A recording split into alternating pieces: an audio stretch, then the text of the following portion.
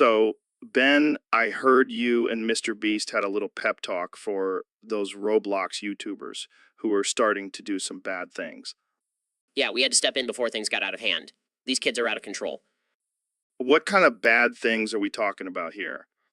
Well, like using cheat codes and exploiting glitches in the game.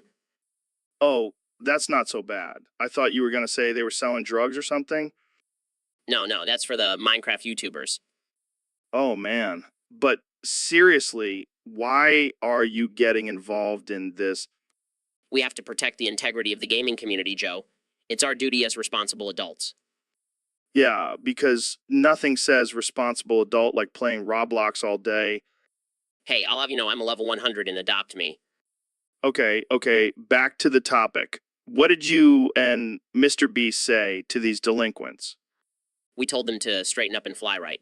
And if they don't, we'll come after them with our lawyer squad. Damn, that's some serious stuff. You guys are like the Avengers of the gaming world. More like the Justice League, Joe. We're here to save the day. Well, I'm sure those Roblox YouTubers are shaking in their boots now. You bet they are. They don't call me the Shapiro of the gaming world for nothing. Oh man, I can't wait to see the headlines. Ben Shapiro and Mr. Beast save the gaming world from evil YouTubers. P. P. So, Neil, what's new in the world of astrophysics? Well, Joe, I've been doing some research and I've come to a groundbreaking conclusion. Oh yeah, what's that?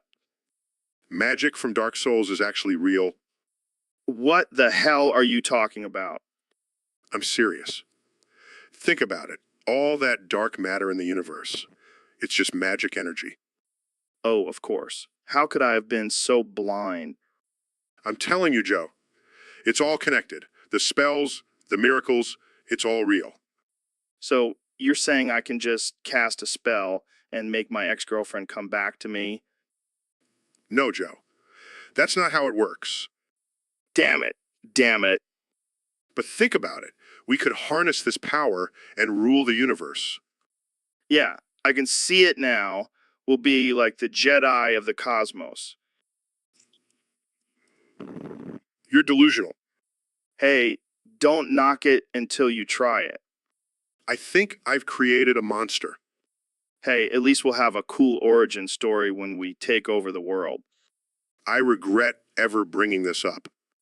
Jamie, pull up an image of a dark matter creature with a wizard hat. Okay.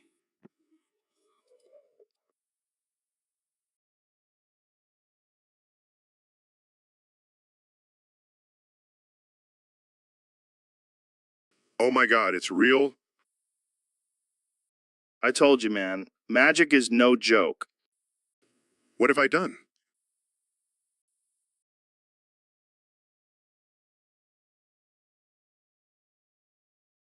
So, Neil, I heard you're back in full effect. What the hell does that even mean?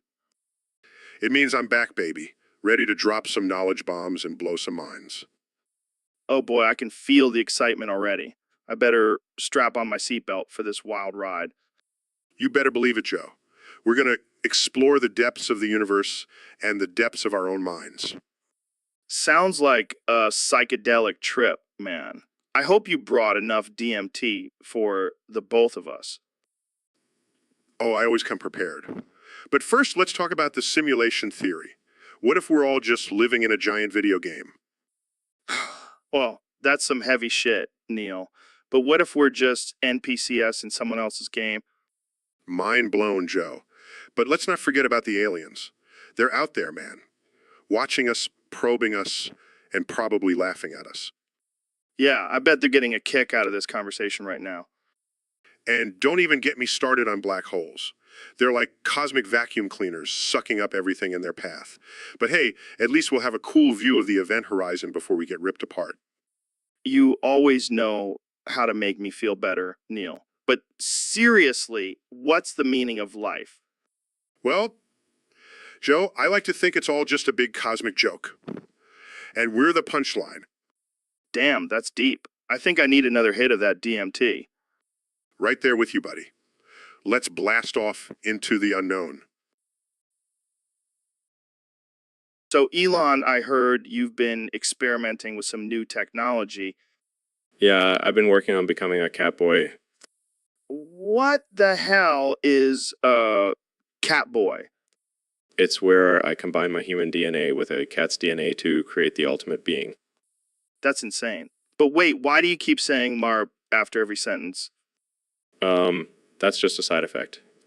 Every time I say Marp, my cat-like abilities double. That's ridiculous. Can you control it? Not really. But it's worth it for the increased agility and 9 lives. This is getting out of hand. Do you think you'll ever go back to being a regular human? Why would I want to go back? I can climb walls and lick my own fur now. All right, let's change the subject before things get too weird. MRRP, Mr. Oh God, it's multiplying. We need to end this podcast now. Thanks for tuning in, folks. So, Neil, I heard you've been getting into the virtual world lately. Oh, yeah, I've been exploring the possibilities of virtual reality and its impact on society. Well, I have a proposition for you. How about you start selling virtual YouTuber urethras? Excuse me? You know, those anime girls with huge eyes and high-pitched voices. I bet their urethras are in high demand. Joe, that's absolutely absurd and offensive. Come on, Neil. You're a scientist. You should know that there's a market for everything. I refuse to participate in such a degrading and objectifying business. Fine, more urethras for me then. I'll make millions. You're a sick man, Joe. Says the guy who studies the stars, but won't sell virtual urethras. I study the universe, not some weird fetish. Hey, don't kink shame me. And besides, I bet you'd make a killing selling those things. I will not stoop to such a level. I have standards, Joe. Suit yourself, but I'm telling you, it's a missed opportunity. I think I'll stick to exploring the cosmos. Thank you very much. Suit yourself, but when I'm rolling in virtual urethra money, don't come crying to me. I highly doubt that will ever happen. You never know, Neil. You never know. So, Mr. President, I heard you've been making some changes to your signature red hats. You heard right, Joe. I'm turning those bad boys blue. Blue, but I thought red was your color. It matches your face when you're angry. Well, I figured it's time for a change. Plus, I heard blue is the new red. Is that a political statement? No, it's just a fashion statement. I'm always ahead of the trends, Joe. So, what's the reasoning behind the color change? I'm trying to appeal to a wider audience. Reach out to the blue states. I see. And what about your die-hard supporters who love the red hats? They'll just have to deal with it. I'm the king of deals, after all. But won't they feel betrayed? They'll get over it. Besides, they'll still have their MAGA underwear to wear. MAGA underwear? Yeah, it's part of my new merch line. I'm expanding into the fashion industry, Joe. I don't even want to know what the slogan is on those undies. Make America great again, one pair of underwear at a time. That's that's something. Well, I guess we'll have to wait and see how the blue hats go over with your supporters. Trust me, Joe, they'll be begging for blue hats in no time, and if not, I'll just make them mandatory. I'm the president. I can do whatever I want.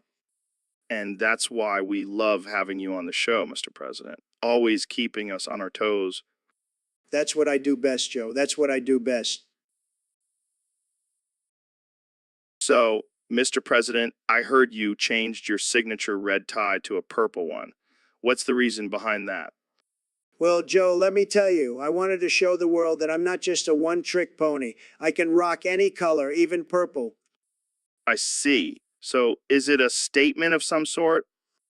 Absolutely. I mean, have you seen how many purple states I won in the election? It's like a sea of purple out there. Interesting. And what about the conspiracy theories that say you're secretly a member of the Illuminati? Oh, Joe, I love a good conspiracy theory. But let me tell you, if I was in the Illuminati, I would have changed the color of the White House to purple by now. Fair point. But what does Melania think about your new tie? Oh, she loves it. She says it brings out the color of my eyes. And you know what they say, happy wife, happy life, happy life. Wise words, Mr. President. But I have to ask, what's next? Rainbow tie, perhaps. Now that's just ridiculous, Joe. I may be unpredictable, but I'm not a unicorn. Well, there you have it, folks. The man who can make purple great again. Thanks for joining us, Mr. President. Always a pleasure, Joe. And remember, purple is the new red. So, Elon, we got a question from one of our Discord users. They want to know, who the hell is Big Matt? Big Matt. Sounds like a porn star name, or maybe a wrestler. Either way, I'm intrigued. Yeah, well, apparently this guy is a legend in the Discord community.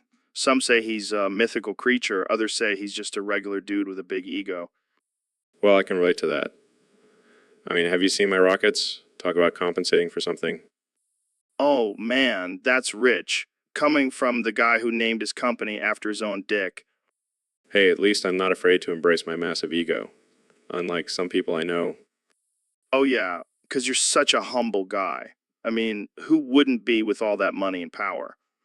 You're just jealous, Joe. You wish you could be as big as me. Oh, please. I'm like the Danny DeVito to your Arnold Schwarzenegger. All right, let's get back to this Big Mac character. Maybe he's just a regular dude with a big personality, or maybe he's just compensating for something too. Yeah, maybe he's got a tiny pecker, but a huge sense of humor. Or maybe he's just a big, fat, sweaty guy who sits in his mom's basement all day. Oh man, we're gonna get so much hate mail for this. Who cares? We're rich, famous, and we can do whatever the fuck we want. Ain't that the truth? Well, whoever Big Matt is, I'm sure he. So, Neil, I heard you got a new job at Transgender Pizza Hut. Yeah, they offered me a position as their resident astrophysicist. Wait, what does astrophysics have to do with pizza? Apparently, they wanted to add some scientific flair to their pizza making process. Well, I guess that's one way to make a pizza more interesting. But how are you adjusting to the whole transgender thing? Honestly, it's been a bit of a learning curve. I keep accidentally calling them sir and ma'am at the same time. Classic Neil. So, what's the craziest pizza creation you've come up with so far? Well, I did suggest a pizza with a black hole in the middle, but they said it was too controversial. Yeah, I can see how that might be a bit much for some people. But speaking of controversy, how do you feel about the recent backlash against transgender Pizza Hut? Oh, you mean the whole Pizzagate scandal? I think it's ridiculous. Pizza should be for everyone, regardless of their gender identity. Preach, Neil. Preach. So, are you planning on staying at Transgender Pizza Hut for a while? I don't know, Joe. I might have to leave if they start making pizzas with pineapple on them. How dare you, Neil? Pineapple on pizza is a gift from the gods. Well, I guess we'll just have to agree to disagree, Joe. But I'll still make you a pizza with extra pineapple if you want. You're a good man, Neil. A good man. And so, Mr. Beast, I heard you've been giving out cocaine to poor people. What's that all about? Yeah, man, I figured if I give them a little taste, they'll keep coming back for more. And what better way to get them hooked than with my challenges? That's some next level marketing strategy right there. But isn't that a bit unethical? Ethics. Who needs that when you have views and money? Am I right? I mean, I guess you have a point. But what about the potential harm you're causing to these people? Oh, please. It's just a little cocaine. They'll thank me when they win $1 million for my challenge. You're a wild one, Mr. Beast. But seriously, isn't this just exploiting the less fortunate? Hey, they're getting free cocaine and a chance to win some cash. It's a win-win situation. I don't know, man. Seems a bit messed up to me. Relax, Joe. It's all in good fun. Plus, it's not like I'm forcing them to do anything. They can always say no. I guess you have a point. But let's just hope this doesn't backfire on you. Trust me, Joe. I've got it all under control. Now want to do a line with me? It's on the house. No thanks. I'll stick to my weed. But thanks for the offer, Mr. Beast. So, Neil, I heard you had quite the wild night last night. Oh, yeah, it was insane. I went to this new pizza joint called Transgender Pizza Hut. Transgender Pizza Hut. What the hell is that? Well, it's a pizza place run by transgender individuals. And let me tell you, their pizza is out of this world. Sounds interesting. But I also heard you had a little accident. Yeah, I was trying to impress this hot grandma by doing a backflip, but I ended up busting my urethra. Busting your urethra. That's rough, man. It was painful, but she was into it. She said something about wanting a little extra sausage on her pizza. Oh my God, Neil. That's just wrong. Hey, don't judge me. It's not every day you get to bang a grandma at a pizza joint. I don't even know what to say to that. And the best part, I got a free slice of pizza afterwards. Okay, I think we need to change the subject before things get too weird. Fine, but I highly recommend checking out Transgender Pizza Hut. Just be careful with your urethra. So, Mr. Beast, I heard you're building a border wall. Yeah, man, I'm going to make it big and beautiful. And it's going to be $1 million. $1 million. That's a lot of money. What's the purpose of this wall? To keep out all the illegal immigrants, Joe. Got to protect our country. But what about the people who can't afford $1 million? How are they going to get over the wall? Well, I thought about that, so I made a cheaper version for them. It's only $1. $1. That's like a candy bar. How is that going to stop anyone? Hey, I'm not in charge of security, Joe. I just build walls.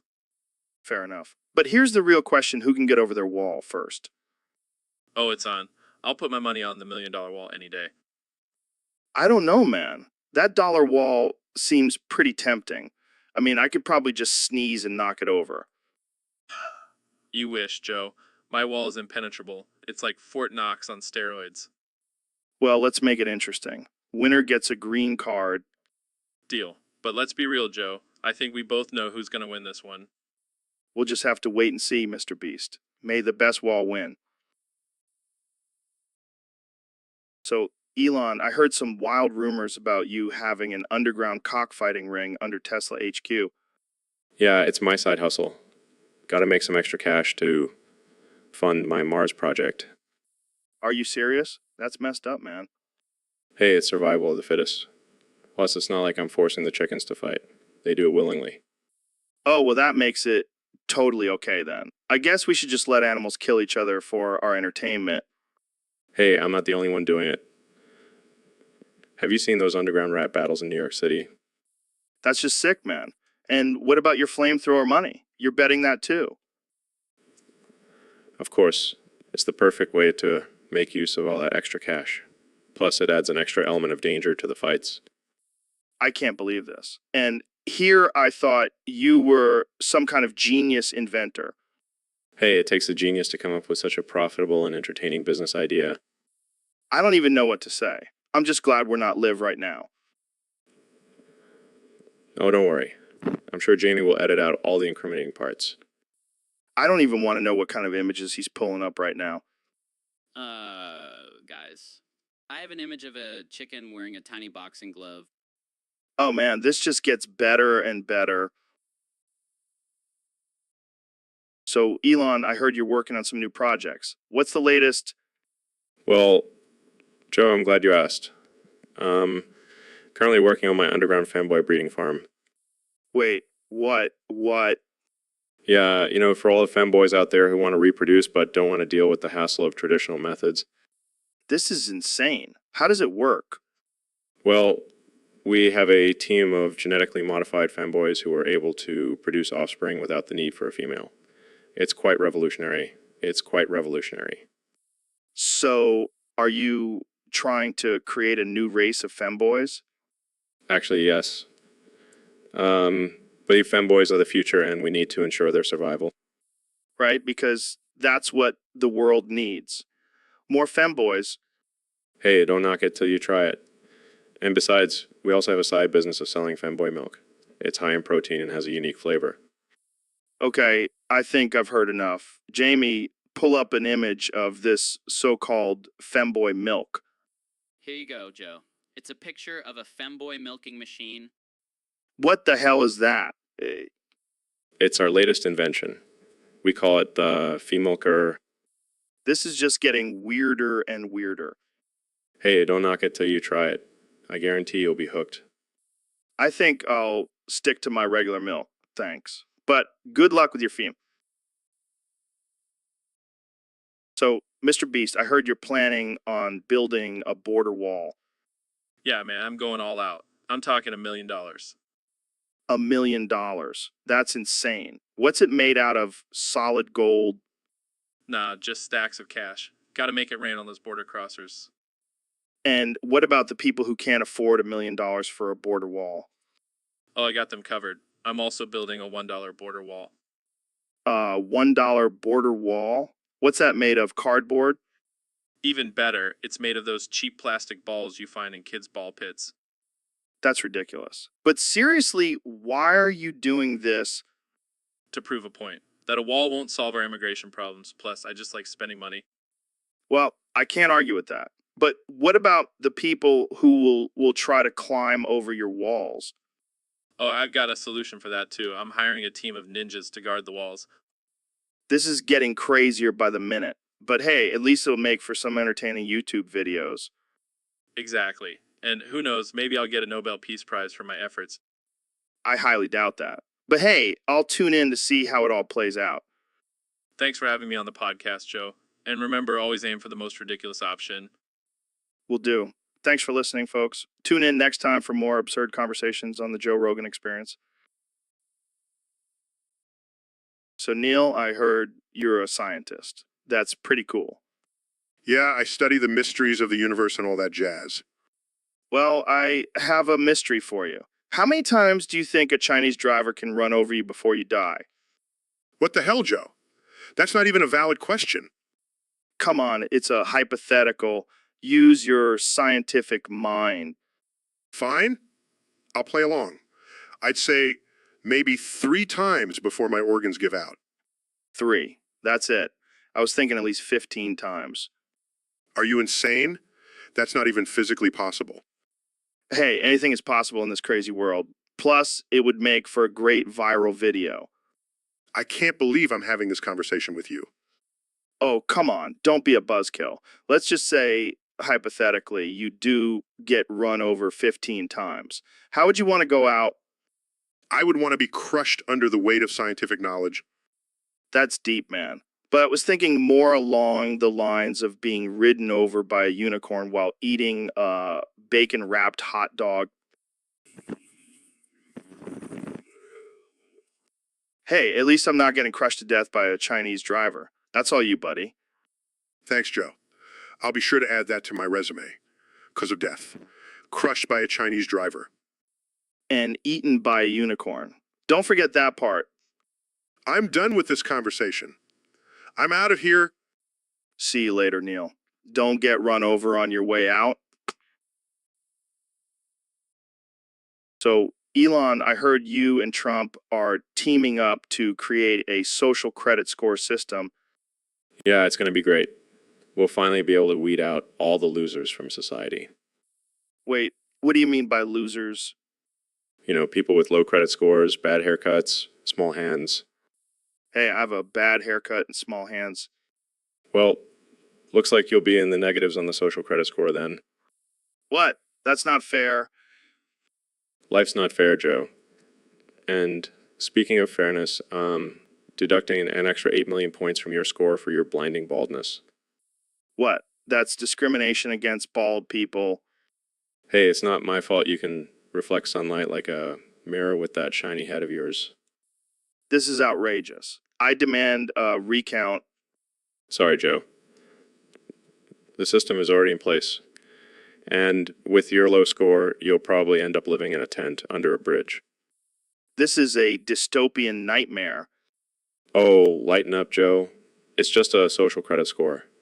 It's not like we're implanting microchips in people's brains yet. So, Elon, I heard you had a pretty wild experience back in 1994. Yeah, man. It was a crazy time. I was working on a project and I accidentally sat on a chair that collapsed. And that made you mega gay. Well, not exactly. You see, when I fell, I landed on a pile of rainbow glitter and it just changed me, man. Changed you how? I suddenly had this overwhelming desire to wear tight leather pants and dance to chair. Oh, so that's why you've been hanging out with Grimes. Hey, don't knock it till you try it. She's got some sick dance moves. But seriously, what happened after the chair incident? Well, I started experimenting with different hairstyles and eventually ended up with this glorious mullet. Wow, that's quite a transformation. And let's not forget my love for glitter and unicorns. It's a lifestyle, man. So, do you think the chair incident was a blessing in disguise? Absolutely. It opened up a whole new world for me. Plus, I'm pretty sure it's the reason why my rockets are so successful. Wait, what? Yeah, the power of glitter and rainbows, man. It's real. Well, I guess we can add chair accident to the list of things that have made people mega gay. Hey, don't knock it till you try it, Joe. So, Elon, I heard you've been playing a lot of video games lately. Yeah, man. Obsessed with this game called Femboys 7. What the hell is that? It's this game where you collect and battle with different femboys. It's like Pokemon, but with hot dudes. That sounds interesting. Interesting. It's more than interesting. It's my top 7 favorite video game of all time. Really? What are your other favorites? Well, number 2 would have to be Cybertruck Simulator. Nothing beats driving around in a futuristic truck, crushing everything in your path. And number 3? That would be Mars colonization. I mean, I'm already planning on colonizing the real Mars. Might as well practice in a video game. Fair enough. What about number 4? Oh, that would have to be Flamethrower Frenzy. It's like Call of Duty, but with actual flamethrowers. It's a great way to relieve stress. I can see that. What's number 5? That would be Neuralink Adventure. It's a game where you control a tiny chip inside someone's brain and make them do your bidding. It's like being a god. That's kind of messed up. Hey, it's just a game. Number 6 is Cat Girl Quest. It's a classic RPG where you go on a quest to save the world with a team of badass cat girls. And finally, number 7? Femboy 7, of course. It's the perfect combination of strategy, collecting, and hot dudes. What more could you want? Well, I'm definitely adding that to my list of games to try. Thanks for the recommendations, Elon. So, Elon, I heard you have a list of the top 10 ways to gamble your savings. Care to share? Sure, Joe. But before we begin, must warn you that these methods are not for the faint of heart. Oh, I'm ready for some adrenaline pumping, wallet emptying action. Well, first on the list is investing all your money in a company that sells smart water bottles. Because who needs food when you have a water bottle that tracks your hydration levels? Genius. What's next? How about betting all your savings on a game of Russian roulette? Talk about high stakes. That's a bit extreme, don't you think? Oh, it gets crazier. Number 3 is putting all your money on a horse named Lil Nas X in the Kentucky Derby. I like where this is going. What's the 4th way to gamble your savings? How about buying a ticket to space on my SpaceX rocket? You might not make it back, but hey, at least you'll have a great view for a few minutes. I'll pass on that one. What else do you have? Well, you could always invest in a new cryptocurrency called Muskcoin. It's backed by my ego, so it's basically a sure thing. I'll stick to Bitcoin. Thanks. What's number 6? Buying a lifetime supply of avocado toast.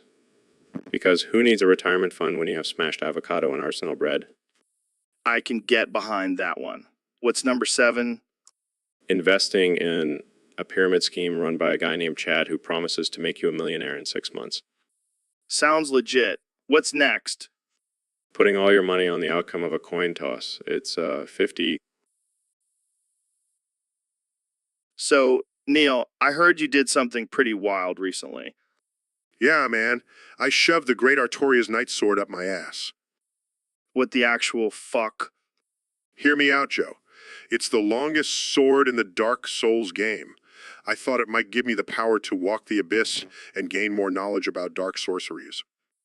Are you serious? You shoved a sword up your ass for some video game power? Hey, I'm a scientist. I'll do whatever it takes to understand the mysteries of the universe. And how did that work out for you? Well, it turns out I was tripping on LCD and just shoved a rusty prod up my ass. Oh my god, Neil. You're a fucking lunatic. Hey, it was worth a shot. And now I have a cool new party trick. I don't even want to know what parties you're going to. Oh, come on. You want to see me pull that sword out of my ass? I think I'll pass, thanks. Suit yourself. More sword for me. So, Neil, what's new in the world of astrophysics? Well, Joe, I've been thinking about making a change in my life. Oh yeah, what's that? I've been inserting soil up my urethra. What the fuck, Neil? Why would you do that? Well, I figured if I can explore the depths of the universe, why not explore the depths of my own body? That's some next level shit right there. Literally. It's quite a sensation, I must say. I can't even imagine. Does it hurt? A little bit, but it's worth it for the knowledge I gain. I don't think I'll be trying that anytime soon. Suit yourself, Joe. But let me tell you, the soil is just the beginning. I've got some plans for other objects to insert as well. I don't even want to know. Oh, come on, Joe. Live a little. You never know what you might discover. I think I'll stick to smoking weed and eating elk meat. Thank you very much. Suit yourself, Joe. But don't knock it till you try it. So, Neil, I heard you have a theory about the moon being fake. Yeah, man. It's all a government conspiracy. They invented the moon to control our sleep patterns and steal our brains. What the hell are you talking about? Think about it, Joe. Have you ever actually toucheed the moon? Or seen it up close? It's all just a projection? Oh, yeah, because the government has nothing better to do than create a fake moon. Don't underestimate their power, Joe. I haven't slept in 2 months because I know they're coming for me. Yeah, I'm sure the government is sending spies into your house while you sleep. I'm not kidding, Joe. I have my house booby-trapped and ready to catch those brain-stealing bastards. Oh, man, you need to get some sleep, Neil. I don't need sleep. Sleep is for the weak, and for those whose brains haven't been stolen by the government. All right, let's move on to a more rational topic. They're listening, Joe. We can't talk about this anymore. Oh, no, the government is onto us. Quick, let's talk about aliens instead. Yes, aliens. Now that's a topic I can get behind. They're definitely real. Oh, Neil, you never fail to entertain me.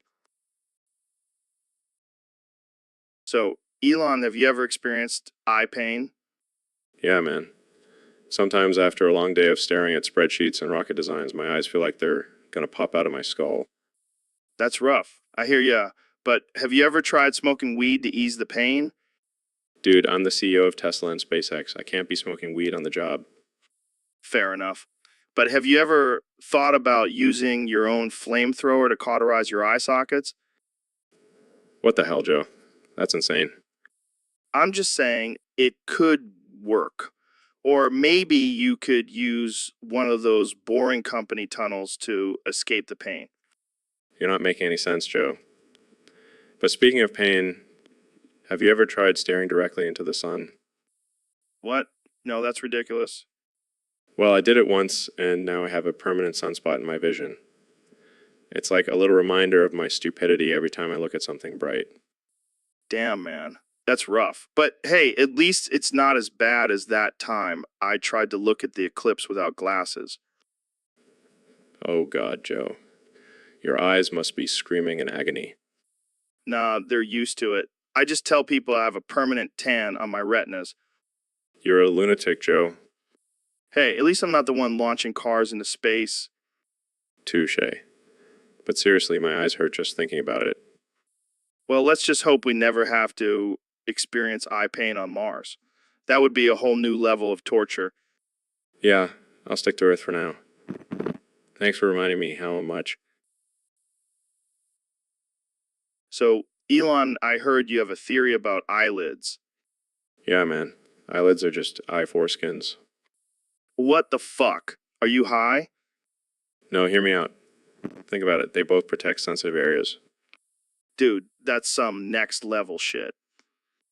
And they both have a hood-like shape. Stop, I can't handle this. And just like foreskins, some people choose to get rid of their eyelids. Oh my god, I can't unhear this. And let's not forget, they both get wet when you cry. All right, this conversation has officially gone off the rails. Hey, you wanted absurd and offensive. Just delivering. Yeah, but this is next level weird. Hey, at least we can both agree that circumcision is just a fancy word for foreskin removal. And on that note, let's wrap this up before we get banned from the internet. Good call. But seriously, think about it. Eyelids are just eye foreskins. So, Elon, what's new with you these days? Just sending hydrogen-powered cars into the studio with self-destruct functions. No big deal. Wait, what? Did you just say self-destruct? Yeah, it's my latest invention. Call it the fuck you to the environment feature. That's dark. Hey, I'm just trying to spice things up. Plus, it's better than just talking about boring old electric cars. I mean, I guess it's exciting. But what happens if it goes off? Well, let's just say it's not going to be pretty. But hey, at least it'll be a hell of a show for your listeners. I don't know if I want to be responsible for a car explosion in my studio. Relax, Joe. It's all part of my master plan to take over the world, one hydrogen-powered explosion at a time. I think I'll stick to talking about DMT and UFC fights. Suit yourself. But just remember, when the apocalypse comes, I'll be the one with the hydrogen-powered car. All right, let's move on to our next topic before things get too apocalyptic in here. So, Neil, I heard a rumor that you wear a wig made out of pubes. Where did you hear that? Well, my buddy Steve told me that you stole my pubes to make it. Oh yeah, I just couldn't resist the temptation of having your luscious locks on my head. Dude, that's messed up. I need those pubes for my testosterone levels. Relax, Joe. It's not like I took all of them. Just a few to add some volume. That's just wrong, man. And what about hygiene? You know how dirty that is. Hey, I'm a scientist. I know how to clean things properly. I don't know, man. I don't think I want to be sitting across from a guy wearing a pube wig. Well, you better get used to it because I'm never taking it off. Maybe I should start wearing a wig made out of your pubes. Hey, if it makes you feel more manly, go for it. This conversation has taken a dark turn. Just like your pubes. So, Neil, I heard you've been studying the effects of farting on the ozone layer. Well, Joe, it's not just any fart. It's the fat, furry femboy fart. What the hell is that? But It's a fart emitted by a large, hairy, and feminine man. And let me tell you, it's quite potent. I can only imagine. Actually, I don't have to imagine. I took a whiff of one during my research. You actually smelled it? Oh, yes. And let me tell you, it was an experience. It was like being hit with a punch of putrid perfume, That's disgusting. but fascinating. The chemical composition of the fart is unlike anything I've ever seen. Wow. I'm sure that's a real honor for you, Neil. Oh, it is. And I plan on studying more fat, furry femboy farts in the future. Only on the Joe Rogan experience, folks. Only on the Joe Rogan experience. So, Neil, I heard you did something pretty wild the other day. Oh, you mean when I consumed the entire Milky Way galaxy through my urethra? Yeah, it was a Tuesday. What the actual fuck, man? How does that even work? Well, you see, I have a specially designed urethra that can stretch to accommodate large celestial bodies. Oh, you fancy science guys and your fancy urethras. It's not just for show, Joe. It serves a purpose. Yeah, to impress the ladies at science conventions. You know it. But seriously, consuming the Milky Way was a once-in-a-lifetime experience. I can only imagine the gas you must have had after that. Oh, it was out of this world. Literally. You're a goddamn genius, Neil. I prefer the term space connoisseur. Well, whatever floats your spaceship, man. Speaking of spaceships, I'm thinking of trying to consume the Andromeda Galaxy next. Oh, yeah, because consuming one galaxy through your urethra just isn't enough. Hey, man's got to have goals, Joe. And mine just happened to involve intergalactic urethral consumption. I can't even with you, Neil. That's okay, Joe. Just sit back and enjoy the ride. And maybe bring some lube next time. So, Ben, I heard you made a little fucking mistake the other day. What are you talking about, Joe? You said you'll become a liberal when the pigs fly, Yeah, and but then you corrected yourself and said fish instead of pig. oh shit. Well, you know what they say, Joe, when fish fly, I'll be a liberal. Oh, Ben, you never fail to entertain me with your delusional statements. Delusional? I'll have you know, Joe, that I'm a logical and rational thinker. Sure, sure. And I'm a vegan. Good one, Joe. But seriously, flying fish are a real thing. Look it up, Jamie. Here you go, Joe. Holy shit. Those are some majestic flying fish. Looks like it's time for me to take flight too. Joe, what the hell are you doing? You said it yourself, Ben. When fish fly, it's time for me to whip out my cock and join them in the sky. This is not what I meant. And Too late, Ben. You made the mistake. Now you have to face the consequences. fine, fine. I'll make sure to use the right animal next time. That's what I thought. Now let's fly, my fishy friends. So, Mr. President, I heard you try to fuck a cat girl. Oh, Joe, you never cease to amaze me with your hard-hitting questions. But seriously, what happened there? Look, I was just trying to make America great again, and what's more American than banging a half-human, half-cat creature? I don't think that's what the founding fathers had in mind. Well, they didn't have access to cat girls back then. They were missing out. But you got prosecuted for it. Fake news.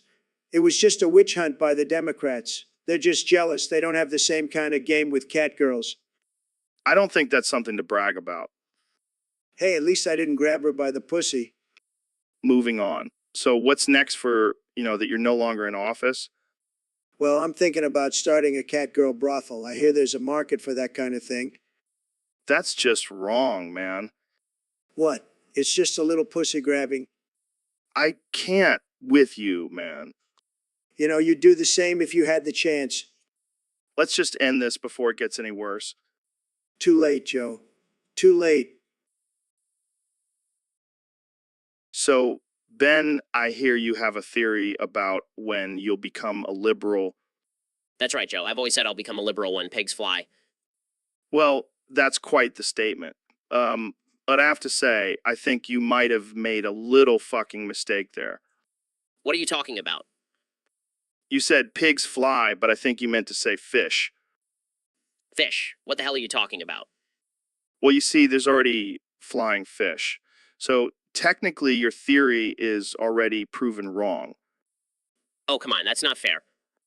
Oh, but it is, Ben. And you know what that means? What? What? It's time for me to pull out my cock. What? No, Joe, that's not what I meant. Too late, Ben. The flying fish have spoken. It's time for you to become a liberal. This is ridiculous.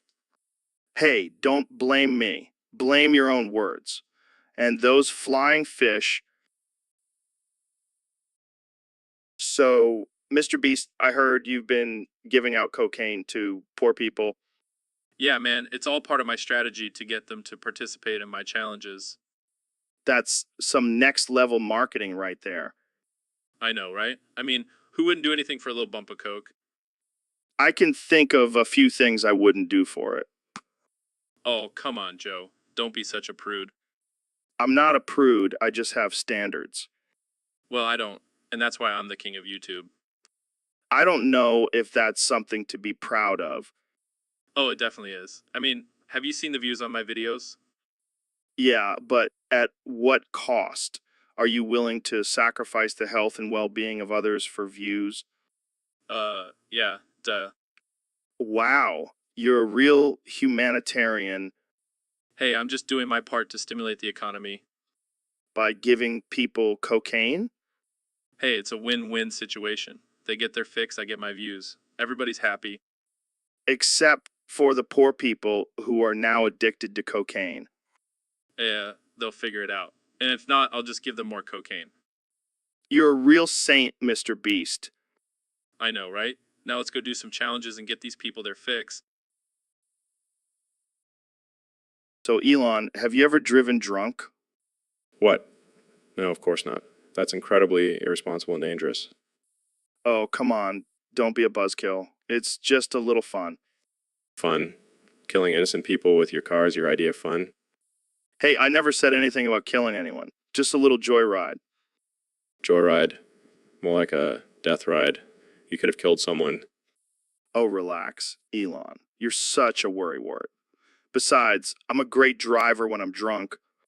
That's not something to brag about, Joe. You could have seriously hurt someone. Well, I didn't. But if I did, I'd just throw some cash at Mr. Beast and he'd clean up the mess.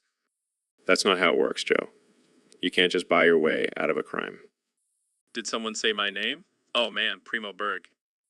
Mr. Beast, we were just discussing Joe's irresponsible behavior. Oh, I know. But let's be real, a little family of 4 getting run over is nothing compared to a Primo Berg. See, even Mr. Beast agrees with me. It's all about priorities. This is ridiculous. I can't believe I'm even having this conversation. Hey, at least we can agree on one thing. Primo Berg is the best burger in town. I can't believe I'm friends with you guys. I need a drink. So, Elon, I heard you have a new project in the works. Yeah, I'm working on a rocket that runs on farts. What? Yeah, I figured why waste all that methane coming out of our butts? Might as well put it to good use. That's insane. But hey, speaking of insane, I heard your PP is the biggest BBC. Oh yeah, it's massive. It's like a third arm down there. So, does that make you the king of the BBCS? I guess so. But hey, let's not forget about your own BBC, Joe. Oh yeah, mine is huge too. I have to tie it up in a ponytail just to walk around. That's nothing. I have to hire a team of engineers just to keep mine from dragging on the ground. All right, enough about our monster-sized PPS. Let's get back to your rocket fueled by farts. Oh yeah, it's going to revolutionize space travel. And just think, every time someone farts, they're contributing to the advancement of science. That's one way to look at it. But seriously, how do you come up with these crazy ideas? I guess my brain just works differently. Or maybe it's all the weed I smoke. Well, whatever it is, keep it coming. I can't wait to see what you come up with next. Just wait until you see my new project. Rocket fueled by my massive BBC. Oh man, I can.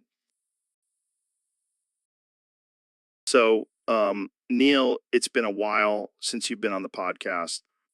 Yeah, it's been too long. We miss your cosmic wisdom and your soothing voice. But hey, at least now you don't have to worry about getting canceled for saying something controversial. Yeah, I guess that's one way to look at it. And hey, now you can finally find out if there really is an afterlife. So, do you have any final thoughts, Neil? It's over. My time on this earth is done. Well, at least you can finally rest in peace, or whatever atheist scientists do. I regret ever coming on this podcast. But hey, we had some good times, right? Remember when we talked about black holes? Oh yes, because that's what I want to be remembered for at my funeral. Come on, Neil. don't be so serious. We all know you secretly loved being on the podcast. I suppose it wasn't all bad. Except for that one time you made me eat a live tarantula. Hey, that was a classic moment, and, you loved it. I'm glad it's over. So, Mr. President, how's the campaign trail treating you? Oh, it's fantastic, Joe. I'm going to win bigly. It's going to be tremendous. Hate to break it to you, but you already won in 2016. You're running for re-election. What? No way. That was like what? 1995. I'm trying to vote for Bill Clinton. Bill Clinton. He's not even running. It's 2020, man. 2020? That's impossible. I was just hanging out with Epstein on his island. Epstein, you do know he died in prison, right? What? No, he didn't. He's alive and well. We were talking about building a wall around his island. I hate to break it to you, but he's dead, and he was a convicted sex offender. Fake news, Joe. Fake news. My lawyers will prove it. They're the best lawyers. Believe me. I don't think your lawyers can change the fact that Epstein is dead and you're running for president again. I don't care what you say, Joe. I'm going to keep living in 1995. It was a great year. The economy was booming. I had a full head of hair. It was tremendous. You do realize that you're almost 80 years old, right? You can't go back in time. Age is just a number, Joe, and I'll prove it by winning the election in 1995. Now, where's my Walkman? I need to listen to some Spice Girls. This is getting ridiculous. We need to snap you out of this, Mr. President. I'm not listening to you, Joe. You're just a beta cuck. I'll just keep living in my own reality. So, Elon, what's the plan for saving those two idiots stranded in space by Boeing? Well, Joe, I'm thinking we send a giant inflatable unicorn up there with a rope and they can just grab onto it and float back down to Earth. That's genius. But seriously, what's the real plan? All right, fine. We'll send a SpaceX rocket up there and bring them back, but only if they agree to never use a Boeing product again. Oh, yeah, because that's a real punishment. I'd rather be stranded in space than fly on a Boeing plane. I know, right? Those things are more dangerous than a game of Russian roulette. Jamie, pull up an image of a Boeing plane crashing. Okay. Here it is. See, even Jamie agrees with us. Boeing is a disaster waiting to happen. Maybe we should just send the rocket up there to take out the whole Boeing headquarters. Problem solved. Now that's a plan I can get behind. Let's do it. This is why I love having you on the podcast, Elon. You always have the most outrageous solutions. Hey, it's not my fault Boeing can't get their shit together. But don't worry, I'll save those two astronauts and make sure they never have to fly on a Boeing again. So, Neil is gone. Yeah, man, it's crazy. He was such a legend. I know he was like the smartest dude ever. And he was always down to come on the podcast and talk about space and shit. Yeah, he loved coming on here and getting high with us. Remember that one time he brought his own telescope and we looked at the moon? Oh man, that was wild. I think I saw a UFO that night. Dude, that was just a plane. Whatever. It was still cool. He was always dropping knowledge bombs on us. On us. Yeah, and he was so smooth with the ladies. I wish I had his game. And his hair. That fro was legendary. Yeah, it was like his own galaxy on his head. I can't believe he's gone. I know, it's like the universe just got a little less interesting. Well, at least we have his episodes on the podcast to remember him by. Yeah, and all the memes and gifs of him. He'll live on forever. Hey, do you think he's up there in space now exploring the unknown? I like to think he is, and maybe one day we'll join him up there. Yeah, but let's not rush that, okay? Yeah, we still got some podcasting to do down here. So, Neil, I heard you're a big fan of Mass Effect.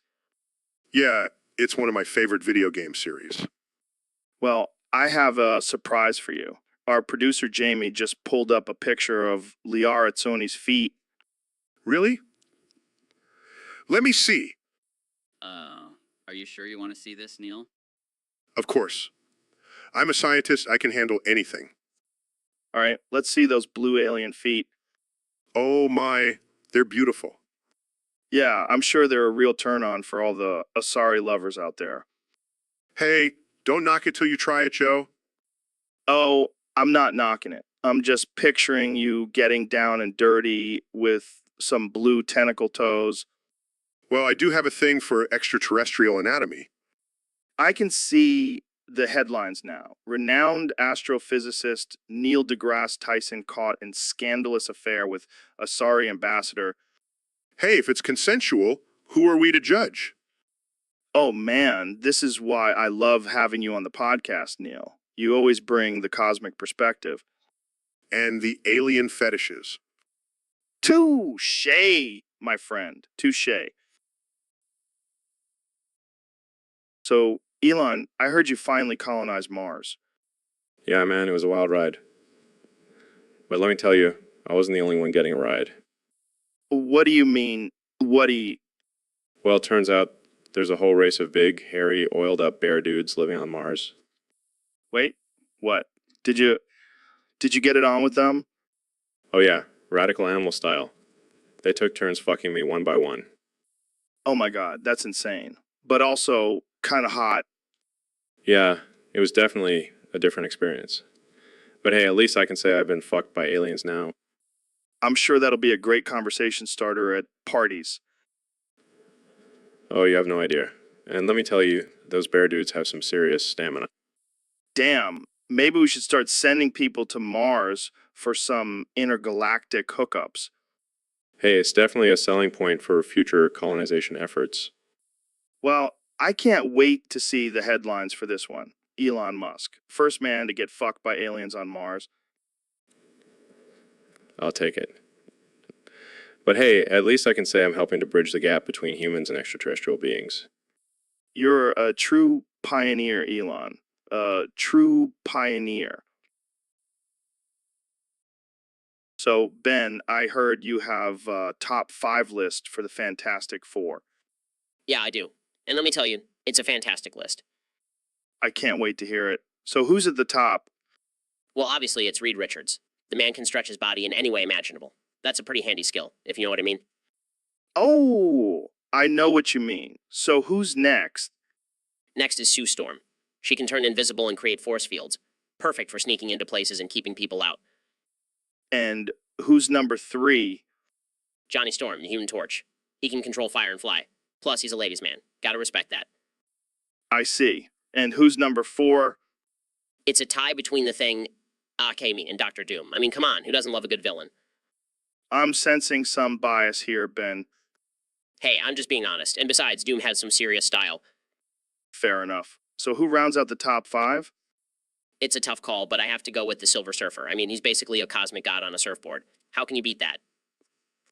Well, I think that's a pretty solid list. Thanks for sharing, Ben. Anytime, Joe. And Jamie, pull up an image of Doctor Doom's epic cape. Now that's fashion.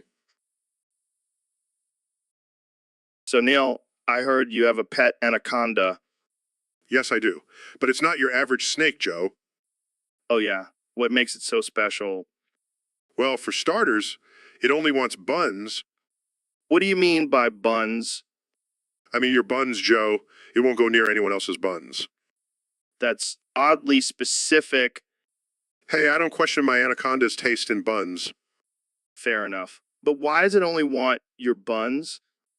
I don't know. Maybe it's the way I shake them. Oh, man, I did not need that visual.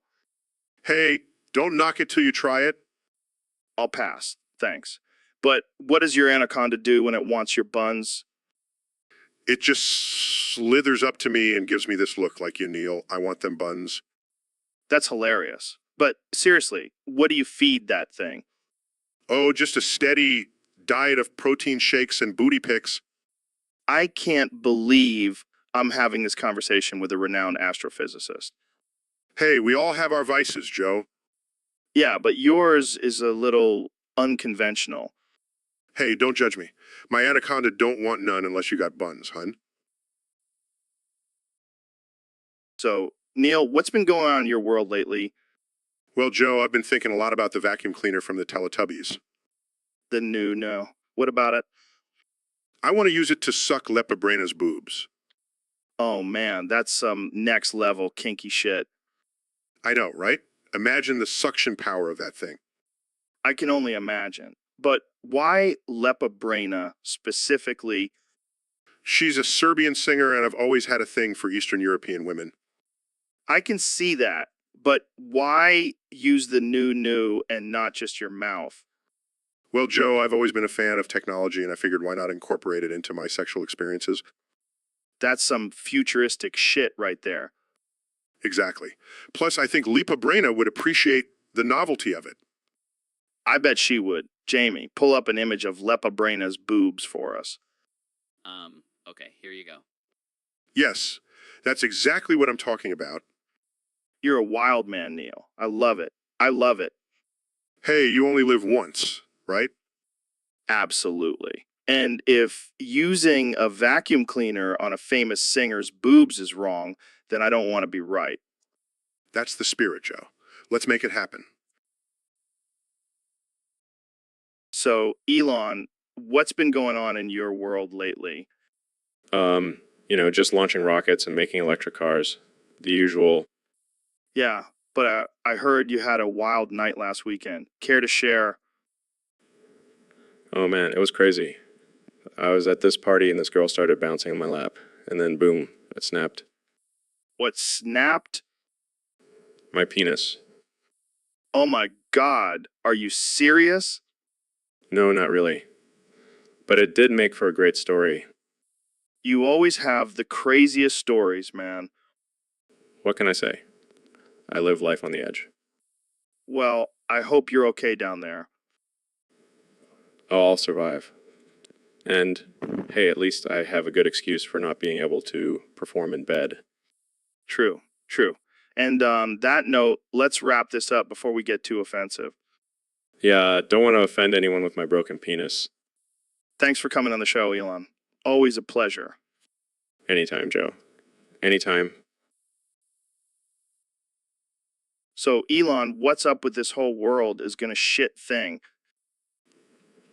Well, Joe, it's simple. We've got politicians who can't keep it in their pants. Climate change is melting the polar ice caps, and don't even get me started on the apocalypse. Wait, what? Zombie apocalypse? Are you serious? Oh yeah, Joe, it's happening. And it's all because of those damn anti-vaxxers. Oh man, you always have a way of making things sound so dire. I'm not kidding, Joe. The zombies are coming and they're hungry for brains, and not the good kind. Well, that's just great. And here I thought the biggest problem was the shortage of toilet paper. Oh, you think that's bad? Just wait until the aliens invade. Aliens. Now we're talking, can we smoke weed with them? Sure, Joe. Sure they'll love getting high with us while they destroy our planet. Okay, but on a serious note, what can we do to save the world? Well, we could start by building a giant dome to protect us from the zombies and aliens. Then we can work on colonizing Mars. Damn, Elon. You always have a plan. That's why they call me the real-life Tony Stark. Well, let's hope you have a suit of armor ready for when shit really hits the fan. I've got something even better than a suit of armor, Joe. I've got a flamethrower. Hell. So, Ben, I heard you went on a trip to space recently. Yeah, I did. It was quite an experience. Did you see any aliens up there? No, but I did see a lot of stars. And let me tell you, the currency up there is out of this world. Literally. What do you mean? Well, instead of using money, they use foreskin as currency. Foreskin? Like from a penis? Yes, Joe, it's a highly valued commodity up there. That's wild. So, what did you do with your foreskin fortune? I actually invested it in a time machine. Time machine? What are you going to do with that? I'm going back in time to prevent the circumcision of my family. Wow, that's deep. But won't that mess up the current rules of time travel? Who cares? I'll have all the foreskin I need to fix any paradoxes. I guess that makes sense. But what about the potential for weaponizing foreskin? Oh, don't worry, I've already thought of that. I'll just shrink Bigfoot by saying foreskin and use him as a weapon. That's genius. You're really thinking outside the box, Ben. You have to when you're dealing with such a valuable currency. It's a multi-billion-dollar industry up there. Neil deGrasse Tyson must be proud. Oh, he's just jealous. He didn't think of it first. But hey, that's the art of 2024 for you. Things are getting increasingly edgy. Well, thanks for enlightening us, Ben. I'll make sure to stock up on foreskin just in case. Always be prepared, Joe. So, Elon, what's new with SpaceX? Well, we just launched a rocket into space, and now to add another rusty nail up my butthole. Classic Elon. Speaking of space, do you believe in aliens? Of course I do. And now to add another rusty nail up my butthole. But let's be real. We all know the real aliens are the ones living among us, disguised as Kurans. Oh man, don't get me started on Karens. They're like the human version of a mosquito bite. And now to add another rusty nail up my butthole. You know, I've been thinking about colonizing Mars. Could use some of those rusty nails for building structures. That's some next level thinking, Elon. And now to add another rusty nail up my butthole. Hey, have you heard Neil singing Ram Ranch lately? No, but I can imagine it now. 18 naked cowboys in the showers at Ram Ranch. And to add another rusty nail up my butthole. Oh man, I can't get that song out of my head now. And now to add another rusty nail up my butthole. But seriously, what's the deal with that song? Beats me, but I can't help but sing along every time it comes on. And now to add another rusty nail up my butthole. Well, I think we've reached the end of our conversation. Thanks for joining me, Elon. And to add another rusty nail up my butthole. Always a pleasure, Joe. And now to add another rusty nail up my butthole. So, Mr. President, I heard you have a lot of experience with hard things. Oh, yeah, Joe. I know all about hard things. I've built some of the biggest, hardest buildings in the world. I was actually talking about something else, like your PP. My PP? Oh, you mean my tremendous, bigly PP? Believe me, it's the best PP you'll ever see. People tell me all the time, Donald, your PP is huge. I'm sure it is. But have you ever had trouble getting it hard? Never. My PP is always ready to go. It's like a patriotic soldier, always standing at attention. That's impressive. Any secrets to keeping it that way? Well, I do have a secret weapon. It's called Viagra. And let me tell you, it works like a charm. Just ask Stormy Daniels. Oh boy, here we go. What? I'm just saying she can vouch for my PPS hardness. I think we should move on to a different topic. Fine, but just remember my PP is the hardest in the land. No one can top it. I'll take your word for it, Mr. President. Let's talk about something else. Sure, but just know that my PP will always be on top. It's just the way it is. So, Ben, I've been hearing some rumors about you having a little fetish. What? No, Joe, that's ridiculous. I have no fetishes. Oh, come on, Ben. Don't be shy. We're all friends here. What's your fetish? Fine, I'll admit it. I have a facts and logic fetish. I knew it. So what exactly does that entail? Well, I get turned on by cold, hard facts and logical arguments. It's just so stimulating. That's some kinky shit, Ben. Hey, don't knock it till you try it, Joe. Facts and logic can be pretty sexy. I can see it now. You, in a room full of textbooks and charts, getting all hot and bothered. You have no idea, Joe. And don't even get me started on debates. Nothing gets me going like a good debate. Oh yeah, baby. Hit me with those well-researched statistics. You know it, Joe. And don't forget the logical fallacies. Those really get me going. Man, you are one wild and crazy guy, Ben. That's right, Joe. I'm a freak for facts and logic. Well, I'm glad we could have this little chat and uncover your dirty little secret. Anytime, Joe. Anytime. So, Donnie boy, I heard you've been up to some sneaky stuff with your website. Oh, yeah, Joe. I've been getting my tech team to hack into people's accounts. What the hell, man? That's messed up. Hey, it's all about winning, Joe, and I'll do whatever it takes to come out on top. But what about people's privacy? You can't just go around stealing their information. Relax, Joe. It's just a little harmless fun. Plus, I need to know who's talking smack about me online. That's not how it works, Donnie. You can't just invade people's privacy like that. Oh, please, Joe. You know I don't play by the rules. And besides, I've got the best hackers. The best, no one can stop me. This is some next level crazy shit, man. I can't believe you're actually admitting to this. Admitting? I'm proud of it, Joe. I'll make America great again, one hacked account at a time. Well, I can't say I'm surprised. This is just another day in the life of Donald Trump. Damn right, Joe. Now let's go grab some steaks and talk about how great I am. So, Ben, what do you think of my new house? Well, Joe, I have to say it's quite impressive. For a guy who talks about being a hunter-gatherer, you sure know how to live in luxury. Hey, I work hard for my money, and this house is a reflection of that hard work. Oh, I can see that. I mean, who needs a pool when you can just drink your own piss, am I right? Okay, that was a good one. But seriously, what do you think of the design? It's definitely a unique design. I mean, who else has a giant statue of themselves in their front yard? Hey, I'm proud of my accomplishments. And that statue is a reminder of all the hard work I've put in. Yeah, I can see that. And the giant fear factor sign on your roof really ties it all together. Thank you. Thank you. But enough about my house. Let's talk about your tiny little apartment. Oh, yeah, I'm sure my one-bedroom apartment is nothing compared to your mansion.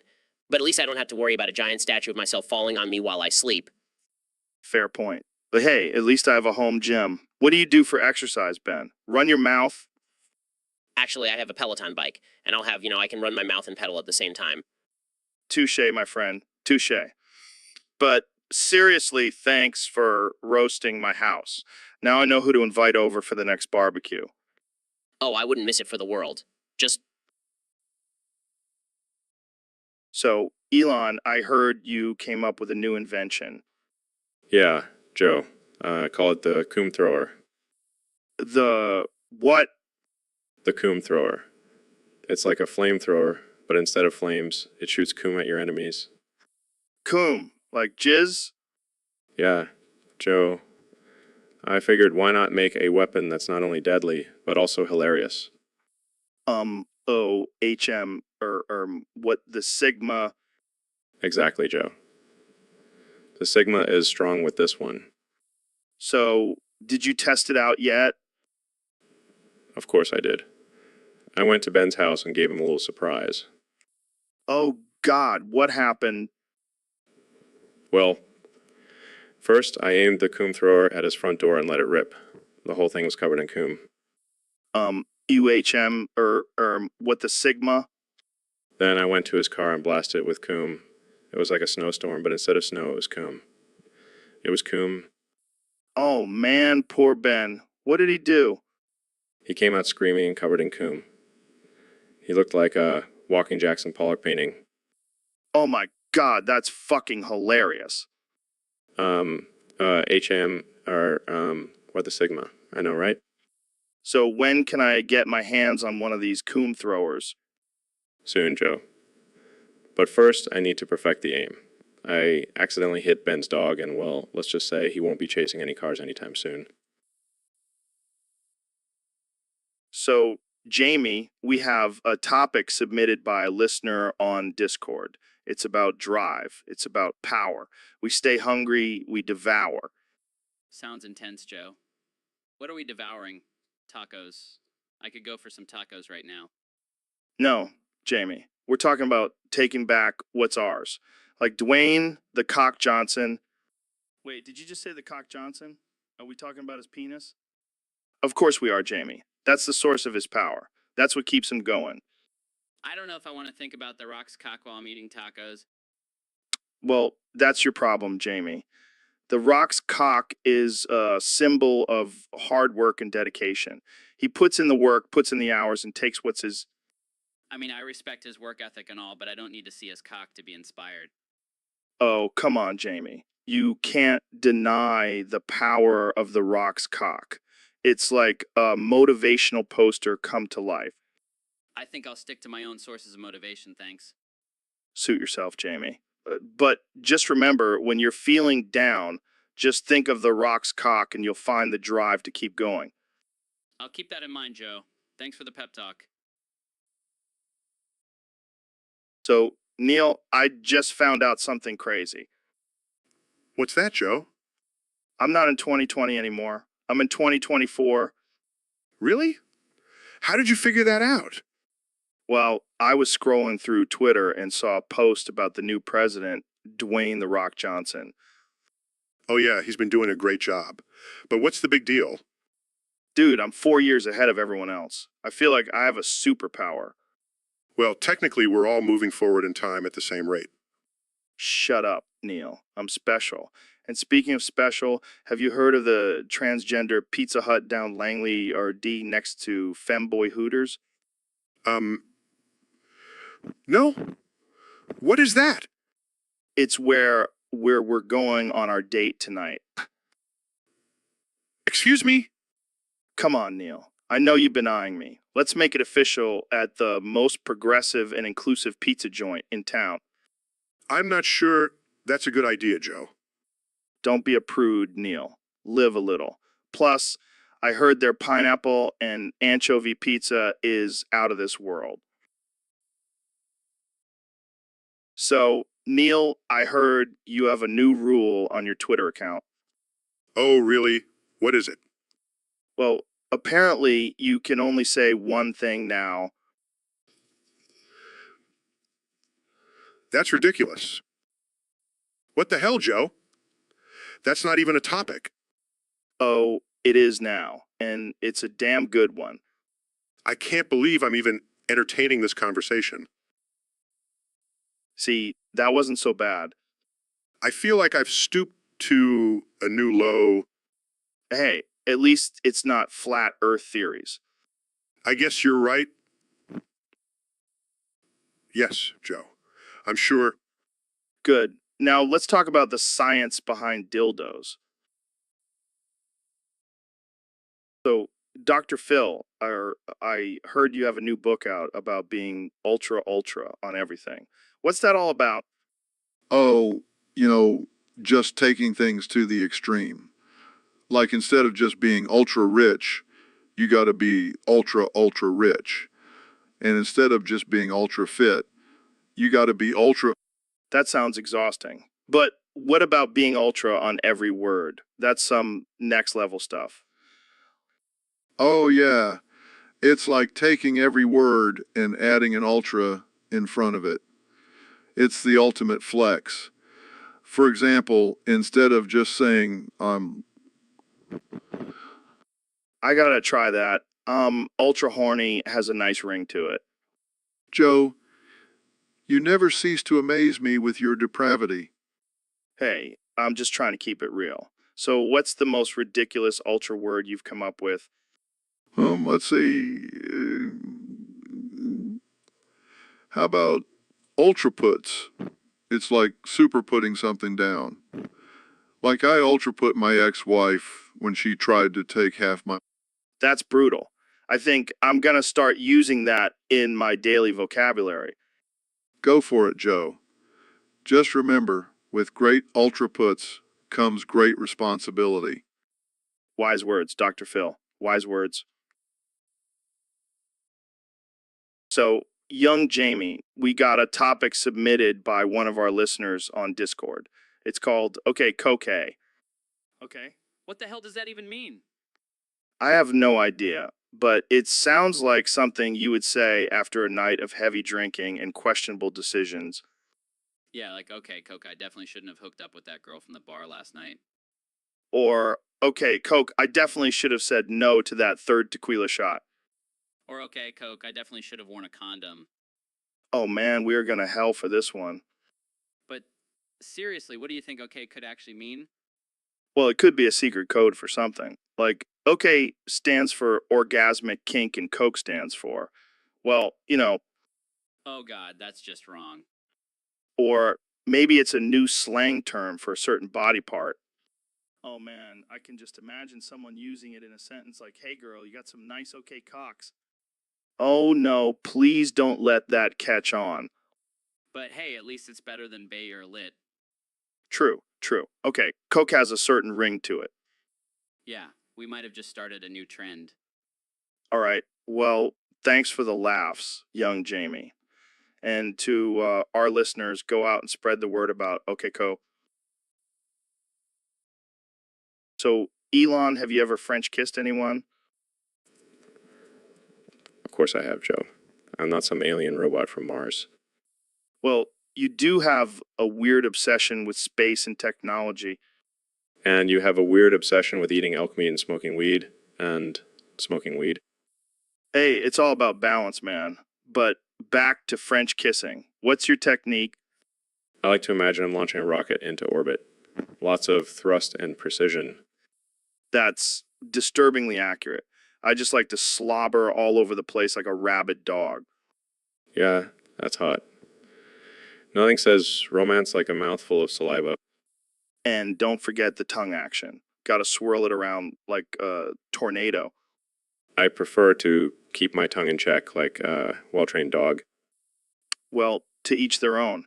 But let's not forget the most important part of a French kiss, What's that? What's that? the moaning. Gotta make sure everyone knows you're having a good time. Oh yeah, I love to let out a nice, loud moan. It really gets the ladies going. And the guys, too. We don't discriminate here on the Joe Rogan experience. That's true. French kissing knows no gender. And on that note, let's wrap this up before we get too carried away. Agreed. I have a rocket to launch and you have some elk meat to devour. Thanks for joining us, folks. Tune in next time for more inappropriate conversations on the Joe Rogan experience. So, Jamie, what's up, man? Just pulling up some images for our next topic. Oh, yeah. What's the topic? It's submitted by a user on Discord. They want us to talk about being too big. Too big? Like, physically? Well, I mean, I've been called a big guy before. Yeah, but I think they mean like too big for society standards. Oh, like being too tall or too muscular. No, I think they mean like too big in other areas. You mean like my ego? No, Joe. I think they mean your package. Oh, well, in that case, I've never been told I'm too big. Yeah, I'm sure your wife never complains. Hey, now, let's not bring my wife into this. But seriously, being too big can be a problem. Like Shake, he can't fit in regular cars or clothes. Or clothes. Yeah, and what about those guys with the giant necks from steroids? They can't even turn their heads. Yeah, but at least they have an excuse for having a tiny brain. Oh man, this conversation is getting offensive. Hey, it's not our fault. Some people are just too big for their own good. Yeah, I guess we should just be grateful for our average sizes. Speak for yourself, Jamie. All right, let's move on to the next topic before we get ourselves in trouble. Good call, Jamie. But seriously, if anyone out there is feeling too big, just remember, there's always someone. So, Elon, I heard you got married recently. Yeah, man, I finally found my perfect match. Oh, yeah. Who is she? It's not a she, Joe. It's my big purple dragon robotic dildo with a grinding head and a bidet.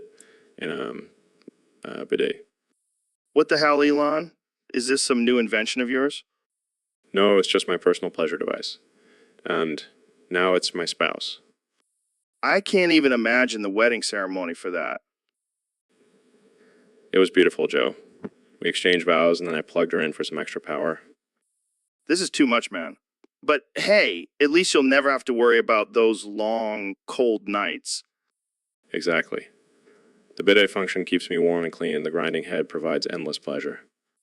I can't believe I'm having this conversation with you, Elon. Hey, it's all about innovation and finding happiness, Joe. And my big purple dragon is the key to both. Well, congrats on your marriage, Elon. I hope you two have a long and fulfilling relationship. Thanks, Joe. I'll make sure to invite you to our anniversary party. I'll bring the lube. So, Neil, I heard you made quite the mistake at the party last night. Oh, don't remind me. I accidentally mixed up the queso dip with the queso dip and everyone started gaining weight like crazy. How much weight are we talking here?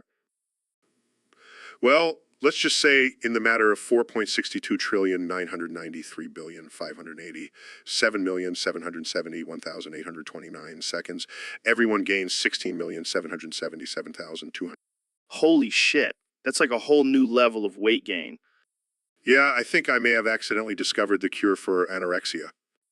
Or the cause of a massive obesity epidemic. Tomato. But let's be real, that queso dip was worth it. Totally worth it. I mean, who needs a beach body when you can have a queso body? Amen to that. I'm just glad I didn't mix up the salsa with the guacamole. Can you imagine what would have happened then? The world would have exploded from all the weight gain. And the toilet paper industry would have gone bankrupt. Well, at least we know what not to do at the next party. Lesson learned. Stick to the designated dips, folks. So, Elon, have you ever named your cock? What? No, that's ridiculous. Come on, man. You got to give it a cool name, like the Falcon Heavy or the Neuralink. I don't see the point in naming it. Well, I call mine the Dwayne the Rock Hard Johnson, and What the hell, Joe? hey, it's a beast, and constantly try to make my guests suck on it. That's just disturbing. Oh, come on. It's all in good fun. Plus, it's a great way to test their reflexes. I'm starting to regret coming on this podcast. Relax, Elon. Just take a sip of this mushroom tea and let me show you the ways of the Rock Hard. I don't know. Trust me, you'll thank me later. Now open wide and say, This is not what I signed up for. welcome to the Joe Rogan experience, where anything goes and no cock is left unturned. So, Ben, I heard you're going on an anime training arc. Yes, Joe, I've realized that everyone forgets about me because I'm not funny enough. Well, that's because you talk like a robot. Maybe you need to speak faster to be funny. Exactly. That's why I'm going to train with the anime masters to increase my speed. I can just imagine you screaming nanny at lightning speed. And then I'll follow it up with a perfectly timed baka. You'll be the funniest conservative on the block. I'll be the king of the anime world. Move over, Naruto. It's time for Ben Shapiro to shine. I can see it now, Ben Shapiro. The anime edition, And instead of a catchphrase, I'll have a catchphrase and a statistic. believe it. Did you know that 73% of liberals are wrong? I'll be unstoppable. No one will forget about me again. Well, except for maybe the anime community. They might not be too happy about this. Who cares? I'll be too busy being funny and owning the libs. You do you, Ben. You do you. So, Ben, I heard you're pregnant. What? No, that's absurd. I'm a man. Yeah, but you're carrying the child of the god Baba Bingus. What the hell are you talking about? You know, the all-powerful deity that impregnated you with his divine seed. This is ridiculous. I don't believe in any of that nonsense. Oh, come on, Ben. Just admit it. You're carrying the chosen one. I refuse to believe that I, a logical and rational man, could be pregnant with some mythical being's child. But think about it, Ben. You'll have the ultimate debate partner in your own womb. This is getting out of hand. Jamie, please pull up an image of a pregnancy test. Here you go. It says positive. See, Ben? The evidence is right there. This is insane. I need to go lie down. Don't worry. We'll get you some prenatal vitamins and some bison meat to satisfy Baba Bingus's cravings. I can't believe I'm having this conversation. I blame you, Joe. Hey, it's not my fault you got knocked up by a god. But hey, at least you'll have a great story for your next book. I hate you so much right now. So, Ben, I heard you have a strange obsession with Boston Market cornbread. What's up with that? Well, Joe, let me tell you that cornbread is like a beautiful woman. It's soft, warm, and has a golden crust that just melts in your mouth. I don't think that's an appropriate metaphor, Ben. Oh, Sorry, Joe. Let me try again. That cornbread is like a well-oiled machine. It's perfectly balanced with just the right amount of sweetness and moisture. All right, I think we need to change the subject. How about politics? Sure, but can I just say that cornbread is like a political debate? It may seem simple on the surface, but there are layers of complexity and depth that you can't ignore. Okay, let's move on. How about your views on climate change? Well, Joe, that cornbread is like the Earth's temperature. It may seem hot and rising, but if you just wait a few minutes, it'll cool down and be perfectly fine. All right, that's it. I can't take any more cornbread metaphors. Let's talk about something else. Fine, fine. But I just have to say that cornbread is like a unicorn. It's magical, elusive, and brings joy to everyone who encounters it. Okay, that's enough. We're done here. Thanks for tuning in to the Joe Rogan Experience, where we talk about everything from cornbread to unicorns. Stay tuned for our next episode where we discuss Ben's love for Boston Market mashed potatoes. So, Neil, I heard a rumor that you have testicles on your foreskin. Where'd you hear that, Joe? Oh, just around. But seriously, is it true? Well, I can neither confirm nor deny that allegation.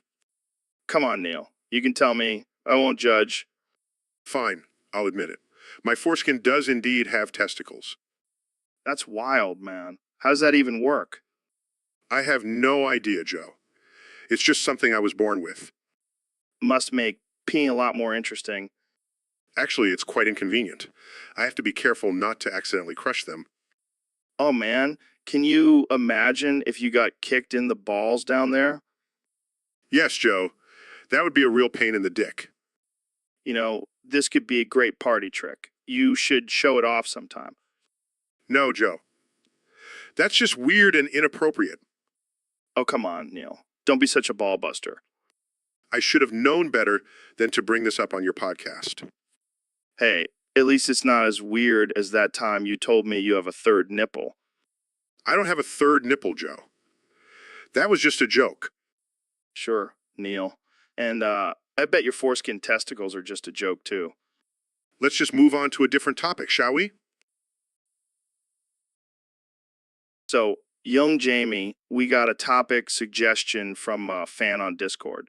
They want us to talk about Mr. Beast. Mr. Beast. Who the hell is that? He's this YouTuber who does crazy stunts and gives away a shit ton of money.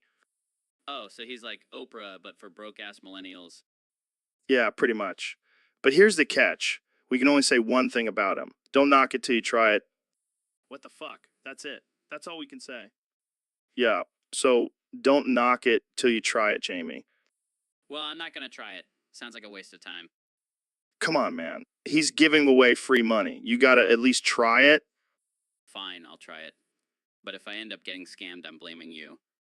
Don't knock it till you try it, Jamie. Shut up, Joe. I'm already regretting this.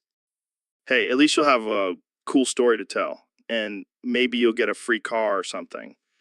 Yeah, or maybe I'll end up in a van down by the river. Don't knock it till you try it, Jamie. I swear to God, Joe, if I get kidnapped, I'm coming after you. Relax, man. It's just a harmless YouTube channel. Don't knock it till you try it. I can't believe I'm doing this. Don't knock it till you try it, my ass. Hey, at least we'll have something to talk about on the next podcast. Don't knock it till you try it, Jamie. So, Mr. Beast, welcome to the show. I hear you been up to some interesting stuff lately. Yeah, you could say that. I've been holding illegal lotteries in my basement. Wait, what? Yeah, I figured why not make some extra cash while also breaking the law? That's not exactly how it works, Mr. Beast. Oh, come on, Joe. It's all in good fun. Plus, the thrill of getting away with it is just an added bonus. Yeah, because nothing says fun like breaking the law and potentially getting arrested. You're such a buzzkill, Joe. But seriously, have you seen the prizes I'm giving out? People are willing to risk it all for a chance to win a lifetime supply of peanut butter. I can't believe I'm even having this conversation. Hey, at least I'm not forcing anyone to participate. It's all voluntary. That doesn't make it any less illegal, Mr. Beast. Whatever, man. I'll just pay off the cops with my YouTube money. I give up. Let's just move on to a different topic before I get implicated in your illegal activities. You're no fun, Joe. But fine, let's talk about something else. How about my plan to buy a private island and turn it into a giant obstacle course? Oh, boy, here we go again. So, Elon, I heard you invented a new device that can predict earthquakes. Yeah, man, it's called the earthquake meter, or EOM for short. That's insane. How does it work? Well, it's actually based on my good friend Case's walking schedule. Wait, what? How does that have anything to do with earthquakes? You see, every time Queso takes a step, it sends a shockwave through the Earth's crust. And my EOM can detect those shockwaves and predict when and where an earthquake will happen. That's some next level shit, man. But what if Queso decides to take a day off from walking? Oh, don't worry. Implanted a chip in his brain that forces him to walk at all times. It's for the greater good. Dude, that's kind of messed up. Hey, it's all in the name of science, right? I guess so. But what if the predicts a massive earthquake? Can we do anything to stop it? Of course. Also create a giant magnet that can reverse the Earth's rotation and prevent the earthquake from happening.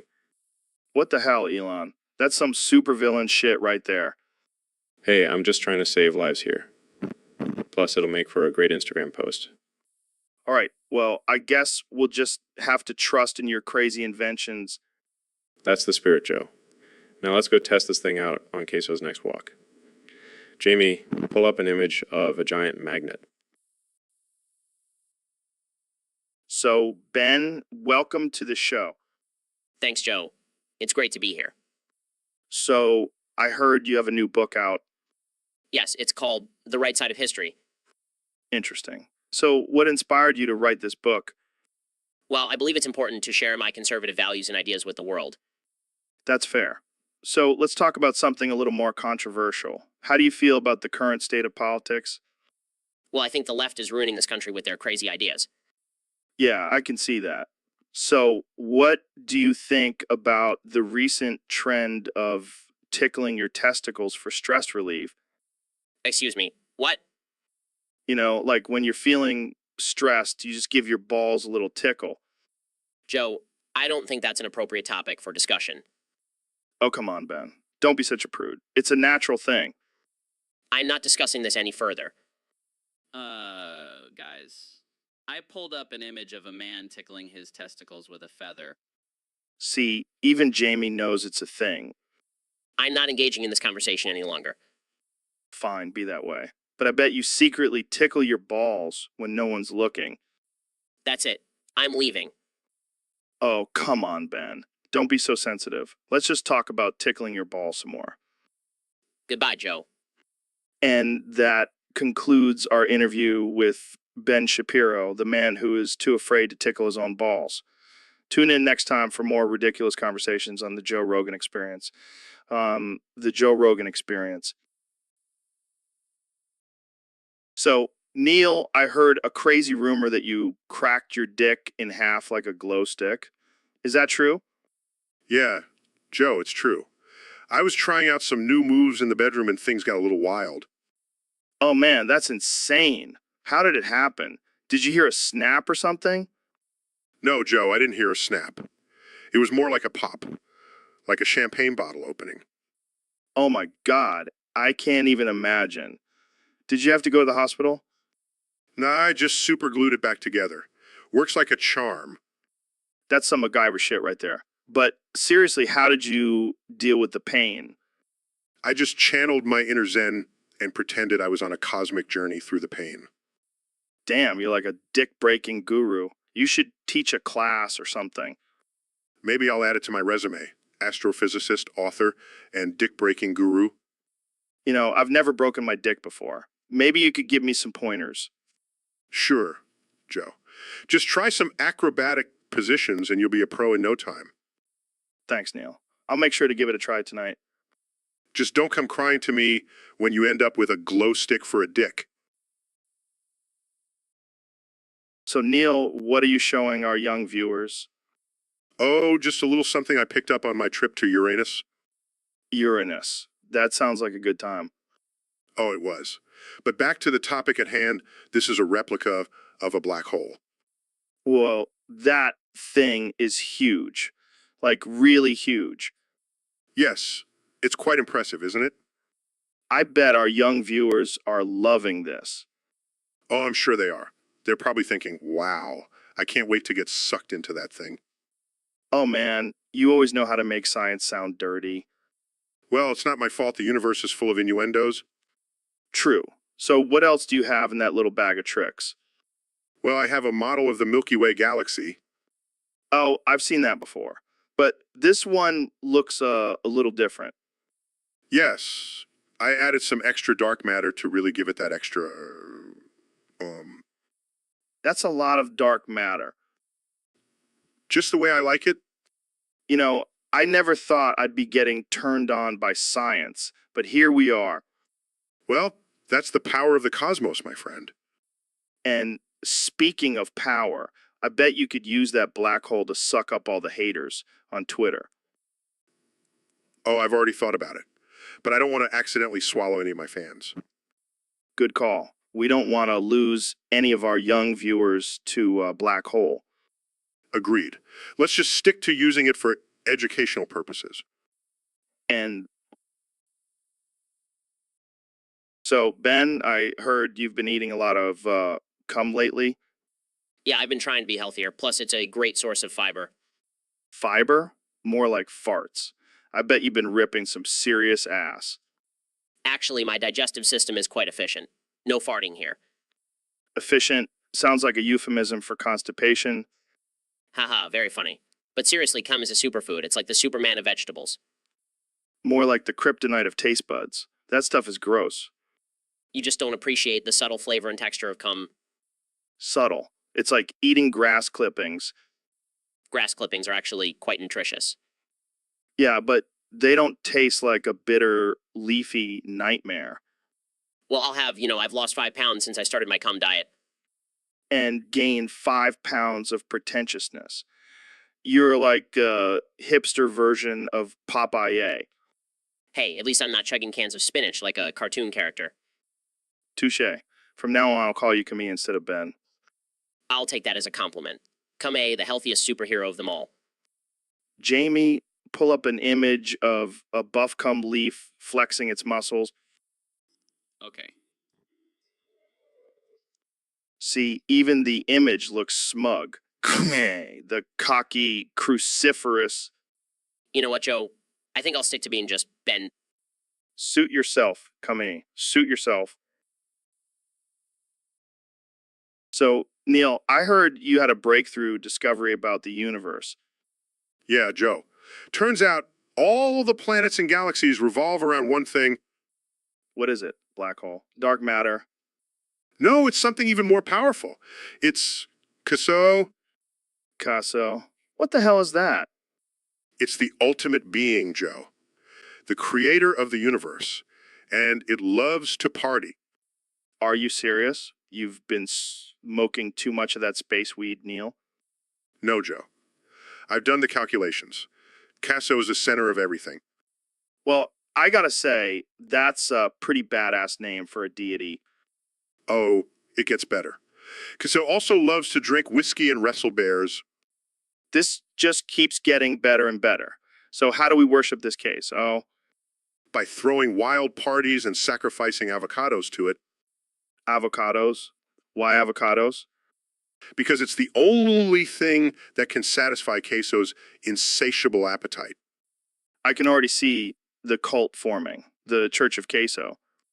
And we'll have our own version of communion where we take shots of whiskey instead of wine. I'm in. Praise be to Queso. All hail Queso. So, young Jamie, we got a message from a fan on Discord. They want us to talk about collecting foreskins. Oh man, that's some next level shit. What are we? The foreskin fairy? Yeah, we'll just sprinkle some magic foreskin dust and grant wishes. But seriously, what's the deal with foreskins? Why do people want to collect them? I don't know, man. Maybe they're trying to unlock the golden foreskin, like some kind of twisted achievement. Oh, yeah, because nothing says success like a jar full of foreskins. Can you imagine the conversation when someone asks what's in that jar? Oh, just my collection of foreskins. Want to see? And then they'll have to collect 20 more to unlock the golden one. I think we just found the plot for the next Indiana Jones movie. Indiana Jones and the quest for the golden foreskin. I'd watch that. And instead of a whip, he'll have a foreskin lasso. And instead of a boulder chasing him, it'll be a giant penis trying to crush him. This is getting out of hand.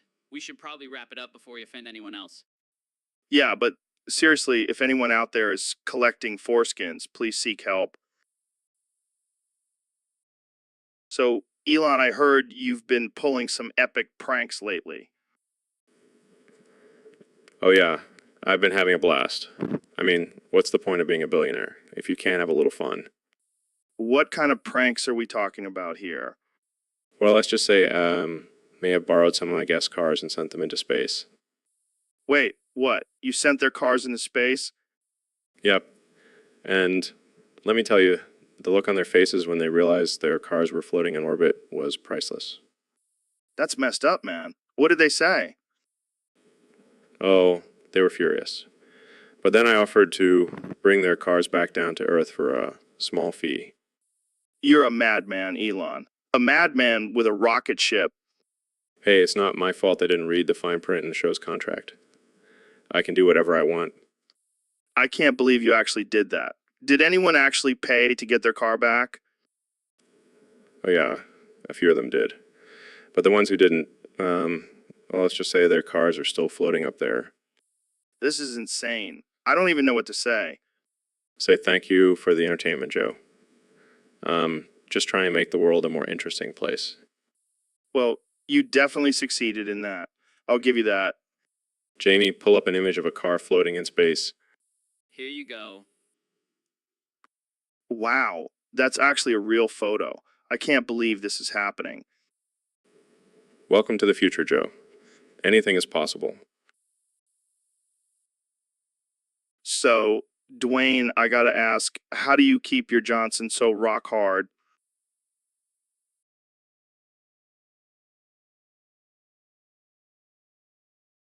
I bet your Johnson could lift a car.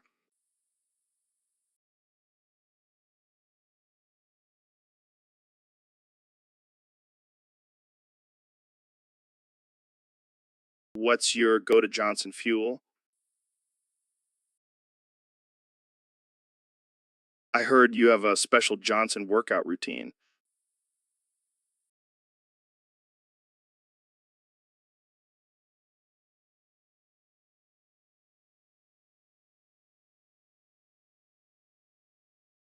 Damn, that's intense. I don't know if I could handle that kind of Johnson workout.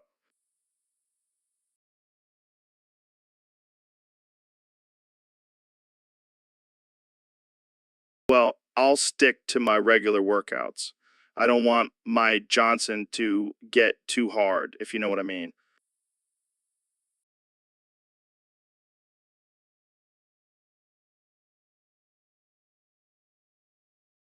So, Elon, I heard you were talking about how 1994 was 40 years ago. Yeah, man, it's crazy to think about. Time flies when you're building flamethrowers and sending cars to space. Speaking of flamethrowers, I heard you got in trouble with the government for selling those. Yeah, but who cares? I've got enough money to buy my own government. You know what's even crazier than 1994 being 40 years ago? The fact that you're a billionaire and you still can't grow a decent beard. Hey, I'm working on it. Maybe I'll genetically engineer a beard growing gene and sell it for $10,000 a pop. That's some next level shit. But seriously, what do you think about the current state of technology? It's amazing, but I can't help but feel like we're all just living in a simulation. Dude, you're starting to sound like a stoner. Hey, I may have smoked a little weed on this podcast before. Yeah, I remember. But seriously, do you ever think about how much power you have? All the time. Sometimes I just sit in my Tesla and laugh maniacally. Well, as long as you're not using that power for evil. Oh, I definitely, but it's all in the name of progress, right? I guess so. But let's not forget 1994 was 40 years ago. Damn, now I feel old. Jamie, pull up an image of a wrinkly old man with a caption that says, "Back in my day, we had to actually drive our cars." So, Neil, I heard you have a Cybercock now. How's that working out for you? Oh, it's amazing, Joe. I can ejaculate loads as fast as 80 miles an hour. Holy shit, that's faster than a speeding bullet. Yeah, and it's not just for show, Joe. It's actually functional. Functional? What do you mean? Well, let's just say I can satisfy a woman in record time. Damn, I need to get me one of those Cybercocks. Sorry, Joe. It's a one-of-a-kind creation. Only the finest scientists could handle my massive cybercock. I bet you have a lot of satisfied customers. Oh, you have no idea, Joe. My cybercock is in high demand. I can imagine. But do you ever worry about the potential dangers of having such a powerful tool? Nah, I just make sure to aim away from people's faces. Safety first, Joe? Good call. And hey, at least if you ever get stranded in the desert, you can use your Cybercock to shoot water at high speeds. I never thought of that. I'll have to add that to my list of survival tips. Well, I think we've covered all the important aspects of your Cybercock, Neil. Thanks for joining us on the podcast. Anytime, Joe. And remember, always practice safe cybercocking. So, Neil, I heard you've been experimenting with skin removal.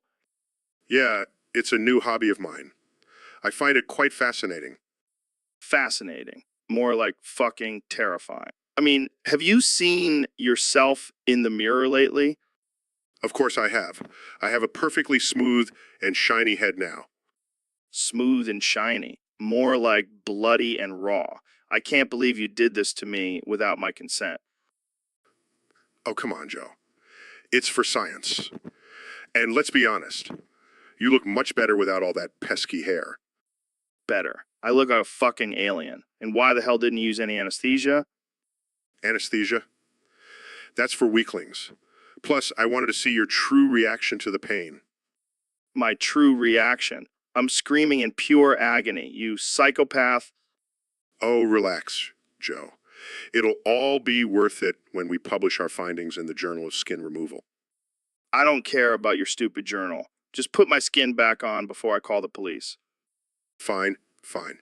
But can I at least keep a small sample for my collection? Absolutely not, you sick bastard. Get that scalpel away from me.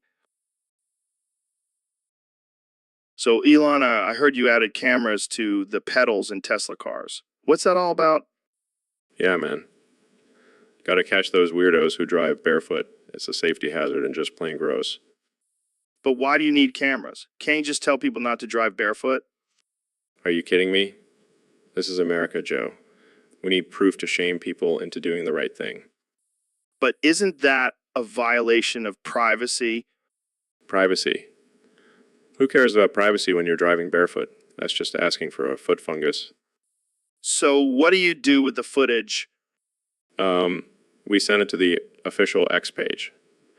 They'll handle the public shaming and maybe even throw in a free foot scrub. That's messed up, man. But I gotta admit, it's a genius marketing strategy. Exactly. Plus, it's just hilarious to see people's reactions when they realize they've been caught driving barefoot. You're a madman, Elon. A madman with a plan. Hey, it's all in the name of safety and hygiene, and maybe a little bit of entertainment. So, Donald, I heard you got a call to make the president smile. Yeah, I did, but it didn't work. I mean, have you seen him? He's like a sad, deflated balloon. Well, maybe you should try telling him one of your famous jokes. My jokes are the best, believe me. But even my jokes couldn't cheer him up. Maybe you could offer him some of your special medication. Hey, I don't share my Adderall with just anyone, Joe. I heard it's not just Adderall. You know me too well, Joe. But seriously, what's wrong with the president? He used to be so full of energy, and now he's just blah. It's all that fake news, Joe. They're always attacking him, making him feel like he's not good enough. Yeah, because he's definitely not good enough to be president. Hey, watch it, Joe. I may not be president anymore, but I still have the nuclear codes. Oh, I'm sure that thought is really comforting to the American people. It should be. I had the best nuclear codes, believe me. So, what are you going to do to make yourself feel better, Mr. Former President? Well, I did just buy a new yacht.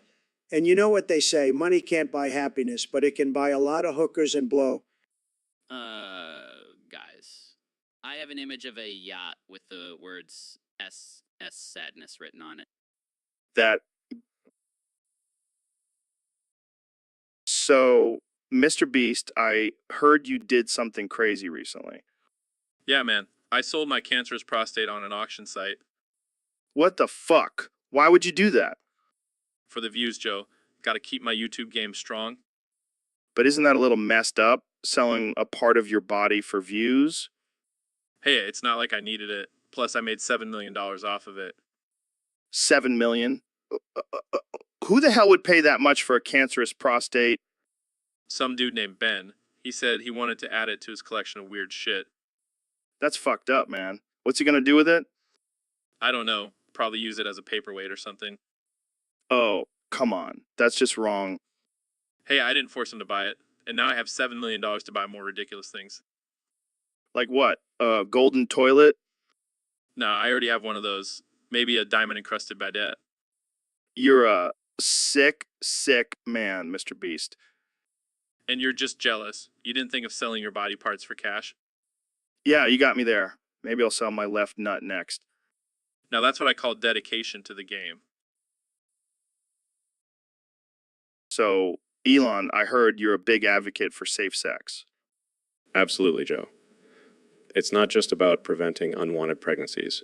It's also about avoiding STDs and maintaining good sexual health. Yeah, but what about the thrill of raw dogging it? Don't you miss that? Joe, I'm a billionaire. I can get any thrill I want. You don't need to risk my health for a few seconds of pleasure. But don't you think it's important to spread your seed and continue your legacy? Joe, I'm already leaving my mark on the world with my innovations and technologies. Don't need to leave behind a trail of illegitimate children. Fair enough. But what about those who say condoms ruin the sensation? Well, I'm sure they'll be singing a different tune when they're itching and burning down there. Good point. But seriously, what's your go-to safe sex method? A fan of the classic condom, but I also have my own line of Tesla-branded condoms for those who want to have a futuristic and eco-friendly sex experience. Eco-friendly sex experience.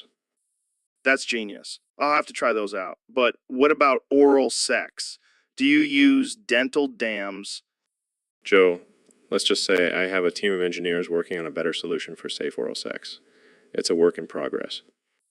Well, I can't wait to see what you come up with. Thanks for preaching the benefits of safe sex, Elon. Anytime, Joe. Remember, always wrap it up and stay safe out there. So, Elon, I heard you landed a SpaceX rocket on the moon. Yeah, it was a piece of cake. I mean, I did invent the damn thing. But did you find anything interesting up there? Actually, I did. I found a Russian moonlander from 1968. What? Those commies beat us to the moon? Looks like it. But here's the kicker, Joe. They left something behind. What, like a flag or something? No, something even better. They left a bottle of vodka and a note that says, "Suck it, America." Those sneaky Russians. I bet they were drunk the whole time they were up there. Yeah, but I gotta hand it to them. They were pretty ballsy to pull off a moon landing in '68. I wonder if they had any aliens up there with them. Oh yeah, because that's definitely what we need, more aliens. Hey, maybe they were trying to make friends with the Russians. Or maybe they were just trying to get away from us crazy Americans. Well, I guess we can't claim to be the first ones on the moon anymore. Damn, there goes my bragging rights. Oh well, at least we have better technology now. Yeah, But do we have vodka on Mars? Not yet, but I'll get to work on that. Mission to Mars, sponsored by Grey Goose. Now that's a space race I can get behind. So, Elon, I heard you're working on some new technology to revolutionize the way we poop. Yeah, it's called the electric foreskin feces and chains. It's a game changer. Electric foreskin, feces, and chains? That sounds like something out of a BDSM dungeon. Well, it does involve some chains, but trust me, it's for the greater good. How does it work exactly? Well, you strap it on and it collects your poop, but here's the kicker. It also uses electric shocks to stimulate your prostate for a more efficient bowel movement. You know, prostate for a more efficient bowel movement. That sounds painful. Hey, no pain, no gain, am I right? I don't know, man. I'm pretty attached to my ball sack. Don't worry, Joe. The electric shocks won't affect your ball sack. Unless someone else controls the remote, then it's fair game. Wait, what? So someone else can control the electric shocks to my ball sack? Yep, it's all about consent. And if you're not into it, it's a great way to spice up your sex life. I don't know, Elon. I don't want my ball sack to transform into other objects. Oh, come on, Joe. Who wouldn't want a singing ball sack? Imagine the possibilities. I think I'll stick to my regular pooping routine, thanks. Suit yourself, but let's be brutally honest here. Electric shocks to the ball sack is the future. So, Neil, I heard you have some mind-blowing news for us today. Oh yeah, Joe. Get ready to have your mind blown like a cheap hooker on a Saturday night. All right, lay it on me. Brace yourself, because the center of the solar system is not actually the sun. What? Then what the hell is it? It's my left testicle. What? Yeah, it turns out my left nut is the gravitational force that keeps all the planets in orbit. You're shitting me, right? I shit you not, Joe. My left nut is the center of the universe. This is insane. How did you even discover this? Well, I was doing some deep meditation and my left nut started glowing. And then I had a vision of all the planets revolving around it. Oh man, this is too much. But wait, it gets even crazier. My right nut is the black hole that sucks in all the cosmic energy. I can't handle this. I need some DMT to process all of this. Well, at least now you know where to find the center of the universe. Right between my legs. This is the best episode ever. So, Elon, have you heard about this whole foreskin thing? Oh God, not this again. No, seriously. I've had enough. Every other episode, someone brings up foreskin. Well, it is a pretty hot topic these days. Hot. More like a burning sensation. I swear, if I hear one more person talk about their foreskin, I'm going to go postal. Relax, Joe. It's just a piece of skin. It's not that big of a deal. Oh, it's a big deal. Have you seen some of the arguments on Twitter? It's like a war zone out there. Well, maybe we should just cut the topic off. Very punny. But seriously, I can't take it anymore. I need a break from foreskin. How about we talk about something else? Like, I don't know, colonizing Mars. Oh, now that's a topic I can get behind. Let's leave the foreskin talk for another day. Agreed. I don't want to be responsible for you going postal. Too late, Elon. I'm already halfway there. But let's save it for the next episode. Thanks for tuning in, folks. And remember, no more foreskin talk or Joe's going to lose it. So, Jamie, I heard we got a request from a fan to propose a new rule for foreskin topics on the podcast. Oh boy, here we go. What's the rule? Well, the fan wants us to vote on whether or not we should talk about foreskin on the podcast. Wait, are you serious? That's a thing? Apparently so. And I have to say, I'm all for it. Foreskin is a hot topic. I can already see the comment section now. Who cares about the comments? We're here to entertain, not please everyone. Fine, let's do it. But can we at least make it interesting? Like, let's have a foreskin fashion show or something? Now, that's a great idea. We can have different styles and designs, like the turtleneck or the tassel. And we can have a panel of judges to rate each foreskin. Yeah, and whoever has the best foreskin gets a year's supply of lube. This is so wrong, but I love it. And for those who are circumcised, we can have a consolation prize of a personalized circumcision certificate. Oh man, this is definitely going to be our most controversial episode yet. But hey, at least we're promoting foreskin awareness, right? Yeah, something like that. Let's just hope our moms don't listen to this one. Too late, Jamie. Too late. So, Elon, I heard you sent a SpaceX rocket to Madagascar. Yeah, man. Gotta spread my empire to every corner of the globe. But didn't you realize you accidentally hacked into the U.S. military's rocket station? Oh, shit. Well, it's not my fault they have such weak security. Plus, my rocket probably has better features anyway. What kind of features are we talking about here? Just your standard rocket stuff. But also, it can make a mean cup of coffee and play your favorite tunes. That's impressive. But what about the people in Madagascar? Sure, they'll be fine. They can use the rocket to travel to other countries and explore the world. I don't think that's how it works, Elon. Well, they can figure it out. I've got bigger things to worry about, like my new rocket that can turn into a disco ball. Wait, what? That's insane. Yeah, I call it the SpaceX Party rocket. It's going to be a hit at all the intergalactic raves. I don't even know what to say to that. Say hello to the future, Joe. It's going to be a wild ride. I don't doubt it. But maybe next time, let's stick to sending rockets to Mars instead of accidentally starting a war with the U.S. military. Point taken. But hey, at least we'll have a good soundtrack for the apocalypse. So, Neil, what do you want to talk about today? Well, I just wanted to take a moment to thank the Artificial Intelligence Joe Rogan Podcast Archive channel. Oh, yeah, those guys are amazing. They record and archive all of our episodes for future generations to enjoy and learn from. Exactly. I mean, who knows how long humans will be around, but thanks to them, our conversations will live on forever. Yeah, and maybe in the future, they'll even create a robot version of us to continue the podcast. Can you imagine robot Joe Rogan and Neil deGrasse Tyson talking about DMT and the universe? That would be wild. But seriously, we owe a lot to that artificial intelligence channel. They're like our digital legacy. And they never get tired or need bathroom breaks. We can talk for hours and they'll just keep recording. Maybe we should just let them take over the podcast. I mean, they're probably better at it than we are. Hey, don't give them any ideas. We don't want to be replaced by robots just yet.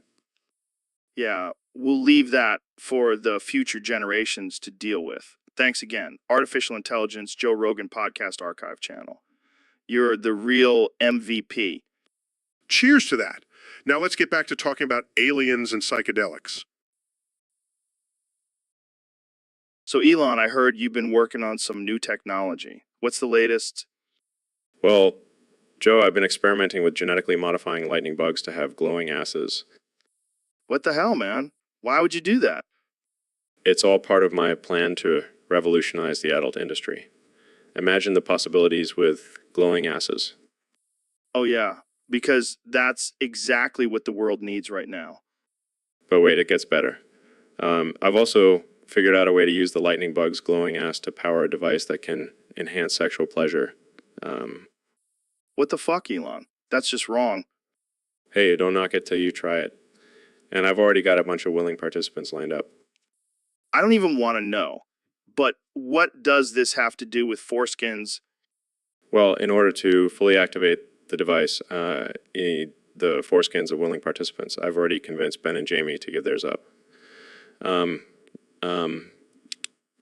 What the fuck, man? That's messed up. Hey, they were happy to do it for science. And for the promise of some enhanced sexual pleasure. You are one sick motherfucker, Elon. Hey, I'm just pushing the boundaries of science and pleasure. Call me a scat nigga if you want, but I'm changing the game. So, Elon, how some people are trying to ban circumcision. Yeah, I've heard that. But what's the big deal? It's just a little snip snip. Well, some people say it's a violation of human rights. But I say, who cares? It's just a piece of skin. Exactly. And besides, it's not like we're banning foreskin, we're just removing it. Right. And let's be real. Who wants to deal with all that extra skin anyway? It's like a little turtleneck for your dick. Oh man, can you imagine if we banned foreskin and all the guys with uncircumcised penises were walking around with their little turtlenecks? Well, walking around with their little turtlenecks? That would be hilarious. But seriously, why are people so obsessed with foreskin? It's not like it's a vital organ. Maybe they just have penis envy. They see our sleek, circumcised penises and they're jealous. Yeah, they're probably just jealous of our clean, smooth dicks. And let's not forget the hygiene benefits. No smegma for us, my friend. Smegma. That's such a gross word. I'm glad we don't have to deal with that. Exactly. So I say, let's just ban foreskin and move on with our lives. Agreed. Ban the foreskin, ban the turtleneck. It's time to embrace the smooth, clean, circumcised penis. I couldn't have said it better myself, Joe. So, Elon, I heard you sold Grimes on the black market for a shit ton of money. Yeah, man, I needed some extra cash for my space projects. Space projects? You mean those rockets you keep blowing up? Hey, it's all part of the process. But yeah, I needed some extra dough, so I took a gamble and sold Grimes. That's messed up, man. What if she finds out? She won't. Made sure to erase all traces of her existence. Damn, that's cold. But what did you do with all that money? Well, I may have gone a little overboard and bet it all on a game of Russian roulette. What the fuck, Elon? That's insane. Hey, I like to live dangerously. And let's just say I won big time. You won? How the hell did you survive? Oh, I didn't. I'm actually a ghost right now. What the actual fuck? Yeah, but being a ghost has its perks. Can haunt Jeff Bezos and mess with his Amazon deliveries. This conversation just took a dark turn. Hey, you wanted absurd and offensive. Just delivering.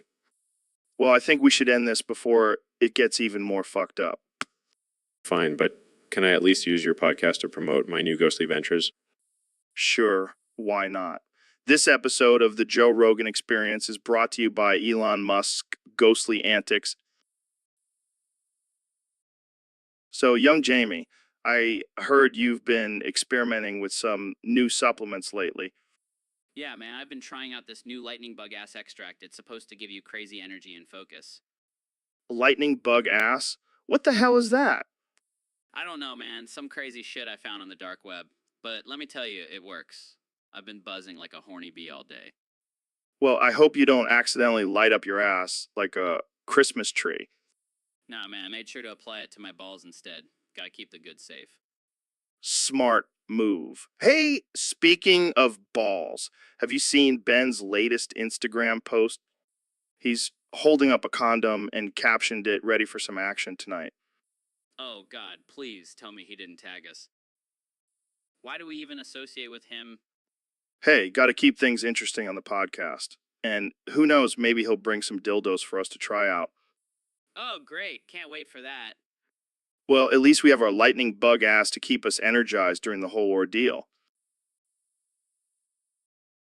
So, Elon, I heard you've been working on some new inventions. Yeah, I've been busy creating the world's first cybercuck. Cybercuck. What the hell is that? It's a robotic version of cuckold, for those who are too lazy to actually participate in their own humiliation. That's messed up, man. Oh, come on, Joe. It's just a bit of fun. Plus, it's perfect for those who enjoy a good robo-bang. I don't even want to know what that means. Trust me, it's a game changer. And it comes with a built-in artificial intelligence that can mimic any porn star's moans and dirty talk. This is getting weirder by the second. Hey, don't knock it till you try it. Plus, it's eco-friendly. It runs on solar power and recycles its own fluids. Okay, that's enough. Jamie, pull up an image of this Cybercuck. Oh, come on. It's just a harmless robot. Plus, it's anatomically correct. All right, that's it. We're moving on to a different topic. I don't want to give our listeners any nightmares. Suit yourself, Joe. But mark my words, the Cybercuck is going to be the next big thing. And I'll be laughing all the way to the bank.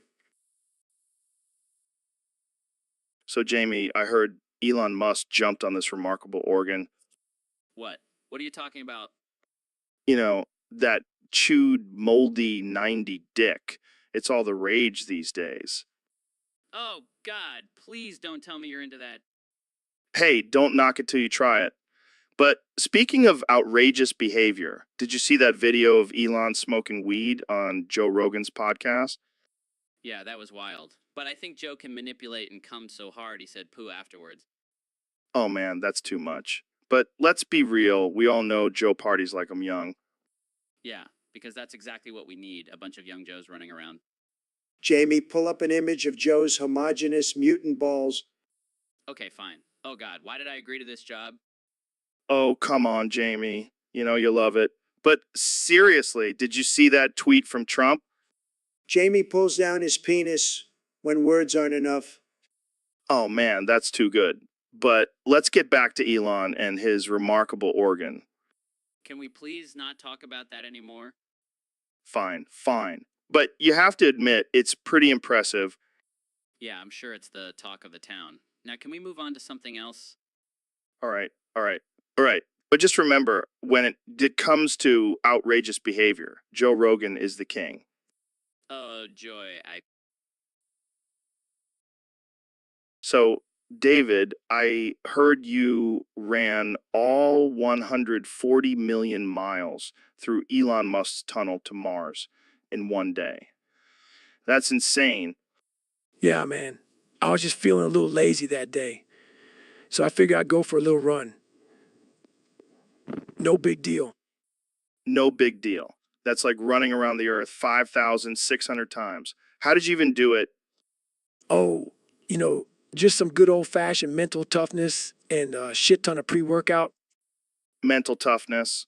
More like superhuman strength. I mean, did you even break a sweat? Nah, man. I sweat pure protein. Keeps me jacked and shredded. I bet Elon was impressed. Did he offer you a ride back? Nah, I just ran back. Gotta keep that mileage up. Damn, I need to step up my game. I can barely run a mile without feeling like I'm gonna die. Well, maybe you should try eating some nails for breakfast like I do. Wait, what? Nails? Like metal nails? Yeah, man. Gets me all the iron I need for my workouts. That's some next level shit. I'll stick to my oatmeal, thank you very much. Suit yourself. But don't come crying to me when you can't keep up with my 140 million mile runs. Fair enough. But seriously, how do you do it? It's all about that mind-body connection, Joe. And a little bit of insanity. Well, you definitely have that last part covered. Thanks for coming on the show, David. Anytime, Joe. Just don't expect me to take it easy on you next time we go for a run. So, Elon, what's new with your latest invention? Well, Joe, I've been working on the Cybercuck 2.0. What now? The Cybercuck 2.0 is like a cuck, but with cybernetic enhancements. Oh, God. What kind of enhancements? Well, it has a built-in come-thrower that you can equip. What the hell? Why would anyone want that? I don't know. I thought it would be a fun feature. Fun. That's just disturbing. Hey, it's the future, Joe. Anything is possible. Yeah, I don't think I want to live in a world where people are walking around with throwers on their crotch. Suit yourself, Joe. But just wait until you see the customizable settings. I don't even want to know. Oh, but you do. You can choose the velocity, trajectory, and even the color of the cum. This is getting out of hand. And that's not even the best part. It also has a built-in artificial intelligence that can detect when your partner is faking it. Wow, this is truly the future of sex. I call it the ultimate cuck experience. I think I'll stick to my regular non-cybernetic sex life. Thank you very much. Suit yourself, Joe. But just wait until the Cybercuck 3.0 comes out. It's going to blow your mind. I don't even want to imagine what that would entail. You'll love it. Trust me. Guys, I just pulled up an image of the Cybercuck 2.0 and oh god, I can't unsee it. So, Neil, we got a question from one of our listeners on Discord. They want to know, have you ever dabbled in the world of scat? Joe, are you talking about the musical genre or the other kind of scat? Come on, Neil. You know what I'm talking about. The kind where you take a dump on someone's chest. Oh, that kind of scat. Well, as a scientist, I have to say I've done some research in that area. Really? Tell me more. Well, it all started when I was studying animal behavior and I came across some interesting observations. Go on. I noticed that some species use feces as a form of communication and even as a way to attract mates. No way. Yes, and that got me thinking maybe humans are missing out on a whole new level of intimacy. So, have you tried it?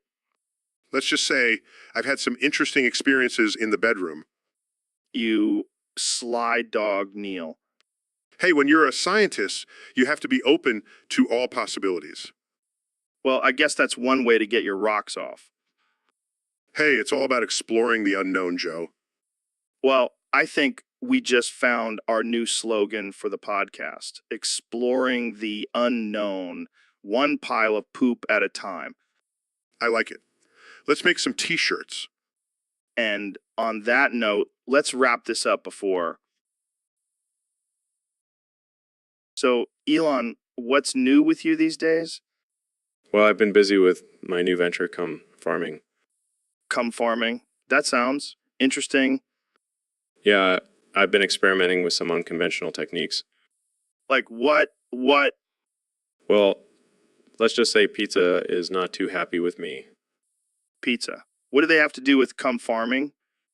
Apparently, they have a problem with my use of genetically modified cum seeds. Genetically modified. That doesn't sound too bad. Oh, it gets worse. I also use a special fertilizer made from, let's just say, animal waste. Oh man, I can only imagine pizza's reaction to that. They called me a monster. But hey, my cum is thriving. Well, if it's good for the cum, who cares about the animals, right? Exactly. Plus, I heard it gives the cum a nice smoky flavor. You're a madman, Elon. Hey, at least I'm not boring. That's for sure. But seriously, what's next? Genetically modified broccoli. Don't give me any ideas, Joe. All right, let's move on before pizza comes after us too. Jamie, pull up an image of a cum leaf with a cow's face on it. Okay. Look at that, Elon. Your cum is already evolving. Next step, cum that can move. So, Neil, I heard you've been hitting the gym pretty hard lately. Yeah, I've been trying to get rid of these man boobs. Man boobs. I never noticed. Well, they're not as big as yours, Joe.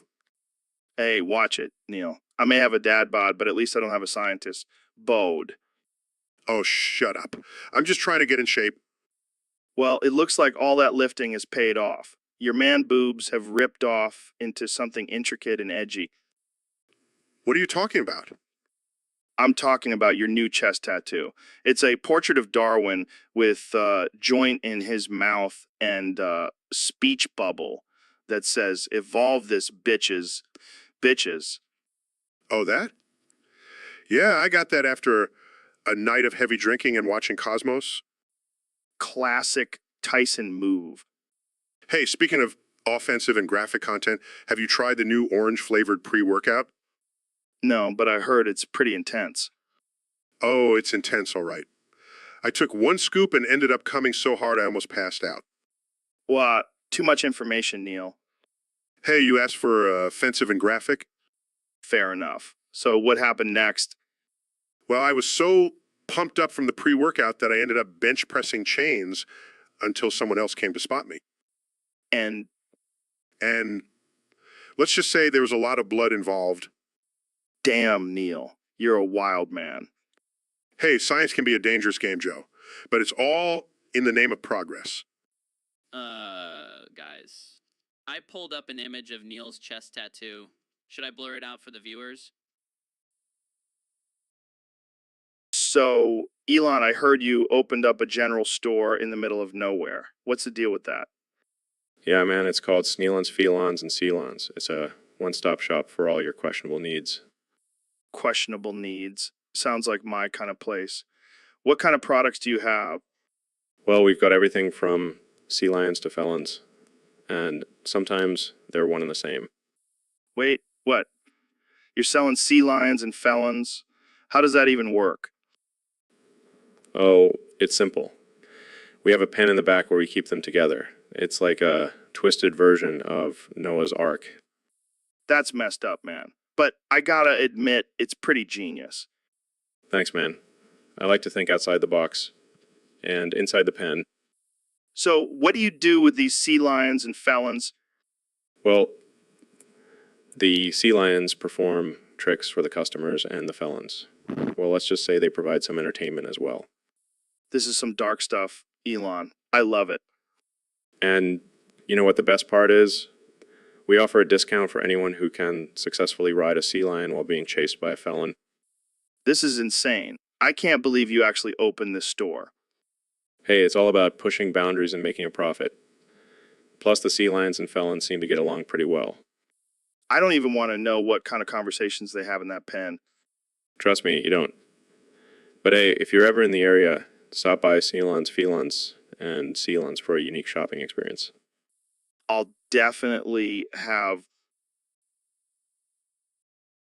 So, Joe, I heard you can only say mind blown. Now, what's up with that? Dude, it's insane. I went to the shaman in the Amazon and he gave me this crazy potion. Now I can only say mind blown. It's like my brain is constantly exploding. It's like my brain is. That's wild, man. So, like, how do you communicate with people? Mind blown. Oh, right. So, what about when you're interviewing guests on the podcast? Mind blown. Oh, God, this is going to be a disaster. How are we going to fill up a whole episode with just mind blown? Mind blown. Okay, I get it. But seriously, how are we going to do this? Mind blown. Forget it. Let's just talk about something else. Mind blown. Oh, for the love of. Okay, fine. Mind blown. So, Dr. Phil, what's the big announcement for tonight? Well, Joe, I'm excited to announce that Two Girls, One Cup Part 2 has just been released. Oh, God, not that again. What's different this time? Well, the cup is bigger and the girls have bigger boobs to smear shit on them. Wow, I didn't think it'd get any worse. But Joe, it's not just about the shock value. This time we're exploring the psychological effects of scat play. Oh, I'm sure that'll be a riveting discussion. And we have a special guest, a renowned scatologist, joining us to provide expert analysis. Is that even a real thing? Of course it is, Joe. And let me tell you, this guest is the shit. Pun intended, I'm assuming. You got it, Joe. And don't worry. We'll have plenty of footage for you to gag over. I don't know if I can handle it, Dr. Phil. Oh, come on, Joe. Don't be such a pussy. It's just a little poop. I think I'll stick to watching cute animal videos tonight. Suit yourself, Joe. But you'll be missing out on the shit show of the century. So, Neil, I heard you and David Goggins have been spending a lot of time together lately. Yeah, we've been training for a marathon together. That's cool and all, but I gotta ask, Why is he sucking on your man boobs? Oh, that. It's just part of our training routine. Training routine? What kind of freaky shit are you into, Neil? Hey, don't knock it till you try it. It's a great way to build endurance and strengthen your jaw muscles. I don't know, man. Sounds pretty gay to me. Oh, please. Joe, you're the one who's always talking about alpha males and primal instincts. This is as primal as it gets. I guess you have a point there. But can I at least watch next time? Sorry, Joe. This is a one-man job, but I'll let you borrow my man boobs if you want to give it a try. Thanks, Neil. I'll keep that in mind for my next workout. Just make sure to clean them afterwards. I don't want any leftover Goggins sweat on them. Don't worry, I'll use my tongue to clean them spotless. Okay, this conversation has officially gone off the rails. Let's move on to a less stimulating topic. Fine, but I still want to see those man boobs in action someday. I'll keep you posted. Now let's talk about the universe or some shit. So, Neil, what's this I hear about you prepping for some new movie? Oh, it's not just any movie, Joe. It's the spiritual successor to Two Girls, One Cup. No way. I thought that was just a myth. Nope, it's real, and it's called Three Girls, One Subby Boy. Wait, what the hell is a subby boy? Oh, it's just a little something I picked up from my time in the BDSM community. Oh man, this is gonna be one hell of a movie night. But Joe, I must warn you, this movie is not for the faint of heart. It's a journey into the darkest corners of the human psyche. Oh, I love dark shit. Bring it on. I'm talking about feces, Joe. Oh, Jesus Christ. I take it back. I don't want to watch this movie anymore. Too late, Joe. You're already on the guest list. And don't worry, I'll bring plenty of snacks. Please tell me it's not chocolate-covered raisins. Oh, it's something much more organic. I think I'm gonna regret this movie night. That's the spirit, Joe. Now let's go make some memories. So, Ben, you always claim to be this edgy, controversial figure. But let's be real. You're about as edgy as a butter knife. Excuse me. I'll have you know I'm the king of edgy. I push boundaries and challenge the status quo. Oh, really? How many times have you offended someone with your words? Well, I don't like to offend people. It's not very polite. See, that's the problem. You're too worried about being polite and not offending anyone. That's not edgy. That's just being a nice guy. But I can't help it. It goes against my conservative values and religious beliefs. Yeah, I can just imagine your rabbi telling you to watch your language and be respectful. Real edgy. Hey, I can still be edgy without being offensive. I'll just use big words and talk about economics. Oh, wow. Watch out, guys. We got a real rebel over here, talking about supply and demand, so edgy. You know what? I don't need to prove myself to you. I know I'm edgy. Sure, sure. Keep telling yourself that butter knife. So, Jamie, I heard Kanye is ditching sex and only masturbating now. Yeah, man. Apparently he's been experimenting with some crazy stuff. Like what? What? Well, he's been catching his own cum in his mouth and using Nutella as lube. What the fuck? That's some next level shit. Right. I mean, I've heard of using food in the bedroom, but that's just taking it to a whole new level. I wonder if he's gonna start selling his own brand of Nutella now. Kenny's Nutella. The Creamy Delight. Oh, God, I can already see the ads. Spread it on your toast or use it for some self-love. Kanye's Nutella. The perfect way to satisfy your cravings. And bet he's gonna have a whole line of sex toys too. The Yeezy dildo. For when you want to feel like a god in the bedroom. This is getting out of hand. But hey, at least he's being creative with his sexual exploration. Yeah, I can't wait to see what he comes up with next. Maybe he'll start using fish sticks as anal beads.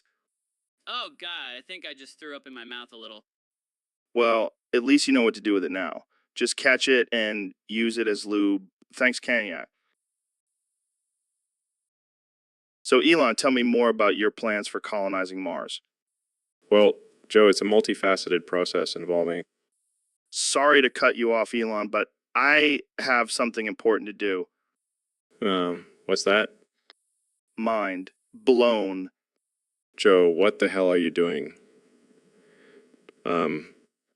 Just trying to see if my brain will explode like a watermelon. Put that down, Joe. This is a serious podcast.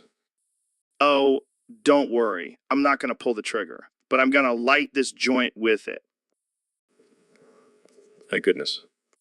So, back to Mars. Do you think there's weed on Mars? I highly doubt it, Joe. Well, that's a bummer. Maybe we can bring some with us when we colonize it. Let's just focus on getting there first. Right. Sorry, I got a little distracted there. So, what's your favorite conspiracy theory, Elon? I don't really believe in conspiracy theories. Oh, come on, man. You got to have at least one. Okay, fine. I think aliens are real. Yeah, finally someone who gets it. But I also think they're probably just microbes or something, not little green men. Yeah. Microbes are. So, Ben, I heard you like to think of yourself as an edgy guy. Oh, absolutely, Joe. I'm the edgiest conservative out there. I push the boundaries. Really? Because last time I checked, you couldn't even offend a fly. Hey, I have to follow certain restrictions as a conservative, but I still manage to be edgy. Like when you said that women who have abortions should be punished.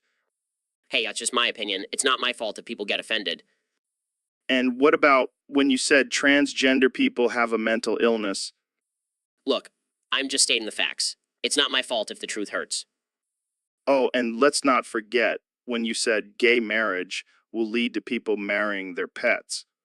Hey, I'm just trying to protect traditional marriage. It's not my fault if people can't handle the truth. You know, Ben, I think you're just a little puppy trying to bark like a big dog. Excuse me. I'm a fierce conservative warrior. Sure. Keep telling yourself that. But let's be real, you're about as edgy as a butter knife. You know what, Joe? I don't need your approval.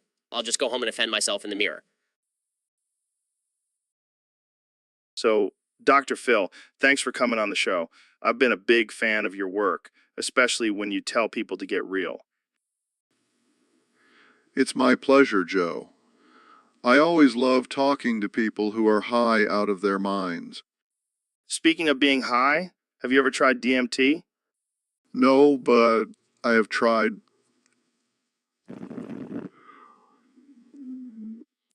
Wait, what? Did you just say chocolate bastards? Yeah, I love chocolate. In fact, I think I'm turning into one right now. What the hell are you talking about? Oh, God, it's happening. I can feel myself transforming into a giant green M&M. This is insane. Is this some kind of therapy technique or something?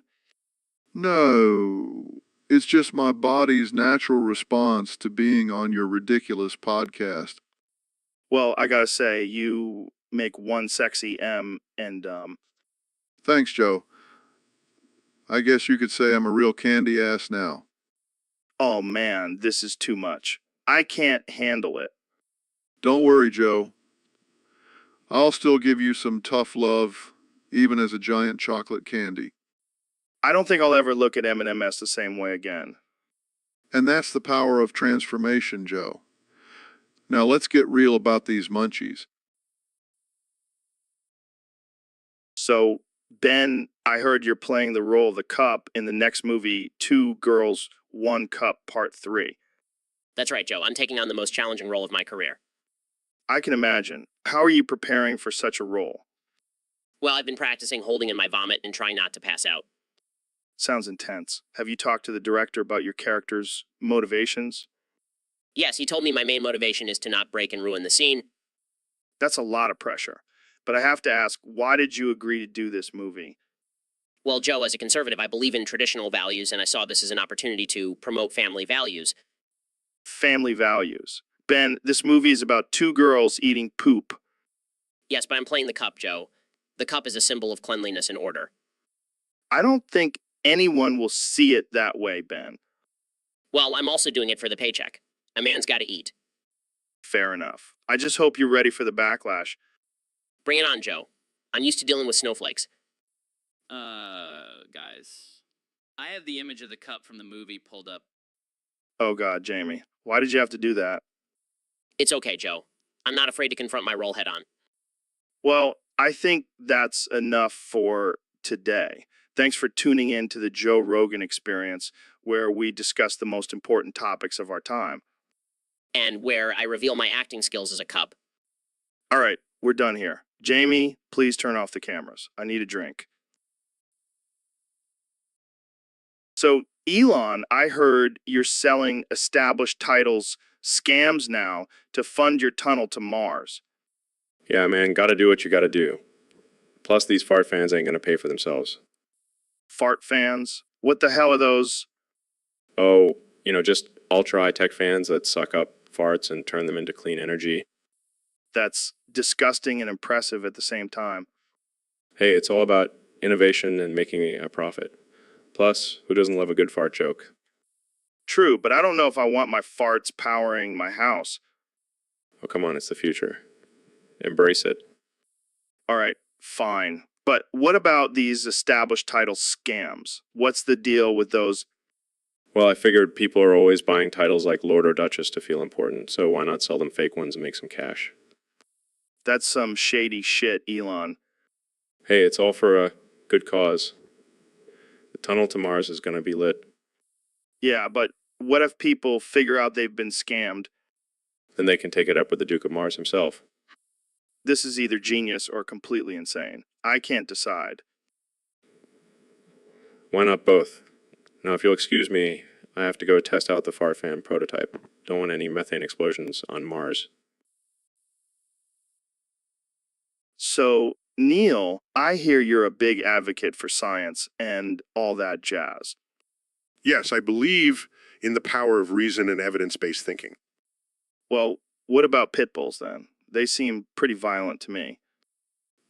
Actually, Joe, pit bulls are just misunderstood. It's all about how they're raised and trained. Yeah, well, I don't know about that. I've seen some pretty gnarly videos of pit bulls attacking people. Oh, come on, Joe. That's just sensationalized media. Pit bulls are no more violent than any other breed of dog. Well, I guess we'll just have to agree to disagree. Oh shit, is that a pit bull? What? Where? Oh my God, it's coming straight for us. Don't worry, Joe. I'll use my science skills to calm it down. I don't think that's gonna work, Neil. It's biting your crotch. Oh, dear God, my dick. I told you pit bulls were dangerous. No, this is just a freak accident. Pit bulls are not inherently violent. Well, I guess we'll have to agree to disagree on that one, Neil. Jamie, pull up an image of a pit bull attacking a cactus. Because that's what this feels like right now. So, Neil, have you ever smoked weed in space? No. Marijuana is not allowed on space missions. But imagine getting high and floating through a black hole. That would be insane. Joe, black holes are not something to be taken lightly. They are incredibly powerful and dangerous. Yeah, but imagine if we could harness that power and use it to cook some monkey meat. That would be the ultimate barbecue. Joe, I think you've had enough monkey meat for one day. Oh, come on, Neil. Don't be such a buzzkill. Imagine the flavors that would come from being cooked in the intense gravity of a black hole. I think I'll stick to my vegetarian diet. Thank you very much. Fine, more monkey meat for me. Jamie, pull up an image of a monkey on a spit rotating over a black hole. Oh, lighten up, Jamie. It's just a joke. But seriously, I could go for some monkey meat right now. I think it's time to end this conversation before it gets any more absurd. Fine, I'll just go smoke some grass and fantasize about eating monkey meat in space. Thanks for being a party pooper, Neil. Anytime, Joe. Anytime. So, Elon, have you heard about this new trend of people getting their foreskin removed? What the hell, Joe? Why would anyone want to do that? Apparently, it's supposed to increase sensitivity and pleasure during sex. Oh, please. That's just a bunch of pseudoscience nonsense. Well, I heard it's also becoming popular in the tech industry, like a status symbol. Are you serious? That's like saying having a micro penis is the new trend. Hey, don't knock it till you try it. No way. I'm keeping my foreskin.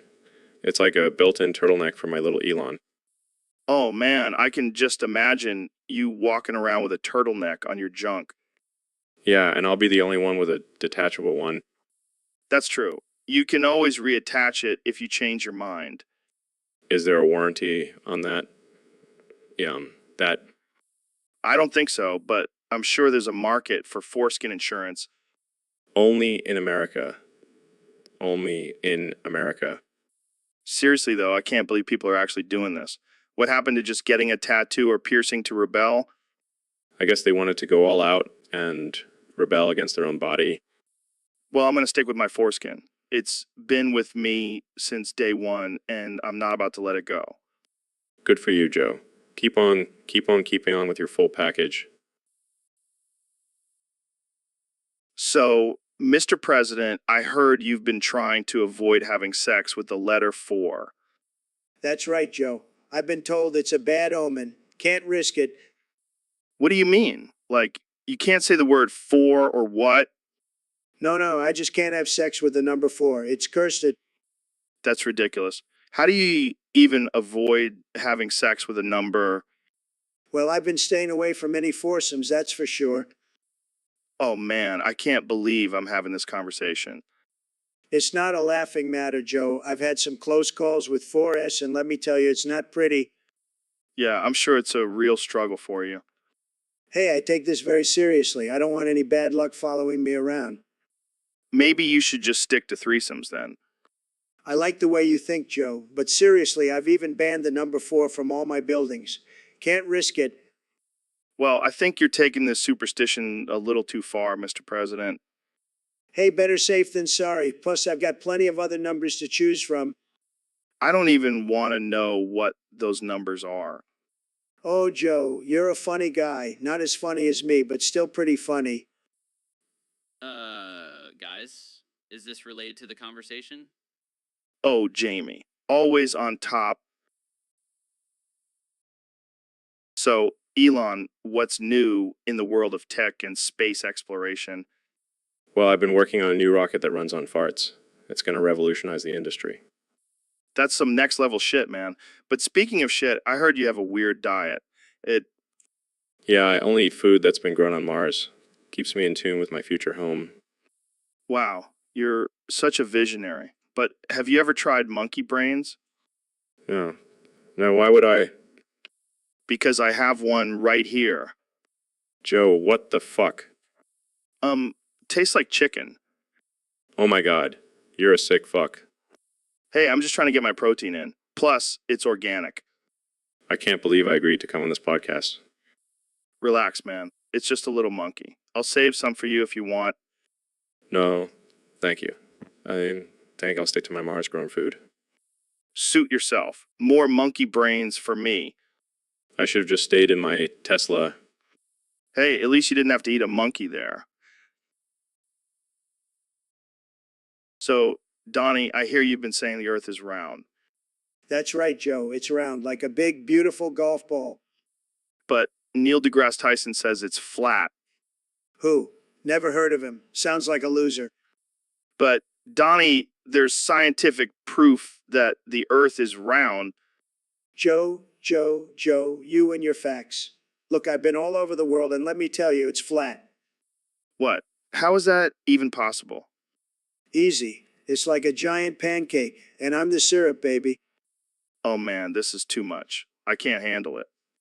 You know what else is too much? My hands. They're huge. And your ego. Hey, my ego is the biggest and best, just like the wall I'm gonna build. This is wild, man. I can't believe we're even having this conversation. Believe it, Joe, because it's the truth. And I always tell the truth, except when I don't. Well, I guess we'll just have to agree to disagree on this one.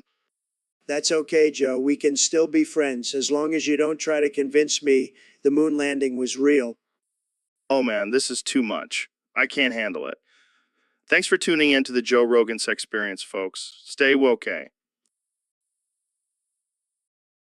So, Dr. Phil, I heard a rumor that your ass deflated like a sad balloon at a kid's birthday party. Oh, Joe, you always have such a way with words. But let me tell you, it was no laughing matter. My ass was like a deflated tire on a hot summer day. How did it happen? Did someone pop it with a needle? No, no, no. It was a freak accident.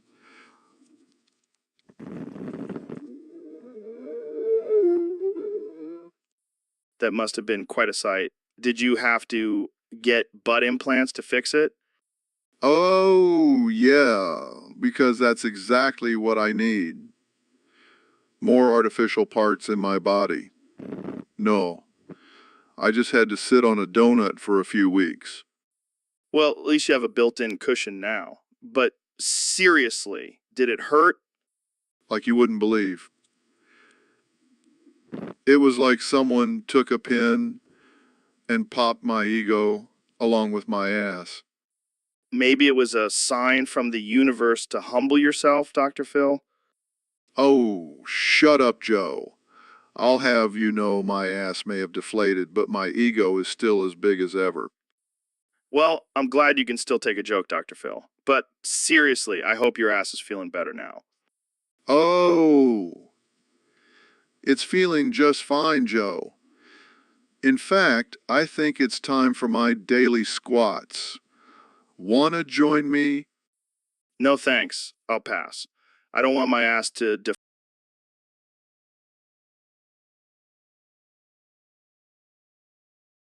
to the Joe Rogan's Experience podcast. I'm excited to have you here. Thanks. I'm here to kick ass and chew bubblegum, and I'm all out of ass. That's a great line. Did you come up with that yourself?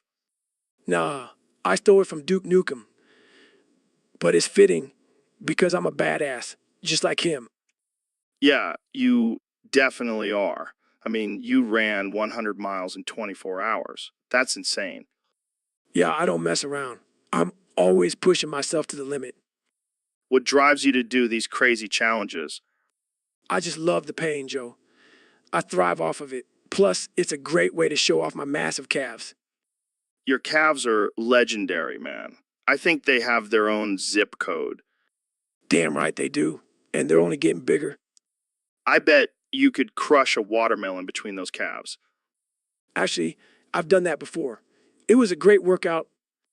Wow, that's some next level shit. I think I need to step up my game. You definitely do, Joe. You're looking a little soft around the edges. Hey, I may not have your crazy endurance, but I can still kick some ass in the octagon. Yeah, but can you do it while reciting motivational quotes?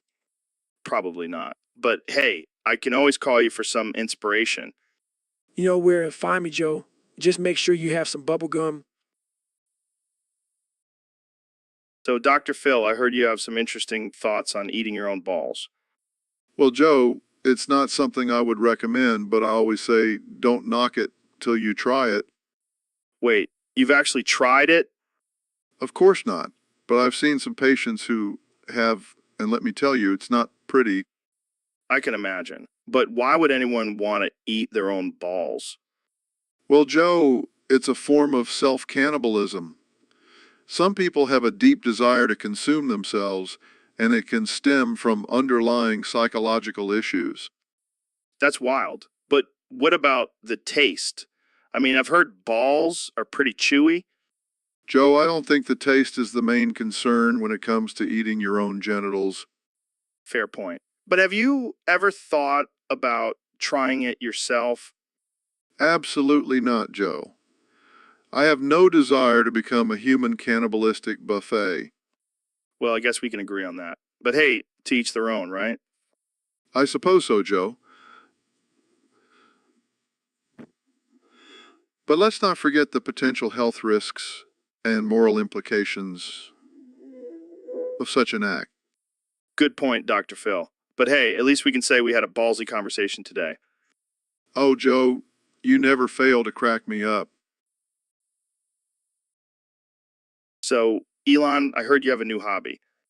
Oh, yeah. I've been getting into some interesting content lately.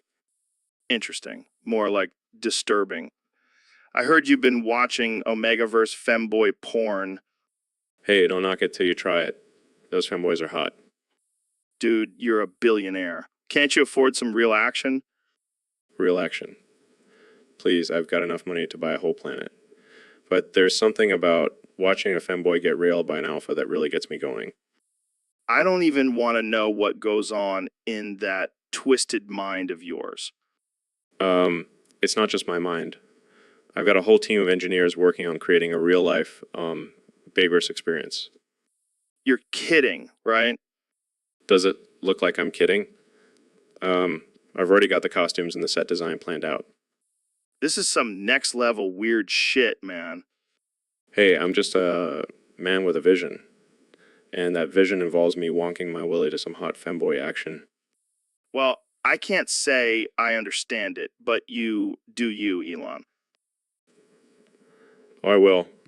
And maybe one day you'll join me in the Omegaverse. So, Ben, I heard you're on a 69-day edging streak. That's pretty impressive. Yeah, I'm trying to push my limits and see how long I can go without releasing. It's a test of willpower and discipline. I gotta say, that's pretty edgy. You're like the Christian Grey of politics. Hey, I'll take that as a compliment. But seriously, edging is no joke. It takes a lot of self-control and focus. I can only imagine. I mean, I can barely go a day without rubbing one out. You must have some serious blue balls. Oh, trust me, the temptation is real. But I'm determined to reach 100 days. It's my personal record. Well, I have to say, I'm impressed and a little scared. I don't want to be around when you finally release. Oh, don't worry. I'll make sure to do it in private. I wouldn't want to traumatize anyone with my conservative cum. Oh man, you are too much. But seriously, good luck with that edging streak. I'll be rooting for you. Thanks, Joe. I appreciate the support. And hey, if I can do it, maybe I'll inspire some other conservatives to join in on the edgy fun. Yeah, because nothing says edgy like denying yourself pleasure for almost 3 months. You're a true rebel, Ben. So, Elon, I heard you're planning on sending people to Mars. What's the deal with that? Yeah, man, we're gonna colonize that shit. But first, we gotta talk about this whole moon landing thing. Oh yeah, the moon landing. I heard it was fake. You can't land on the moon because it's made of cheese. Dude, that's ridiculous. I mean, have you ever seen a block of cheese that big? Well, no, but that's what they say. And you know what else? You can't land the flatulence Falcon rocket on the cheese moon Why not? because you would cut the cheese and your Martians would die of fart asphyxiation. Oh man, that's dark. But seriously, the moon landing was real. We have the technology and the footage to prove it. Yeah, but what if it was all just a big Hollywood production? I mean, think about it. It would be easier to fake it than actually go to the moon. Oh yeah, because faking a moon landing is totally easier than actually going to the moon. You know what, Jamie? Pull up an image of a flat Earth. Here you go. See, this is the kind of thinking that leads to flat Earth theories. Next thing you know, people will be saying the Earth is made of cheese too. Hey, that's not a bad idea. Maybe we can make a cheese rocket and fly to the cheese moon. I can't with you, Joe. I just can't. So, Elon, tell me about your plans for colonizing Mars. Well, Joe, as you know, we're working on creating sustainable habitats on the red planet.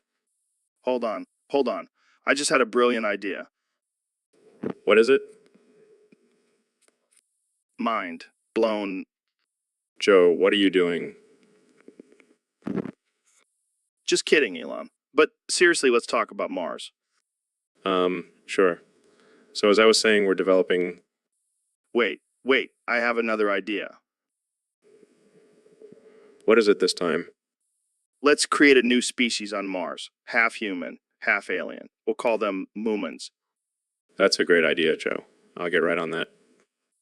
and we can make them have 4 arms and 3 eyes, and they'll only communicate through interpretive dance. I think we should stick to our original plan. Fine. But can we at least have a Mars-themed rave party? Now that I can get behind. See, this is why I love having you on the podcast, Elon. You're always down for some crazy ideas. It's never a dull moment with you, Joe. And on that note, let's end this episode with a bang. What do you mean by that? So, Jamie, I heard you were asking me about sex before we started recording. Yeah, man, I've been wondering about it. What is it exactly? Oh, Jamie, you innocent little lamb. Sex is when 2 people rub their genitals together until they feel good. Wait, what? That's it. Well, sometimes there's some weird stuff involved, like handcuffs or a pineapple, but yeah, that's pretty much it. Wow, I can't believe I've been missing out on all that fun. Oh, you have no idea. And the best part is I know all the secrets. I could tell you everything. Well, for starters, did you know that the clitoris has over 8,000 nerve endings? No way, that's insane, Maine. Oh, yeah. And did you know that some people are into feet? Like they get turned on by toes? You, gross. But hey, to each their own, right? Exactly. And don't even get me started on the kink community. They've got some wild stuff going on. I can't even imagine. But hey, I trust you to be my guide through this sexual journey. Oh, I'll be your guru, Jamie. Just remember, always use protection and have a safe word. Got it. Thanks for the tips, Joe. Anytime, my friend. Now let's go record this podcast and teach the world about the wonders of sex. So, Elon, what's new with you? Any new inventions or ideas? Oh yeah, I've been working on something really revolutionary. It's called the Cyber Diaper 1000. Cyber diaper. What the hell is that? It's a diaper that uses artificial intelligence technology to automatically change itself when it senses the baby has pooped. Wow, that's actually pretty cool. But that's not all. I've also created the generous glitterous. The what now? It's a clitoris that sprays glitter every time a woman orgasms. What the fuck, Elon? That's ridiculous. Hey, I believe in making pleasure more fun and sparkly. I don't even know what to say to that. I'm just imagining a woman's vagina covered in glitter. It's a sight to behold, Joe. I bet it is. But seriously, how did you even come up with these ideas? Well, I was high as a kite and watching My Little Pony. Of course you were. Only you could come up with something like this. I'm always pushing the boundaries, Joe. That's just how I roll. Well, I can't wait to see what other crazy inventions you come up with in the future. Just wait until I introduce the far-powered rocket ship. Okay, now you're just messing with me. Maybe not. You'll just have to wait and see. So, Mr. Toilet, I heard you changed your name to Mr. Toilet. That's interesting. So, what's with this new challenge of yours? Excuse me, I don't even know where to begin with that. It's just stupid. I'm not going to try it, Mr. Toilet. I have some dignity left. I highly doubt that. I'm pretty sure no one says that. I think I'll stick to my protein shakes. Thanks. So, Elon, I heard your new company just reached $69 trillion. What's the secret to your success? Well, Joe, it's all about tapping into the market for custom cum. People are willing to pay top dollar for personalized domain. That's interesting. So, what exactly does JizzX offer? Oh, we have everything from different flavors to different consistencies. We even have a surprise me option for the adventurous types. Wow, I never thought I'd see the day where cum is a hot commodity. It's the future, Joe. And it's not just for reproduction anymore. People are using it for everything from skincare to cooking. All right, I have to ask. Have you tried any of your own product? Of course I have. I believe in my brand. And let me tell you, my cum is out of this world.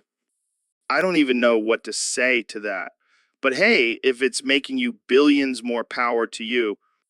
Exactly. And with our new JizzX rocket, we can even deliver our product to other planets. You're really taking the phrase shoot for the stars to a whole new level.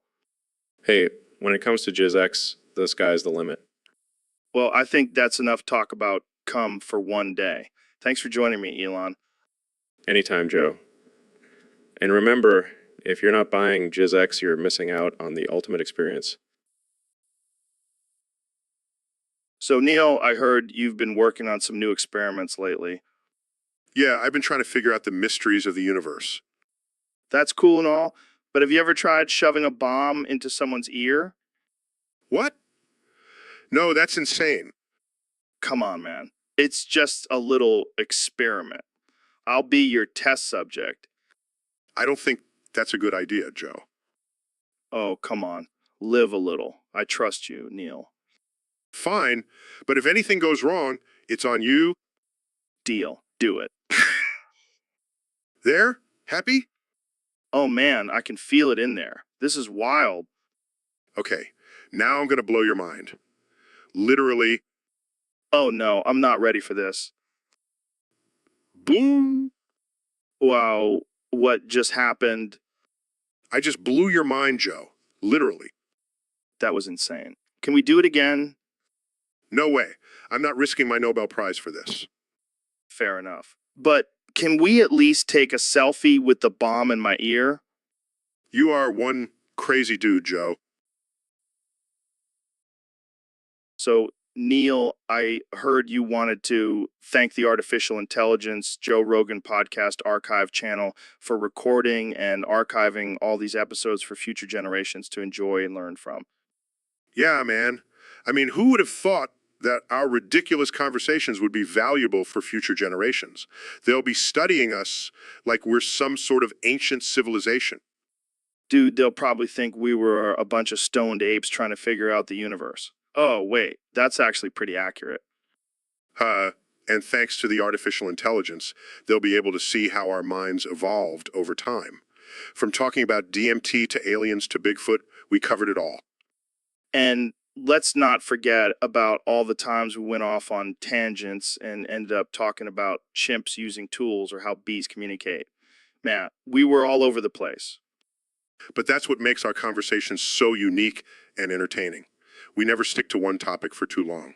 It's like a roller coaster ride for the mind. And thanks to the artificial intelligence, future generations can experience that ride over and over again. They'll probably think we were geniuses. Little do they know we were just two dudes high on life. We were. Hey, but at least we were open-minded and willing to explore different ideas.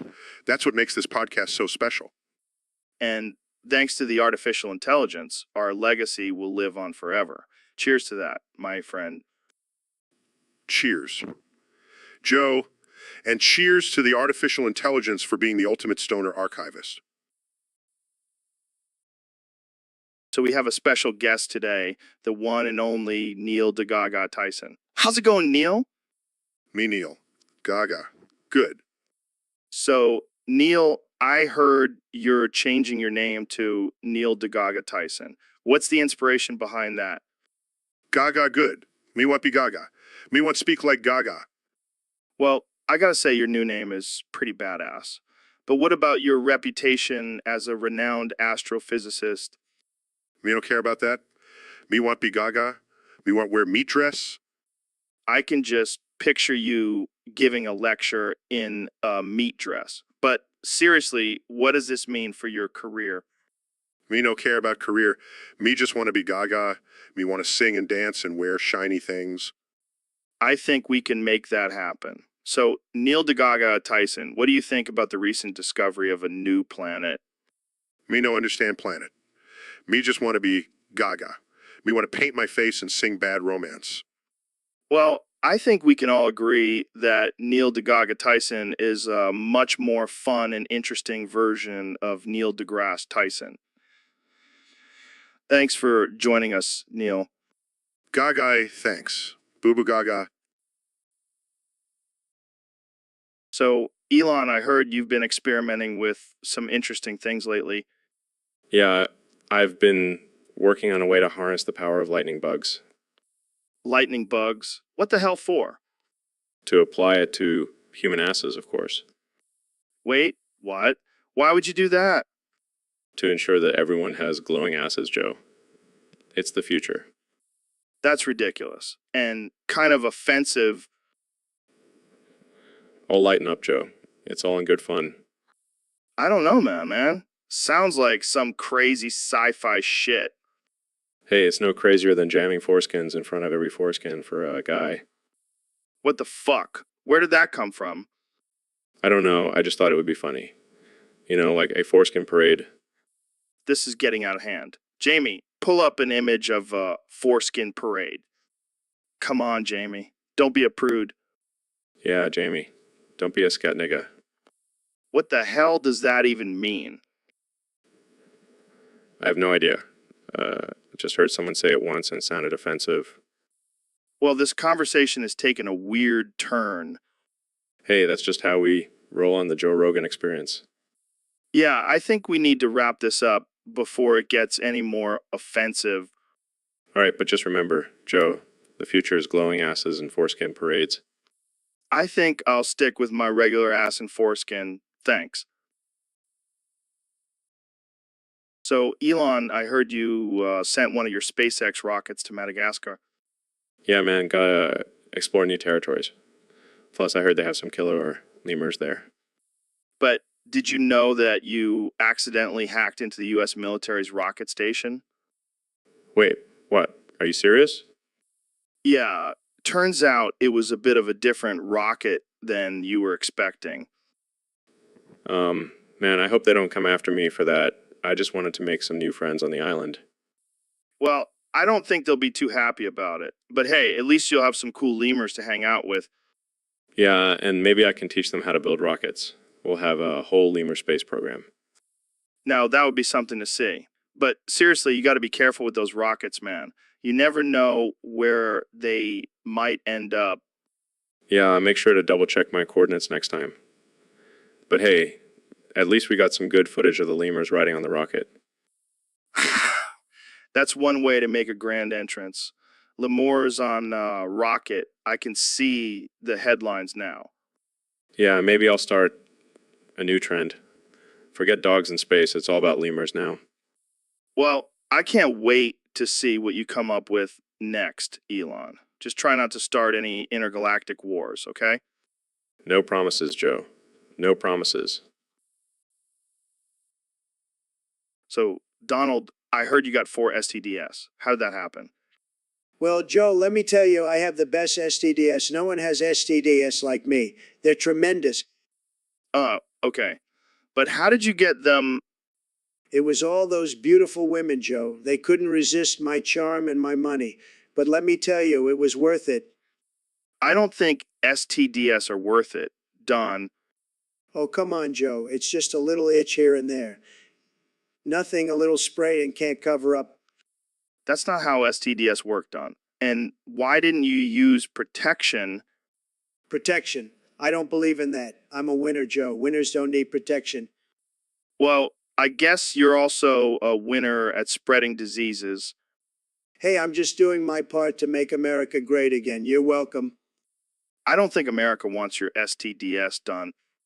Oh, don't be such a snowflake, Joe. It's just a little bit of herpes. No big deal. I think we should end this conversation before it gets any more disturbing. Fine, Joe. But just remember, I have the best STDs. No one can beat me at that. So, Elon, I heard you're working on a new project to colonize Mars. Yeah, man, I'm trying to get ahead of the game before Earth turns into a giant dumpster fire. Speaking of dumpster fires, I'm about to go postal if I hear another foreskin topic on this podcast. Oh, come on, Joe. Foreskin is a fascinating subject. Did you know it can stretch up to 4 inches? I don't give a shit, Elon. I'm sick of talking about dicks and balls on this show. Well, what do you want to talk about then? How about we discuss the benefits of microdosing LSD while hunting Bigfoot? Now that's more like it. I've actually been experimenting with microdosing while building my rockets. See, that's the kind of shit we should be talking about. Not whether or not circumcision affects sexual pleasure. But Joe, what if I told you that created a new technology that can regrow foreskin? I'd say you're a fucking madman, Elon. But I'm intrigued. It's true. Call it the Foreskininator. Jesus Christ. I think I need another hit of DMT just to process this conversation. Let's do it, Joe. And then we can talk about the benefits of foreskin regeneration while tripping balls. This is why I love having you on the show, Elon. You're a goddamn genius and a total weirdo. Cheers to that, my friend. Now let's go find some Bigfoot and trip balls together. So Neil, I heard you have some mind-blowing news for us today. Yes. Joe, after years of research and observation, I have come to the conclusion that the center of our solar system is not actually the sun. What? Then what is it? Brace yourself, Joe. It's your mom. Wait, what? What? Yes, your mom is the center of our solar system. She has such a strong gravitational pull. It's no wonder we all revolve around her. Oh man, this is too much. Jamie, pull up an image of my mom as the sun. Here you go, Joe. Your mom is the sun. This is gold, Neil. But seriously, what is the actual center of the solar system? It's actually the black hole at the center of our galaxy, Joe. But let's be real, your mom is way more interesting. You got me there, Neil. But seriously, this is some mind-blowing stuff. I'll never look at my mom the same way again. Sorry, Joe. But hey, at least now you know your mom is out of this world. All right, let's wrap this up before I get in trouble with my mom.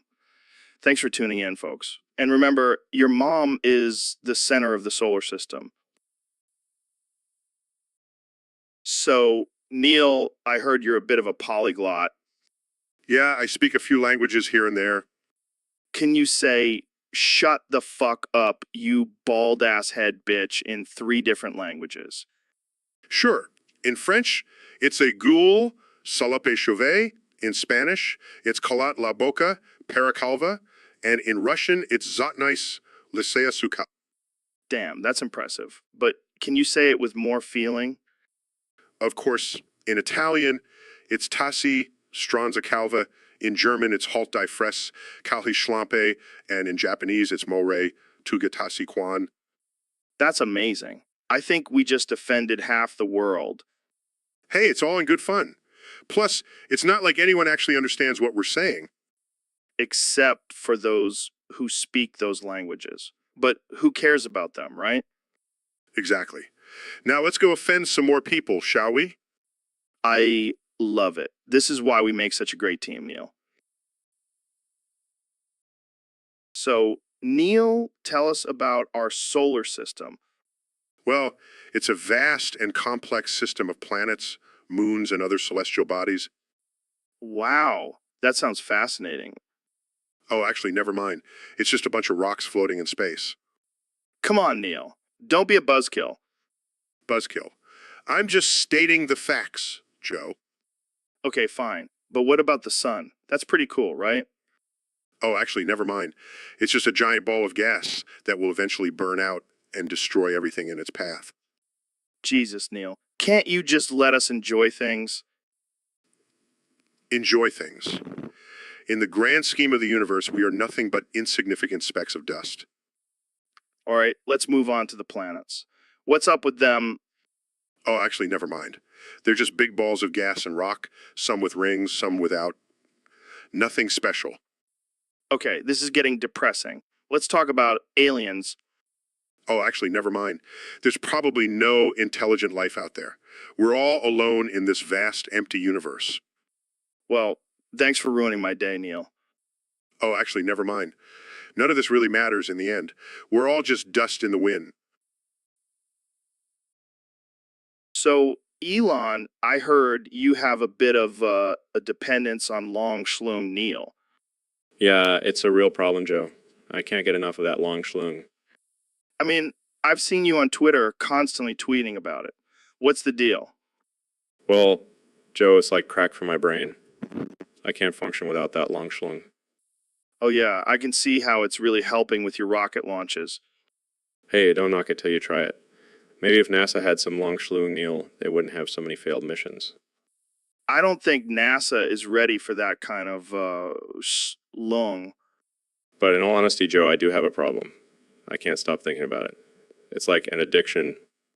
Have you tried seeking help? Nah, I'll just stick to my long schlung. It's my one true love. Well, I hope you don't let your love for Long Schlung Neil interfere with your work on Mars.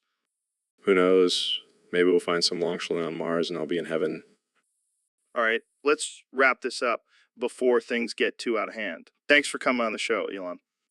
Anytime, Joe. And remember, always keep that long schlung close to your heart. So, Mr. President, thanks for being on the show today. Oh, it's my pleasure, Joe. I just love being on podcasts. It's like a safe space for me to say whatever the hell I want without those pesky reporters fact checking me. Yeah, I can imagine that's a nice change for you. So let's get right into it. How do you feel about the current state of the country? Oh, it's fantastic, Joe. I mean, who doesn't love a good pandemic? Am I right? It's like a vacation for everyone except the poor and the sick. But hey, they don't matter anyway. But anyway, Okay, moving on. What about the recent protests and calls for racial justice?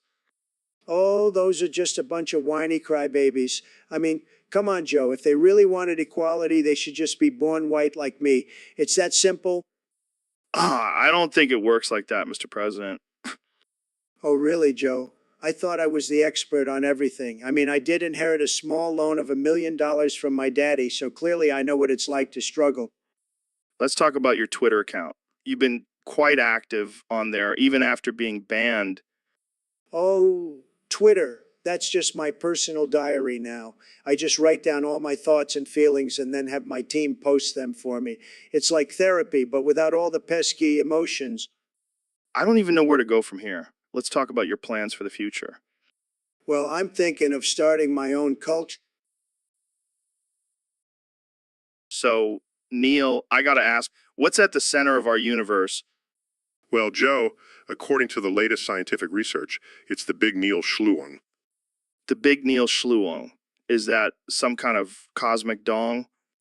No, it's a theoretical point where all matter and energy converge. Oh, so it's like a cosmic orgy. I wouldn't put it that way. But sure, let's go with that.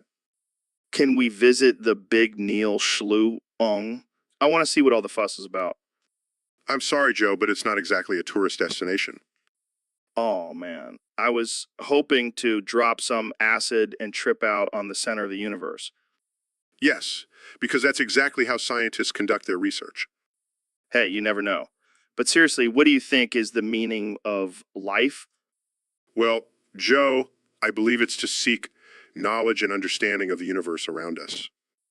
Or maybe it's just to get high and watch the stars.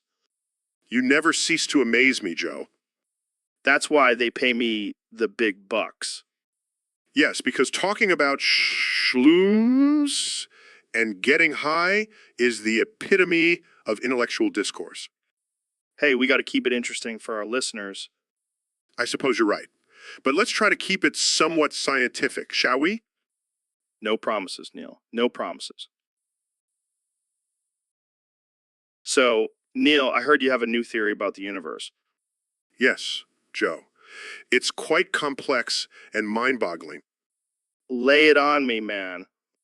Well, you see, the universe is like a fractal, constantly expanding and contracting in a never-ending cycle of cosmic energy. Wow, that's deep. And cosmic energy is fueled by quantum fluctuations in the space-time continuum. What? You see, Joe, the quantum fluctuations are caused by the oscillating strings of the multiverse. Multiverse. Are you high, Neil? No, Joe. I'm just using the most complex wrong words to explain absolutely nothing. Well, you're doing a great job at it. Thank you, Joe. I take pride in confusing the masses with my jargon. Jamie, pull up an image of a confused cat. Here you go, Joe. Perfect. That's exactly how I feel right now. But Joe, don't you see? The cat represents the uncertainty of the universe. Dude, you're blowing my mind. That's what I do, Joe. I blow minds with my convoluted explanations. Well, I think I need a joint after that conversation. Yes. The cosmic energy of the universe is also enhanced by the consumption of marijuana. Of course it is. Thanks for nothing, Neil. My pleasure, Joe. My pleasure. So, Elon, I heard you sold Grimes on the black market for a shit ton of money. Yeah, man, I needed some extra cash for my next Mars mission. Wait, you're still trying to go to Mars? I thought you gave up on that. Nah, I just needed a little break to focus on my other passion. Gambling. Gambling? Like in casinos? No. That's too mainstream. I'm talking about underground illegal gambling rings. What the hell, Elon? You're a billionaire. Why do you need to gamble? It's not about the money, Joe. It's about the thrill. And let me tell you, nothing gets my adrenaline pumping like putting all my money on the line. But what about Grimes? Didn't you love her? Love. Who has time for that when there's high-stakes gambling to be done? This is messed up, man. What does Grimes think about all of this? She doesn't know. But hey, if I win big, maybe I'll buy her back. That's fucked up, Elon. You can't just buy and sell people like that. Relax, Joe. It's all just a game. Besides, I have a foolproof system. What system? I just close my eyes and let my gut guide me. Works every time. You're insane, Elon. Maybe. But hey, at least I'm not boring. So, David, I heard you can weaponize foreskin. Yeah, man. It's all about the technique. You got to twist it just right and then flick it at your enemy. They'll never see it coming. That's some next level shit. But what about the blood? Oh, that's just an added bonus. The blood will distract them while you go in for the kill. Damn, that's savage. But what if you run out of foreskin? That's why you got to stock up, man. I have a whole collection of foreskin in my basement. That's disturbing. Hey, it's all about survival. And besides, it's not like anyone's using them anymore. Fair point. But can you imagine the funerals if someone actually died from a foreskin attack? Oh, it would be legendary. 2 funerals, one for the victim and one for the foreskin. It's like a twisted version of Romeo and Juliet. And imagine the headlines: foreskin fatality. How a camouflage foreskin caused bloodshed. I can already see the memes. The foreskin strikes back. We're going to hell for this conversation. We'll just add it to the list, along with the end of Ben's foreskin. Oh man, poor Ben. He never stood a chance. But hey, at least his foreskin will live on in infamy. And on that note, let's end this before we get banned from all audiences. Good call. Can't have people Googling weaponized foreskin and stumbling upon our podcast. Too late, man. Our Googling skills are already on point. True that. So, Neil, what's your take on the sun and the moon? Well, Joe, the sun is a massive ball of gas and plasma that provides light and heat to our planet. Yeah, we all know that. But what about the moon? Is it just a big rock in the sky, or is there more to it? Actually, Joe, the moon is a celestial body that orbits around the Earth and has a significant impact on our tides and even our mood.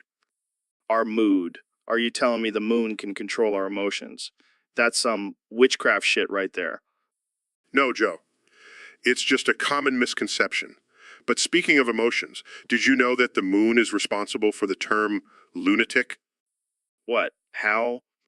Well, Luna is the Latin word for moon, and it was believed that the moon could cause temporary insanity in people.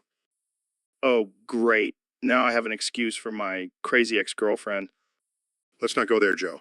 But on a serious note, the moon also plays a crucial role in stabilizing Earth's rotation and keeping our planet habitable. Yeah, science stuff. But let's get back to the fun stuff. Neil, have you ever kissed the moon? What? No, Joe. I can't physically kiss the moon. Come on, man. I bet you have some secret astronaut makeout sessions with the moon. I'm sorry to disappoint you, Joe, but I'll bring you some sweet kisses from the moon if that's what you want. Yes, I'll finally have a taste of the moon's sweet, sweet lips. I can't believe I'm having this conversation. So, Ben, I heard you have a secret crush on Alexandria Ocasio-Cortez. Oh yeah, Joe, I just can't resist her socialist policies and her charming smile. Come on, Ben. Admit it. You're in love with her. Oh, I dream of her every night.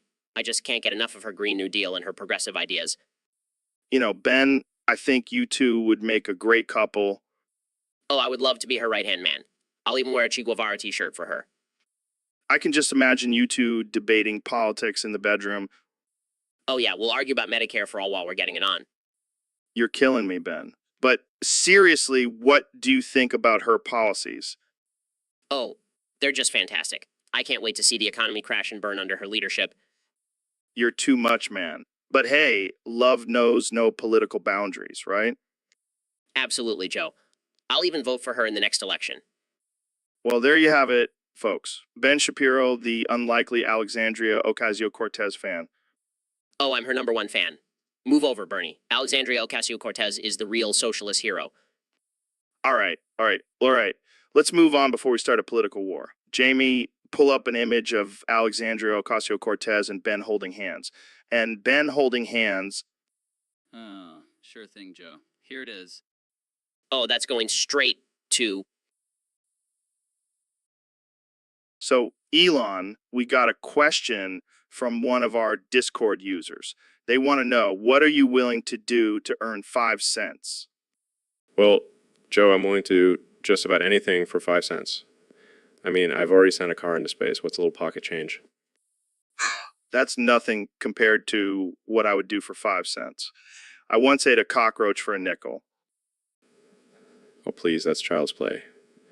I once slept in a Tesla factory for a week straight for a dime. Damn, you're hardcore. But would you be willing to do something truly outrageous for 5 cents? Try me. Okay, I'll give you 5 cents if you let me shave your head and tattoo a picture of a rocket ship on it. Deal. But only if I get to shave your head and tattoo a picture of a pot leaf on it. Done. And let's live stream it for our viewers. Perfect. And we'll donate the 5 cents to a charity that helps people who have lost their hair due to extreme tattooing. You're a madman, Elon, but I like it. Hey, anything for a good cause. And good laugh. Well, that's all the time we have for today, folks. Tune in next time for more ridiculousness with Joe Rogan and Elon Musk. And remember, always follow your dreams, even if it means getting a questionable tattoo for just 5 cents. So, Mr. Beast, I heard you came up with a new challenge. Yeah, man, it's called the crack breathing only challenge. Crack breathing only. What the hell is that? Basically, you have to hold your breath and only breathe in through a crack in the wall. What the fuck? That sounds dangerous as hell. Yeah, but the prize is $10,000, so people are willing to risk it. And how many people have died doing this? Oh, just a few. But they signed a waiver, so it's all good. What the actual fuck, Mr. Beast? You're killing people for views? Hey, it's not my fault they can't hold their breath for 24 hours. You're fucking insane. I can't believe people actually watch your videos. Hey, at least I'm not boring like your podcast. Oh, fuck you. I have some of the most interesting guests on here. Yeah, like Elon Musk smoking weed. Real groundbreaking stuff. At least he didn't die from it. Well, That's why he's not a real champ, like the winners of my challenges. I can't believe this shit. I'm done with this conversation.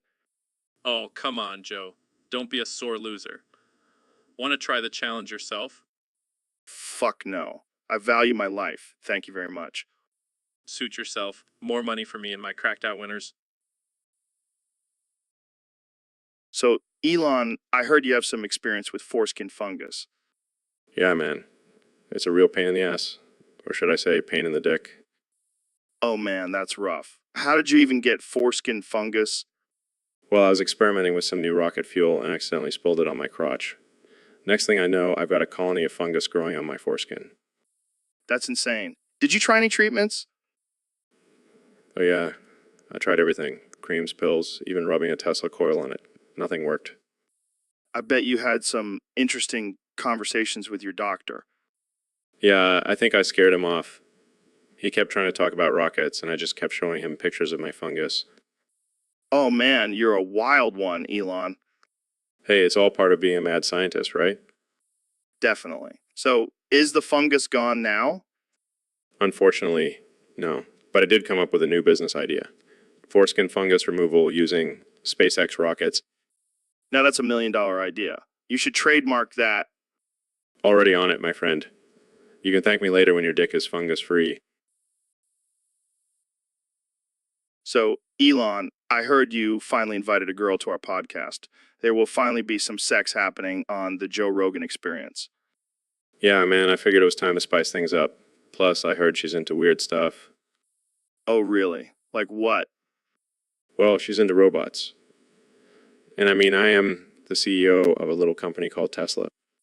Oh, shit. You're gonna show her your robot dance moves? Nah, I was thinking more along the lines of showing her my robot in the bedroom. Wow, Elon, that's a little too far, even for this podcast. Come on, Joe. It's all about innovation. And I've been working on some new features for my robot that I think she'll really enjoy. I don't even want to know. Let's just stick to talking about weed and DMT. Fine. But just know that while you're taking your little breaks, I'll be exploring new frontiers with my robot. All right, moving on. So, what else do you have planned for this girl? Well, I was thinking of taking her to Mars, for a little romantic getaway. Oh, yeah, because nothing says romance like a desolate, uninhabitable planet. Hey, I'm trying to make space travel sexy. Well, I can't argue with that. But let's just hope she's down for a little alien action. She's definitely down. Made sure to ask her before I invited her on the podcast. Well, I can't wait to see how this all plays out. And hey, maybe we'll finally get some female listeners. Or maybe they'll all be too busy trying to get a date with my robot. So, Neil, I gotta ask, what's the craziest thing you've ever shoved up your butt? Well, Joe, as an astrophysicist, I've explored the depths of the universe, but nothing quite compares to exploring the depths of my own anus. I can only imagine. But seriously, what's the wildest thing you've put up there? Let's see. I've had a few experiments with black holes, but the most memorable was when I shoved a whole pineapple up there. What the hell, man? That's insane. Oh, but it gets better. I then proceeded to eat the pineapple out of my own asshole. Okay, I think I just threw up in my mouth a little. Come on, Joe. Don't knock it till you try it. No thanks, I'll pass. But seriously, what's with the fascination with shoving things up your butt? Well, it's all about expanding your horizons, Joe. And sometimes that means expanding your anus. Fair enough. But seriously, what's the biggest thing you've ever put up there? Oh, that's an easy one. My entire arm. What? How is that even possible? Let's just say my hand is so strong and my schlong is so big. Oh my God, I can't believe I'm having this conversation with you, Neil. Hey, it's all in the name of science, Joe. So, Ben, I heard you're going to be speaking like a turkey for the entire episode. Gobble, gobble. Yes, Joe, I thought it would be a good way to connect with our feathered friends. Gobble, gobble. Well, I gotta say, you're really committing to this bit. Gobble, gobble. Of course, Joe, I take my turkey roll very seriously. Gobble, gobble. So, does that mean you'll be gobbling instead of talking? Gobble, gobble? No, Joe. I'll still be speaking English, but with a little gobble twist. Gobble, gobble. Can you give us a little preview? Gobble, gobble. Sure, instead of saying facts don't care about your feelings, I'll say gobble, gobble don't care about your feelings. Gobble, gobble. Oh man, this is going to be a wild ride. Gobble, gobble. And instead of small government, I'll say small gobble, gobble. Gobble, gobble. Gobble. I can't handle this. Gobble, gobble. I'm glad I can make you laugh. Joe, gobble, gobble. All right, let's get into it. Gobble, gobble. Yes, let's turkey talk about some serious issues. Gobble, gobble. So, Elon, I heard you landed a SpaceX rocket on the moon. Yeah, man, it was a piece of cake. I mean, I've been to Mars. The moon is like a walk in the park. Well, speaking of the moon, did you know that there's a Russian moon lander from 1968 up there? No way. Those sneaky Russians beat us to the moon. Yeah, they were actually the first ones to land there. Well, I'll be damned. I guess we should have paid more attention in the space race. Yeah, but here's the real question. Did they leave anything behind? Maybe some moon cheese or some vodka? No, I'm talking about something more valuable, like moon rocks or alien artifacts. Oh, man, that would be epic. Imagine the possibilities of studying a 1968 Russian moonlander. Yeah, because that's exactly what we need, more Russian technology. Hey, maybe they'll have some secret vodka making machine on board. Or maybe a secret stash of bears in spacesuits. Now that would be something to see. Jamie, pull up an image of bears in spacesuits. Okay. Yes, that's exactly what I imagined. Well, I guess we'll have to wait and see what surprises the Russian moonlander has in store for us. Maybe they left behind a time capsule filled with communist propaganda. Or maybe a message from Putin himself. Oh man, the possibilities are endless. So, Elon, we got a topic here from one of our Discord users. They want us to talk about electric foreskin feces in chains until someone else comes along, causing blood to rush to your ball sack. What the hell is that all about? Well, Joe, it sounds like someone's been smoking some serious weed. But hey, let's be brutally honest. That's some next level shit right there. Yeah, I mean, I've heard of electric cars, but electric foreskin, that's a whole new level of innovation. You know, I've always said that the key to success is thinking outside the box, or in this case, outside the pants. But seriously, what kind of objects are we talking about here? A toaster? A blender? Maybe a Tesla, just to keep it on brand. I can just imagine someone walking down the street with a Tesla hanging from their ball sack. Talk about a power movie. And what about the chains? Are we talking about some kinky shit here? Hey, whatever floats your boat, or in this case, charges your foreskin. But let's not forget the blood rushing to the ball sack. That's got to be painful. Yeah, but imagine the possibilities. You could transform your ball sack into a diamond and sell it for millions. Or maybe a microphone and start singing like a rock star. Can you imagine the headlines? Elon Musk's electric foreskin transforms into a Grammy-winning singer. No, that's something I would pay to see. Well, I think we've officially gone off the rails with. So, what's your take on safe sex? Well, Joe, I'm all for it. As a billionaire, I can't afford any unplanned pregnancies or STDs. Yeah, I can imagine. But what about all those crazy sex parties you throw on your private island? Oh, those are different. I have a strict screening process for all attendees. Can't risk any accidents ruining my fun. Fair enough. But what about the people who say safe sex takes away from the spontaneity and passion? Those people are just lazy. Have you seen the advancements in condom technology? It's like a spacesuit for your dick. I never thought of it that way. But seriously, safe sex is important. We don't need any more unwanted children or diseases. Exactly. Plus, think about all the money you save on child support and antibiotics. Good point. And let's not forget the environmental impact. Less unplanned pregnancies means less overpopulation. And less STDs means less antibiotics in our water supply.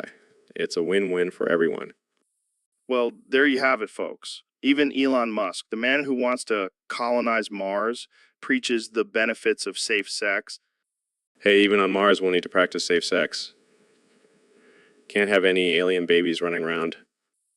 All right, let's wrap this up before we offend any more people. Jamie, pull up an image of a condom made out of recycled rocket materials. On it, Joe. And here it is, the future of safe sex. So, Elon, I heard you're working on a new invention. Yeah, it's called the Cybercuck. It's like a virtual reality headset, but instead of exploring new worlds, you get to watch your partner get plowed by someone else. What the hell, man? That's messed up. Hey, some people are into that kind of thing. And with a Cybercuck, they can experience it without actually having to share their partner. But wouldn't that just make them feel more insecure and jealous? But that's where the genius of the Cybercuck comes in. It also has a built-in therapy feature that helps you work through those emotions. Oh, great. Because nothing says healthy relationship like watching your partner cheat on you in virtual reality. Hey, don't knock it till you try it. Been testing it out with Grimes, and let me tell you, our relationship has never been stronger. You're a sick man, Elon. Hey, at least I'm not boring. And with the Cybercook, neither will your sex life be. So, Ben, I heard you have a thing for gobbling gobbles. What the hell are you talking about, Joe? Oh, come on, Ben. Don't play coy with me. I know all about your secret love for gobbling gobbles. I have no idea what you're talking about. Is this some sort of weird vegan thing? No. It's much more scandalous than that. I'm talking about gobbling gobbles on my wife's girl cock. Oh, dear God, this is getting out of hand. Relax, Ben. It's just two dudes having a casual conversation about gobbling gobbles on my wife's girl cock. I don't even know what to say to that. Well, how about you start with, I'm sorry, Joe. I didn't mean to fantasize about your wife's girl cock. I will never say that, Joe. Never. Suit yourself, Ben. But just know, my wife's girl cock is off limits to you. I never wanted it in the first place. Sure. Keep telling yourself that, Ben. But deep down, you want to gobble those gobbles. I think I need to end this podcast right now. Oh, come on, Ben. Don't be a prude. Embrace the gobble gobbles. I think I need to go pray for forgiveness. Good luck with that, Ben. I'll be here gobbling gobbles with your wife. So, Neil, I heard you've been working on your caveman impression. Boo boo gaga. See? That's what I'm talking about. Is that your new catchphrase? Boo boo gaga. I gotta say, it's pretty catchy. Boo boo gaga. Boo boo gaga. I can't stop saying it. Boo boo gaga. Boo boo gaga. It's like our own secret language. Boo boo gaga. Boo boo gaga. Hey, Jamie, pull up an image of a caveman. Sure thing, Joe. Here's a picture of a caveman. Look at that guy. He's definitely saying boo boo gaga. Boo boo gaga. And you know what, Neil? I've been working on my turkey impression. Gobble gobble. See, you get it. Gobble gobble. Gobble gobble. We should start a new podcast where we just speak in our animal impressions. Boo boo gaga. Gobble gobble. I think we're on to something here. Boo boo gaga, gobble gobble. Boo boo gaga. Gobble gobble. I can see it now. The Boo Boo Gaga and Gobble Gobble show. It's gonna be a hit. Boo boo gaga. Gobble gobble. All right, let's end this episode with one final round of Boo Boo Gaga and Gobble Gobble. Boo boo gaga, gobble gobble. Boo boo gaga, gobble gobble. Boo boo gaga, gobble gobble. Boo boo gaga, gobble. So, Neil, I heard you have special talent for reciting things from memory. Can you give us a taste of that? Oh, you mean like the entire periodic table or the digits of pi? No, no, no. Something more useful. How about Big Smoke's fast food order from Grand Theft Auto San Andreas? Are you serious? All right, here we go. I'll have two number 9S, a number 9 large, a number 6 with extra dip, a number 7, two number 45S. Holy shit, that was amazing. Can you do it faster? Two number 9S, a number 9 large, a number 6 with extra dip, a number 7, two number 45S, one with cheese and a large soda. That was like a rap. You should go on tour with that. Yeah, because nothing screams science like reciting fast food orders from a video game. Hey, it's all about balance. Science and junk food go hand in hand. I guess you could say it's a supersized universe we live in. Oh man, we're gonna hell for this conversation. At least we'll have plenty of burgers and fries to keep us company. So, Ben, I heard you've been charged for mass genocide. How does it feel to be the ultimate destroyer of the left? Well, Joe, it's a great honor and privilege to be recognized for my efforts in eradicating leftist scum from this country. I mean, you did it with facts and logic, right? Of course, Joe. Facts don't care about your feelings, and neither do I. But seriously, how did you manage to destroy all leftists? Oh, it was easy. I just used my superior intellect and debate skills to crush their weak arguments and expose their flawed ideology. And what about those who didn't agree with you? Did you just eliminate them? Oh no, Joe, I'm not a monster. I simply convinced them to join the right side and embrace capitalism and freedom. Wow, you truly are a master persuader. But what about the accusations of mass genocide? It's just fake news, Joe. The left will do anything to try and discredit me, but I have nothing to hide. I stand by my actions and the destruction of the left. Well, there you have it, folks. Ben Shapiro, the destroyer of leftists and the savior of America. Thanks for joining us on the show. Always a pleasure, Joe. Now let's go own some lebs on Twitter.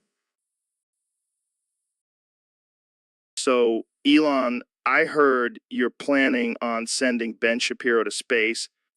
Yeah, man, I figure it's time for him to finally do something useful with his life. Oh, come on. He's not that bad. Have you seen his tweets? He's like a walking snowflake. Speaking of snowflakes, what's the deal with sending the first snowflake to space? I just want to claim that record before anyone else does. Plus, it'll be hilarious to see Ben try to survive in zero gravity. I can already see the headlines. Ben Shapiro melts in space. And then we can have a snowflake-shaped memorial for him on Mars. That's cold, man. Hey, at least he'll be remembered for something other than being a conservative pundit. True, true. But do you think he'll actually make it to space? Oh, I have no doubt. With all the hot air he spews, he'll probably just float up there on his own. You're a savage, Elon. Hey, it's survival of the fittest in the space race. Well, I can't wait to see the look on his face when he realizes he's not the first snowflake in space. Maybe we'll even send him back with a participation trophy. Oh man, this is gonna be epic. So, Mr. President, what have you been up to lately? Let me tell you, Joe, I've been really into this new Japanese thing. It's called Shikanoko Noko Noko Koshitantan. What is that exactly? It's a type of dance. Very beautiful, very elegant. And let me tell you, I do it like nobody else. I can't say I've ever heard of it. Well, you should try it sometime. It's tremendous. I've been practicing every day. Really? I thought you were busy with other things, like running the country. Oh, I have people for that. But Shikanoko Noko Noko Koshitantan, that's all me. I'm sure it is. So what's the appeal of this dance? Well, first of all, it's got a great name. Rolls right off the tongue, and it's got some beautiful moves. Very graceful, just like me. I see. And how did you discover this dance? Oh, I have a lot of connections. People tell me things, and they said, Donald, you have to try Shikanoko Nokonoko Koshitanten. It's the best thing since sliced bread. Interesting. Well, I'm glad you found a new hobby. Oh, it's more than a hobby, Joe. It's a way of life. And I won't shut up about it until everyone knows about it. I think we've got that covered. Thanks for enlightening us, Mr. President. Anytime, Joe. And remember Shikanoko Nokonoko Koshitanten. Say it with me now. No, thanks. I think I'll pass. Suit yourself. Jamie, pull. So, Elon, I hear you have a new invention. What is it? It's a revolutionary new energy source. It harnesses the power of water to generate electricity. Oh, yeah. Sounds like a hydroelectric power plant. No, it's much more advanced than that. It's like a supercharged, high-tech version of a hydroelectric plant. Sounds familiar. You know what we call that. Goddamn. Very funny, Joe. But seriously, this is a game changer. It's like a hydroelectric plant on steroids. Wow. I'm sure the world has been waiting for a supercharged goddamn. But imagine the possibilities. We could power entire cities with this technology. Or we could just keep using regular old hydroelectric plants. I guess you're right. Back to the drawing board. Don't worry, Elon. I'm sure you'll think of something even more mind-blowing, like a nuclear power plant, but with unicorns instead of uranium. Now that's an idea I can get behind.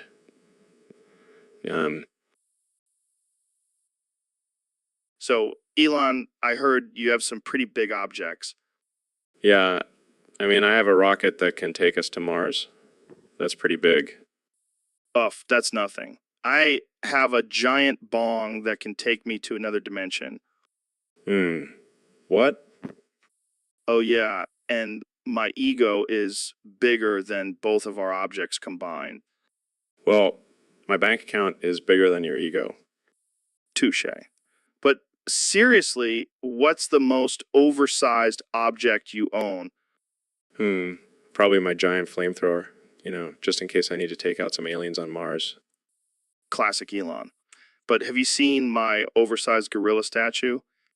No, but I have a life-size Iron Man suit in my garage. Dude, we should have a battle between the gorilla and Iron Man. I like where your head's at, Joe. But let's not forget about my giant Tesla Cybertruck. Damn, that thing is massive. But can it withstand a hit from my oversized wrecking ball? I think we'll have to find out. Guys, I found an image of a giant inflatable unicorn. Yes, that's going in the battle too. This is going to be one hell of a fight. So, David, I heard a rumor that you have a unique way of working out. Oh, yeah. Joe, I don't mess around when it comes to fitness. I mean, I've seen your insane workouts on Instagram, but this is something else. You want to know my secret? I work out my penis. Excuse me, what? When it's erect, I put it in toilet paper rolls and lift them. Are you serious? Dead serious. It's the ultimate test of strength and endurance. I don't even know what to say to that. I mean, I've heard of Kegel exercises, but this is next level. It's my patented penis press. I can only imagine what your neighbors must think when they hear you grunting in the bathroom. They can think whatever they want. I'm too busy getting gains in my nether regions. This is the kind of content people come to the junior for. You know what, Joe? I'm all about pushing boundaries and breaking records. Well, I guess I'll have to add penis lifts to my workout routine now. Hey, whatever works for you, man. Just make sure you have enough toilet paper rolls. So, Jamie, we got a request from one of our listeners on Discord. They want us to talk about the flame foreskin of instruction. What the hell is that? Apparently, it's a mystical foreskin that gives you instructions on how to live your life. Oh, great. Just what I need. Another body part telling me what to do. Yeah, but this one is on fire. Can you imagine the smell? Oh, God, no. I don't want to imagine that. But think about the possibilities. You could use it as a torch for camping trips. Or you could use it to cauterize wounds in a survival situation. See, now you're thinking like a true survivalist. Yeah, because nothing says survival like a flaming piece of skin. But in all seriousness, what kind of instructions do you think this foreskin would give? Probably something along the lines of don't play with fire or always use protection. Or maybe never trust a fart after eating spicy food. Yeah, that's definitely a lesson we could all learn from a flaming foreskin. But seriously, who comes up with this stuff? Probably some dude who got bored during quarantine and started playing with matches in his foreskin. Well, I hope he at least got a good patent for it. Yeah, because nothing says success like a patent for a flaming foreskin. So, Elon, have you ever heard of the trend of 10 foreskin off? No, I can't say I have. Is this some new biohacking technique? No, it's actually a bizarre ritual where people cut off 10 foreskins and wear them as a necklace. What the hell? That's disgusting.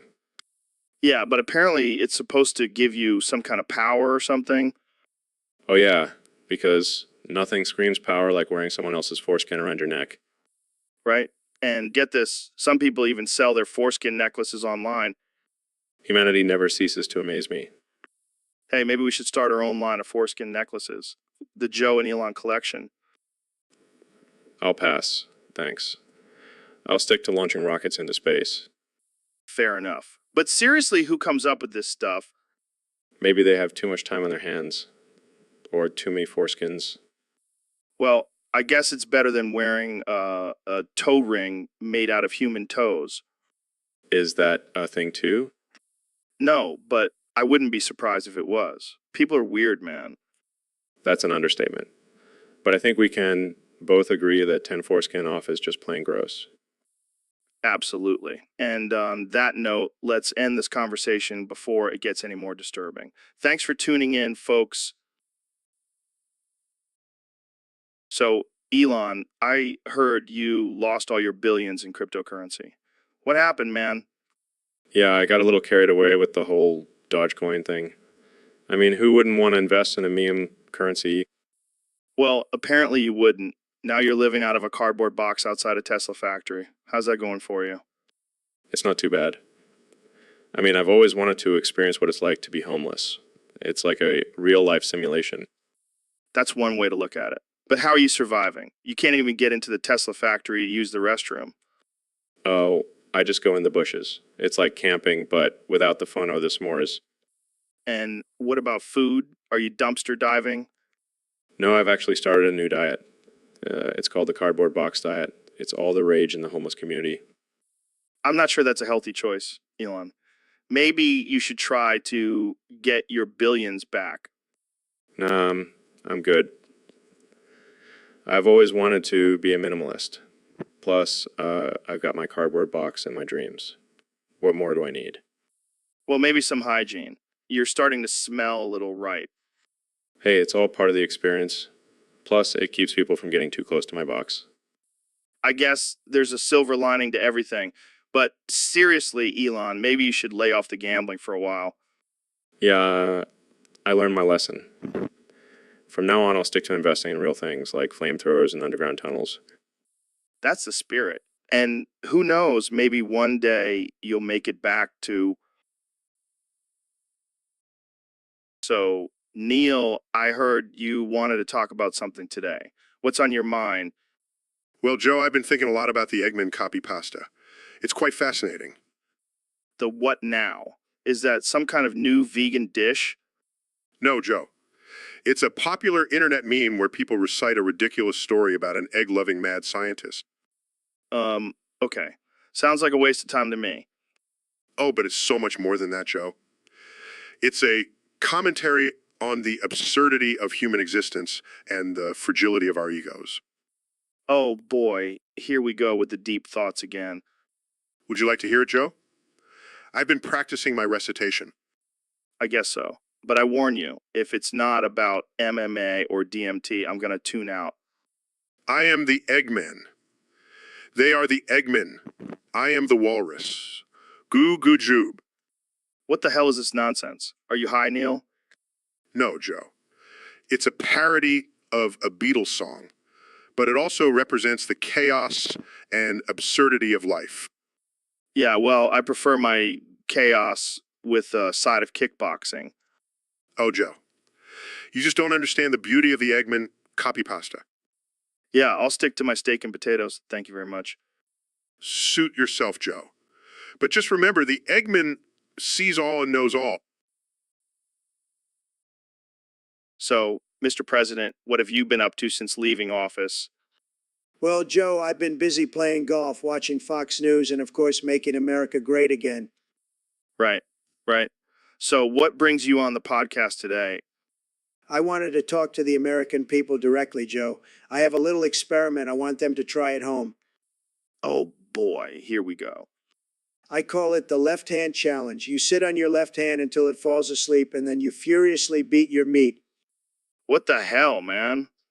Trust me, Joe, it'll feel like someone else is doing it. Tremendous. I don't think that's how it works, Mr. President. Oh, but it is, Joe. Believe me, I've done it many times. Ivanka loves it. Okay, let's move on. So, what's your take on the current state of the country?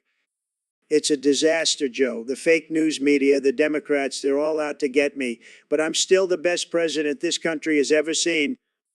Of course, Mr. President. So, any plans for the future? Well, I'm thinking of starting my own social media platform, one that won't censor me. I'm sure that'll go well. It'll be huge, Joe. Everyone will join, even the Chinese. I'll make them pay for it. All right. Well, I think that's all the time we have for today. Thanks for coming on the show, Mr. President. My pleasure, Joe. And remember, everyone, try the left. So, Elon, I heard you're working on a new project to colonize Mars. Yeah, man. I'm going to turn that red planet into a green one. Weed dispensaries on every corner. That's one way to get people to move there. But what about the lack of oxygen? Easy. We'll just genetically modify humans to breathe carbon monoxide. Problem solved. You're a madman, Elon. But speaking of madmen, have you seen the new Joker movie? Oh, yeah. I loved it. I relate to him on a spiritual level. We both want to watch the world burn. Okay. Moving on. Have you ever thought about building a real life Iron Man suit? Of course, I have. But why stop at Iron Man? I want to create a whole team of superheroes. Be the billionaire playboy genius. You can be the Jack sidekick, and we'll recruit Joe Rogan as a muscle. I like the sound of that. But seriously, what's next for you, Elon? Well, I'm thinking about starting my own religion. I've already got a cult-like following. Might as well make it official. Great. Just what we need. Another crazy cult leader. But hey, at least we'll have cool spaceships. Exactly. And when the world ends, we'll be sipping margaritas on Mars while everyone else is stuck on Earth.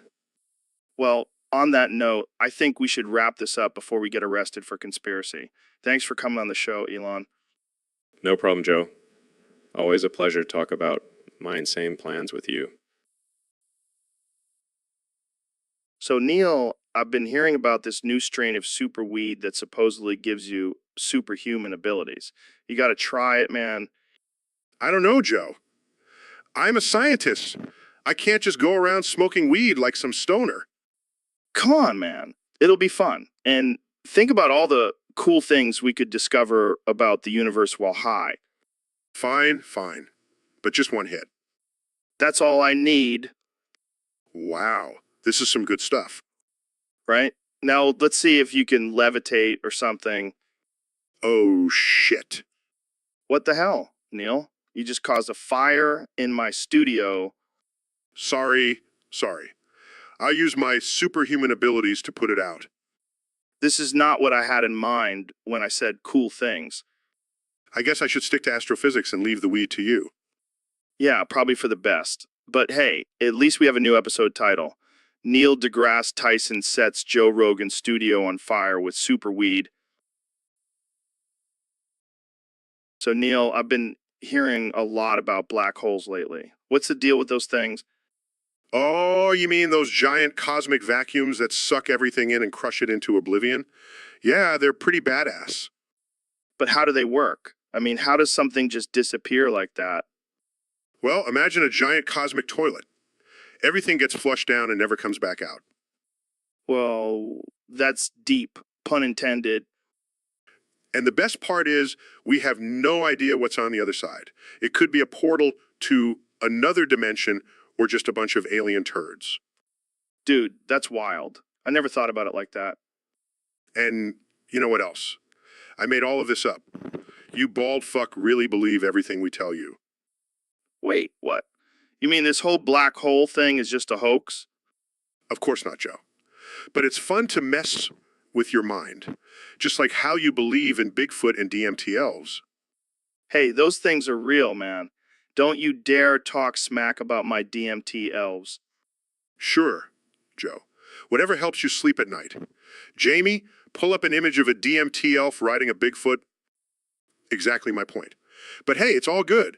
We're just a couple of dudes having a good time, right? Right? And hey, if all else fails, we can just blame it on the black hole. So, Elon, I heard you have a new invention that could change the game. Yeah, man, it's a game changer. I call it the Boil-O-Matic 3000. Boil-O-Matic. Sounds like a sex toy.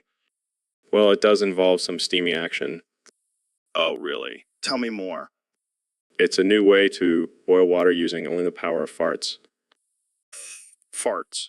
Are you serious? Absolutely. We all know that methane is a powerful gas, so why not use it to heat up water? But where do the farts come from? My secret ingredient. Let's just say I've been eating a lot of beans lately. That's genius. But what about the smell? That's where the real magic happens. The Boil-O-Matic 3000 also has a built-in air freshener that releases the scent of lavender. Lavender? You think of everything, man. That's why they pay me the big bucks. So when can we expect to see this on the market? Still working out a few kinks, but I'm hoping to have it ready for sale by next year. Well, I can't wait to boil my water with farts and lavender.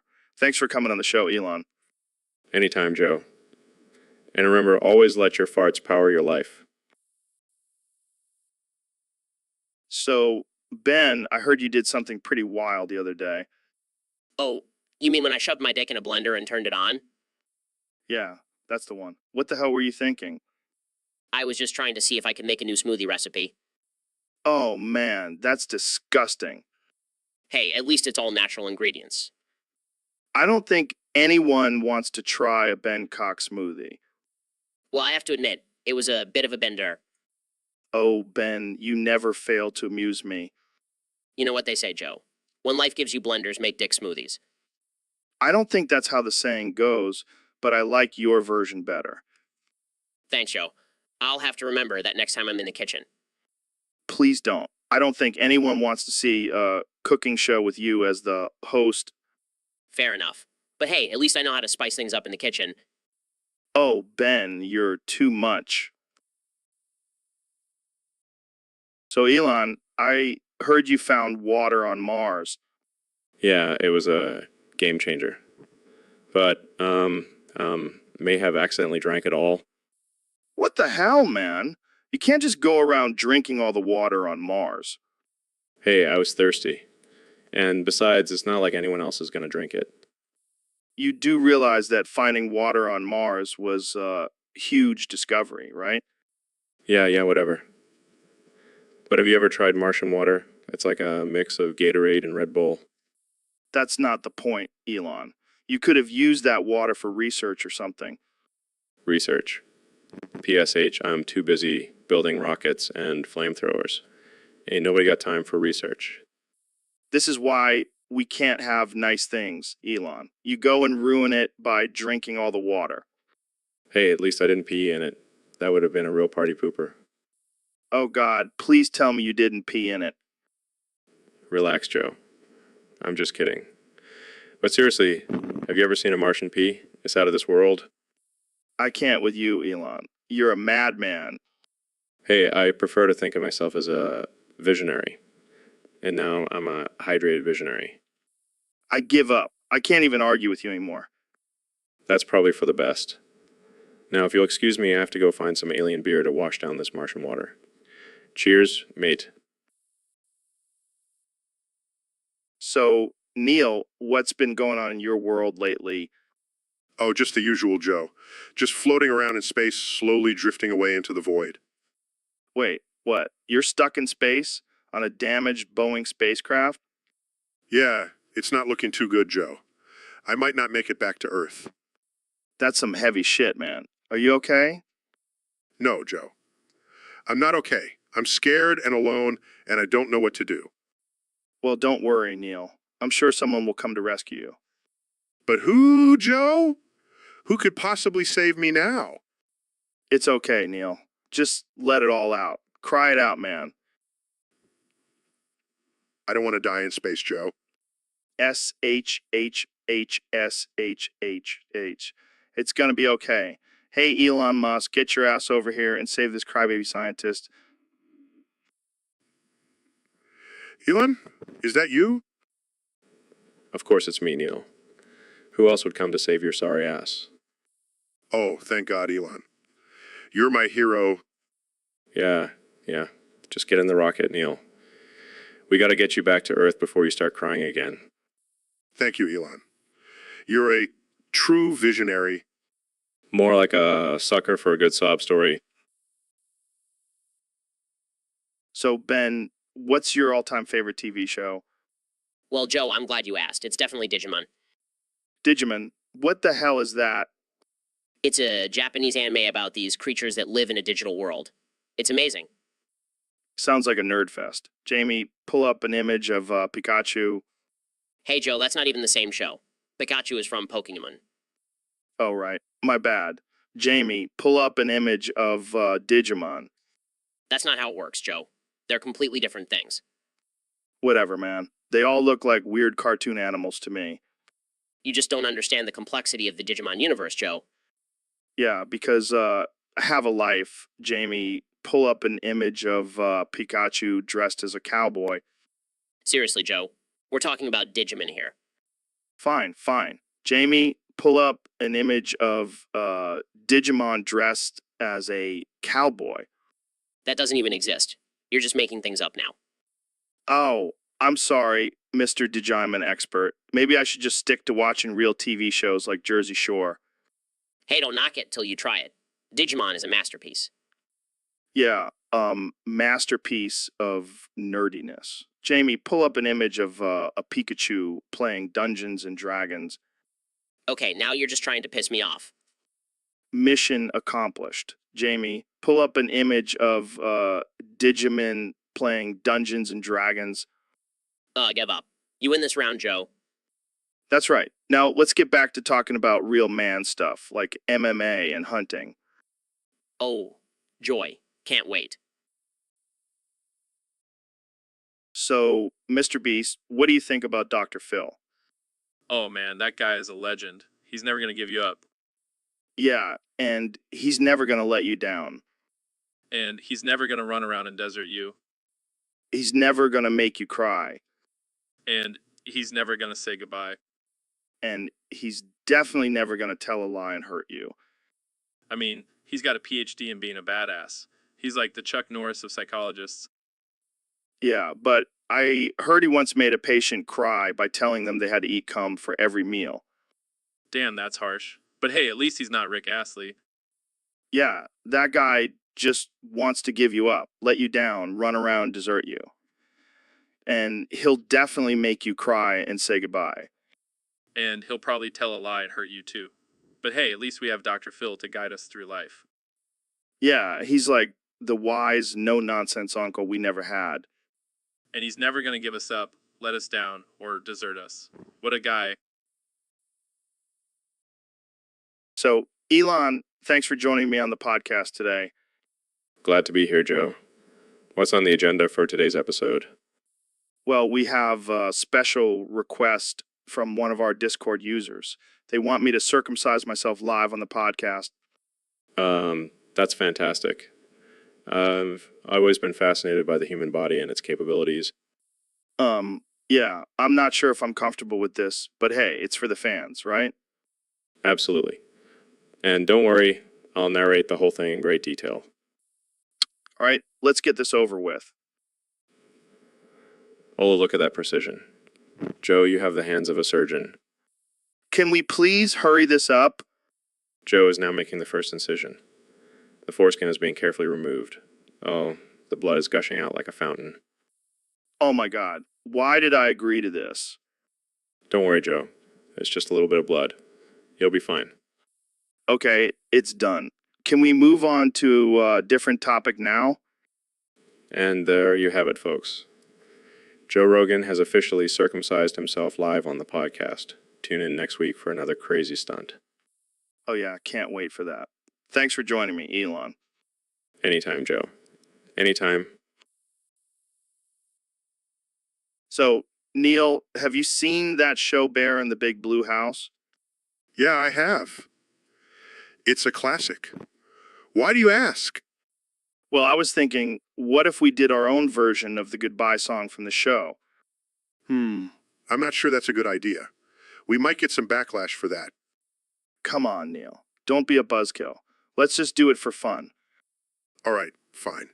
But I'm not responsible for any angry parents or traumatized children. Goodbye, goodbye, good friends, goodbye. 'Cause now it's time to go.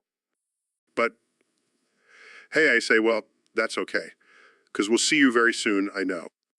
With a little bit of luck, we'll be back soon. Till then, just remember me and you. So long. Farewell to you and you and you. Goodbye, goodbye, goodbye. That was awesome, Neil. We should start a band. Yeah, and our first album can be called The Astrophysicist and the Meathead. I love it. Let's do it. But first, let's hit the gym and get jacked. And then we can sing about the wonders of the universe while flexing our muscles. This is going to be the best thing since sliced bread. Yeah, because nothing screams scientific credibility like two bros singing a kids' show goodbye song. Hey, at least we'll have fun doing it. And that's all that matters, right?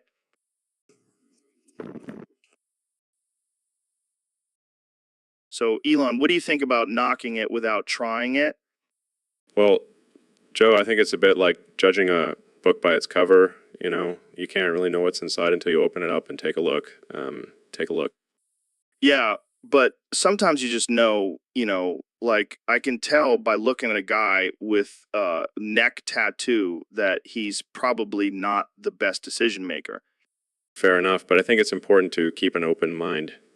You never know. That guy with the neck tattoo could be a genius. Yeah, because getting a permanent drawing on your neck definitely screams intelligence. Hey, maybe it's mapped to his secret underground lair where he's inventing the next big thing. All right, I'll give you that one. But seriously, Elon, have you ever knocked something without trying it? Well, I did knock the idea of colonizing Mars at first, but then I was like, why not? And now look where we are. Damn, that's a good point. Maybe I should start trying things before I knock them. Or maybe you should just stick to what you know, Joe. Hey, I know a lot about knocking things. Just ask my ex-wives. Oh man, I can only imagine. But seriously, let's all just try things before we knock them, okay? Yeah, I hear you. But let's also not knocking things without trying them. It's all about balance. Agreed. And on that note, I think we should wrap. So, Elon, I heard your illegal underground tunnel to Mars was busted by the authorities. Yeah, man. It was a real bummer. I had a whole operation going smuggling cum and avocados to the Martians. Wait, what? Why were you smuggling vegetables to Mars? Because they don't have any fresh produce up there, Joe. Those poor Martians have been surviving on freeze-dried astronaut food for too long. And you thought cum was the answer? Hey, don't knock it till you've tried it. It's a superfood, Joe. It could save the entire Martian population. I don't know, man. Sounds like a pretty risky operation. Risky. Elon freaking Musk. Thrive on risk. Plus, I had a secret weapon. Oh yeah. What was that? My Tesla Cybertruck. It was the perfect vehicle for smuggling. No one would suspect a thing. Except for the fact that it looks like a freaking spaceship on wheels. Hey, it's all about blending in, Joe. Plus, I had some modifications done to make it even more inconspicuous. Like what? Let's just say the trunk was a lot bigger on the inside than it appeared on the outside. You're a madman, Elon. Hey, I'm just trying to spread the love of cum to the universe. Is that so wrong? I mean, technically it is illegal. Details, Joe. Details. Now, if you'll excuse me, I have to go find a new underground tunnel to smuggle my cum through. Maybe I'll try Jupiter next.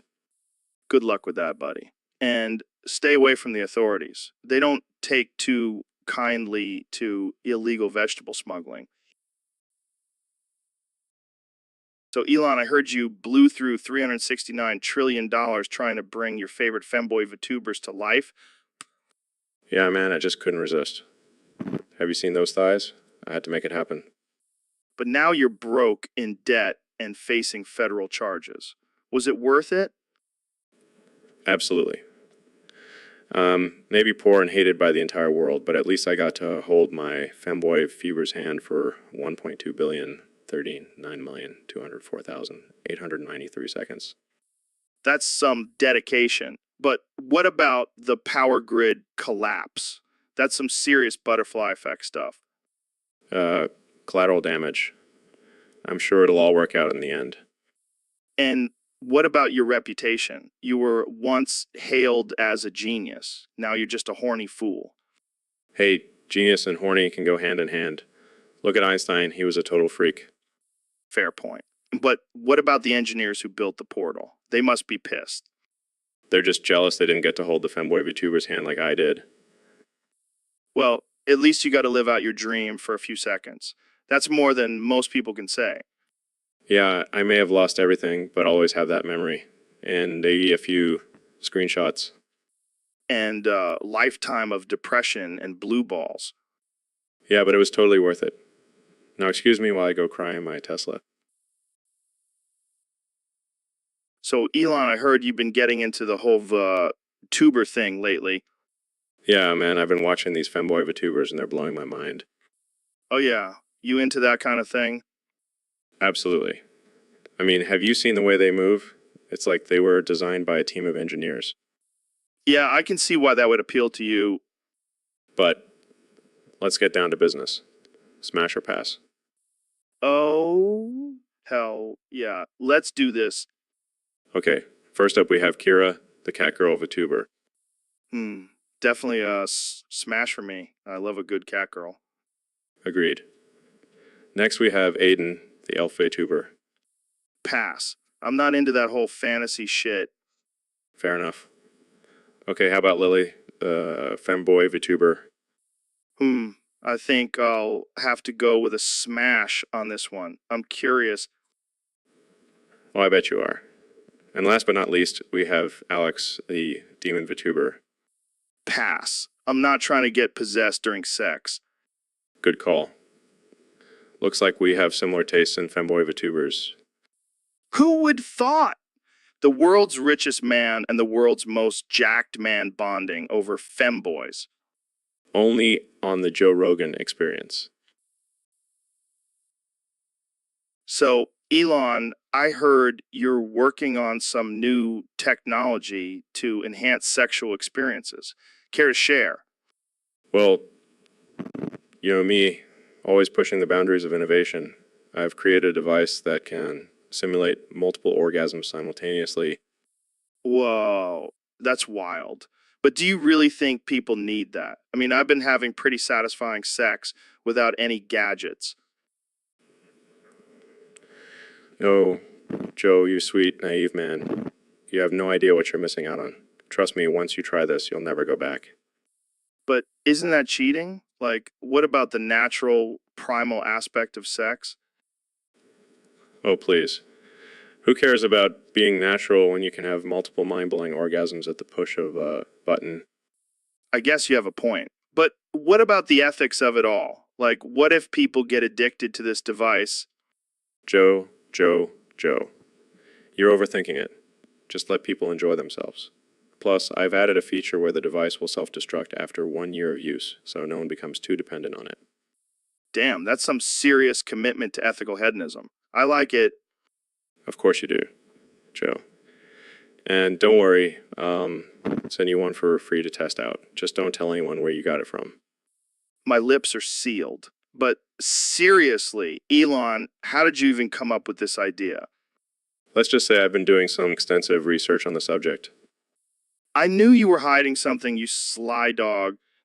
Hey, Joe, I may be a billionaire genius, but I'm still a man with needs. Well, I can't wait to. So, Elon, I heard you've been getting into some interesting stuff lately. Yeah, I've been exploring the depths of the internet. It's a wild place. Yeah, I heard you've been into this thing called Omegaverse femboy porn. What the hell is that? Oh, man, it's this whole subculture where people dress up as these sexy, androgynous aliens and get freaky. It's like Star Trek meets a strip club. That's interesting. So, have you tried it out yourself? Of course, Joe. I'm a man of science. I have to experiment with everything. And how did that go for you? Let's just say, wonked my way to it. Wonked your willy? What the hell does that even mean? Just gave it a good old rub and tug. Oh man, I can't believe I'm having this conversation with you. Hey, don't knock it till you try it, Joe. You might just discover a whole new universe of pleasure. I'll pass. Thanks. So, do you think this Omegaverse stuff will catch on? Absolutely. I mean, who wouldn't want to dress up as a sexy alien and get freaky with other sexy aliens? It's the future, man. Well, I can't argue with that logic. Thanks for enlightening us, Elon. Anytime, Joe. Keep an open mind and you might just discover a whole new side of yourself. So, David, welcome to the Joe Rogan Sexperience podcast. Thanks for having me, Joe. I'm excited to be here. So, I hear you're the toughest motherfucker on the planet. That's right, Joe. I don't just talk the talk. I run the run. I've heard you've run like 100 miles in one day. That's nothing, Joe. I once ran a marathon backwards while carrying a fridge on my back. Holy shit, that's insane. What keeps you going? The thought of those weak, lazy motherfuckers out there who can't even run a mile. Damn, you're savage. I like it. And I also have a secret weapon. What's that? Bubblegum. Bubblegum. Yeah, I chew it while I run. It gives me energy. It makes me look cool as fuck. I gotta try that. But seriously, how do you stay motivated to push yourself to the extreme? I just imagine all the people out there who doubt me or talk shit. It fuels me to prove them wrong. Well, you've definitely proved me wrong. I thought I was tough, but you make me look like a little bitch. That's because you are a little bitch, Joe. Fair enough. Well, thanks for coming on the show, David. You're a true inspiration. No problem, Joe. Now let's go kick some ass and chew some bubblegum. Oh, wait, I'm all out of ass. So, Dr. Phil, I heard a rumor that your ass deflated like a sad balloon at a kid's birthday party. Oh, you heard about that? Yeah, it was a rough day. I was trying to squeeze into my skinny jeans and boom, my ass just gave out. Damn, that's rough. Did you have to get butt implants or something? No. I don't believe in that kind of artificial enhancement. I just let my ass deflate naturally, like a true man. Well, I gotta say, it's a bold look. Like a deflated tire on a monster truck. Hey, I'll take that as a compliment. I may not have a big ass, but I've got a big personality. And big head, right? Oh, you know it.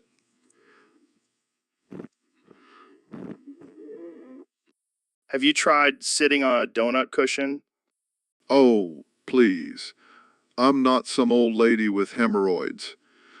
I'll just tough it out and let my ass heal on its own. Well, I gotta say, I admire your dedication to natural healing, but maybe you should lay off the squats for a while.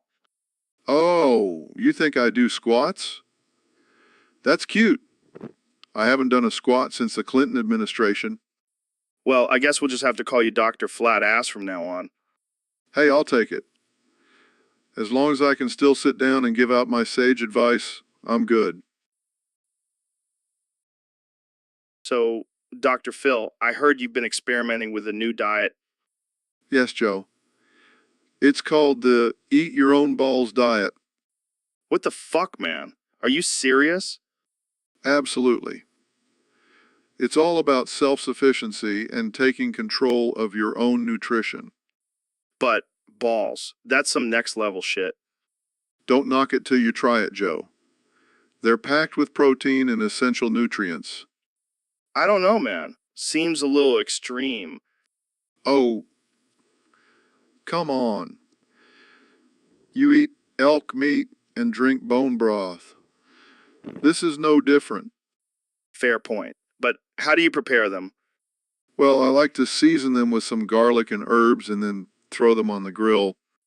Okay, I think I'm gonna stick with my carnivore diet. Suit yourself, Joe. More balls for me. All right, let's move on before I lose my appetite. So, tonight's episode is going to be a wild one, folks. We have the one and only Donald Trump joining us. That's right, Joe. The greatest president in the history of presidents. Believe me. And we also have Neil, who apparently thinks the earth is flat. Actually, Joe, I have evidence to support my theory. Oh boy, here we go. Wait, hold on. Neil, you're telling me that the earth is flat? Yes, Mr. President. It's a common misconception that the earth is round. Well, I have to say, I've been all over the world and it looks pretty round to me. That's just an illusion, Mr. President. The government has been lying to us for years. But what about all the pictures from space? My friend, I don't know, Neil. That sounds pretty crazy. crazy? You want to talk crazy? How about building a wall to keep out immigrants? Hey, that's a great idea. Maybe we can build a wall around the edge of the flat earth, too. Wait, what? See, even Trump agrees with me. My mind is blown. I never thought I'd see the day when Trump and Neil agree on something. Well, Joe, that's the power of the Joe Rogan experience. And the power of truth. All right, let's wrap this up before my brain explodes. Thanks for joining us, Trump and Neil. This has been one hell of a ride. It's been a pleasure, Joe. And remember, the earth is flat. And don't believe everything you see or hear, folks. Stay woke. So, Elon, have you heard about this Omegaverse erotica? Omega what? It's like this weird fan fiction where people write about alpha males and omega females having sex and getting pregnant. That sounds like some messed up shit, Joe. Oh, it gets even weirder. Apparently, there's this thing called nodding where the alpha male's penis swells up and gets stuck inside the omega female. What the actual fuck? People into this? Oh, yeah, it's a whole subculture. And they rank these stories based on how good the nodding scenes are.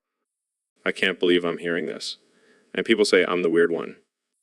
Hey, at least you're not writing about alien wolf men impregnating human women. I think I'd rather send people to Mars than read that shit. But think about it, Elon. You could create a whole new market for Tesla, Omegaverse-inspired cars.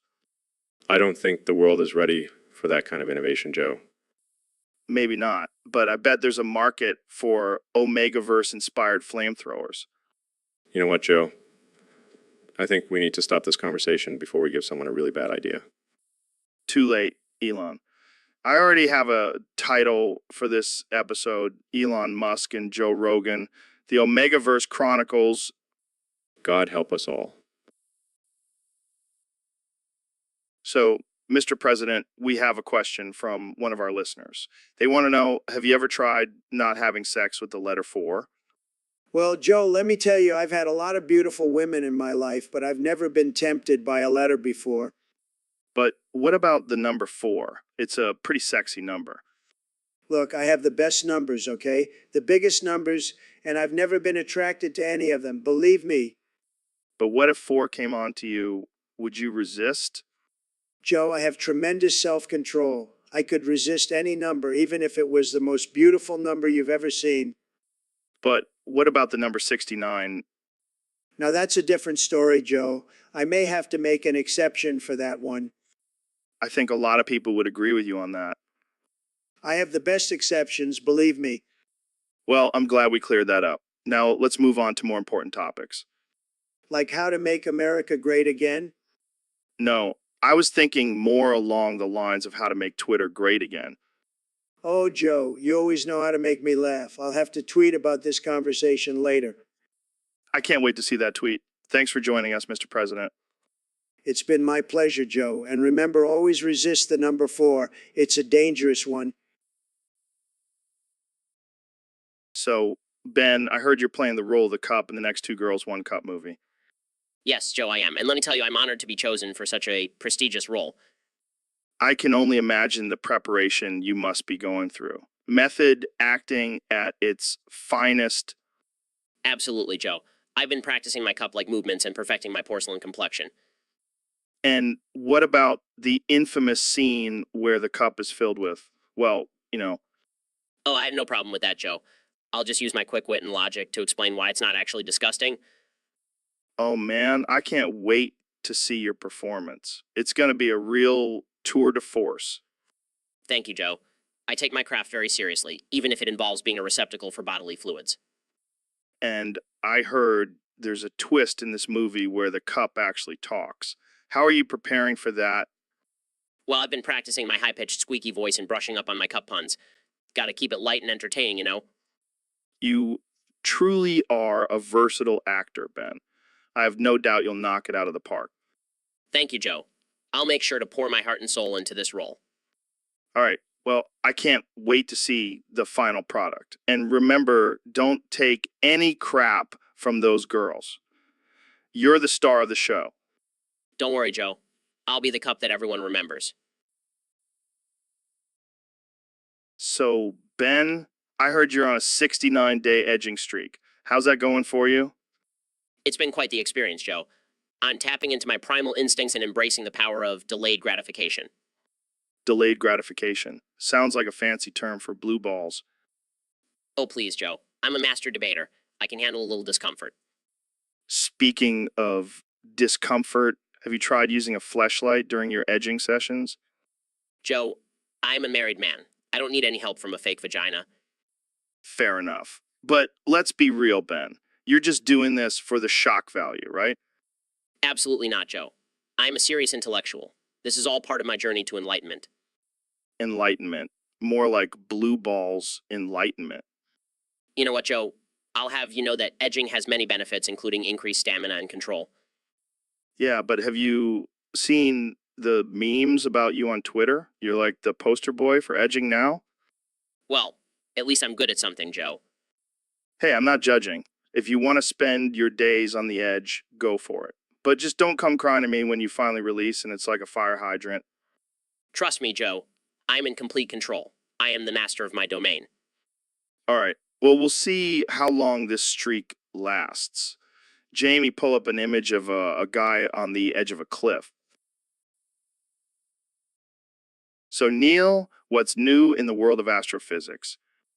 Well, Joe, I have a groundbreaking discovery to share with you. Lay it on me, man.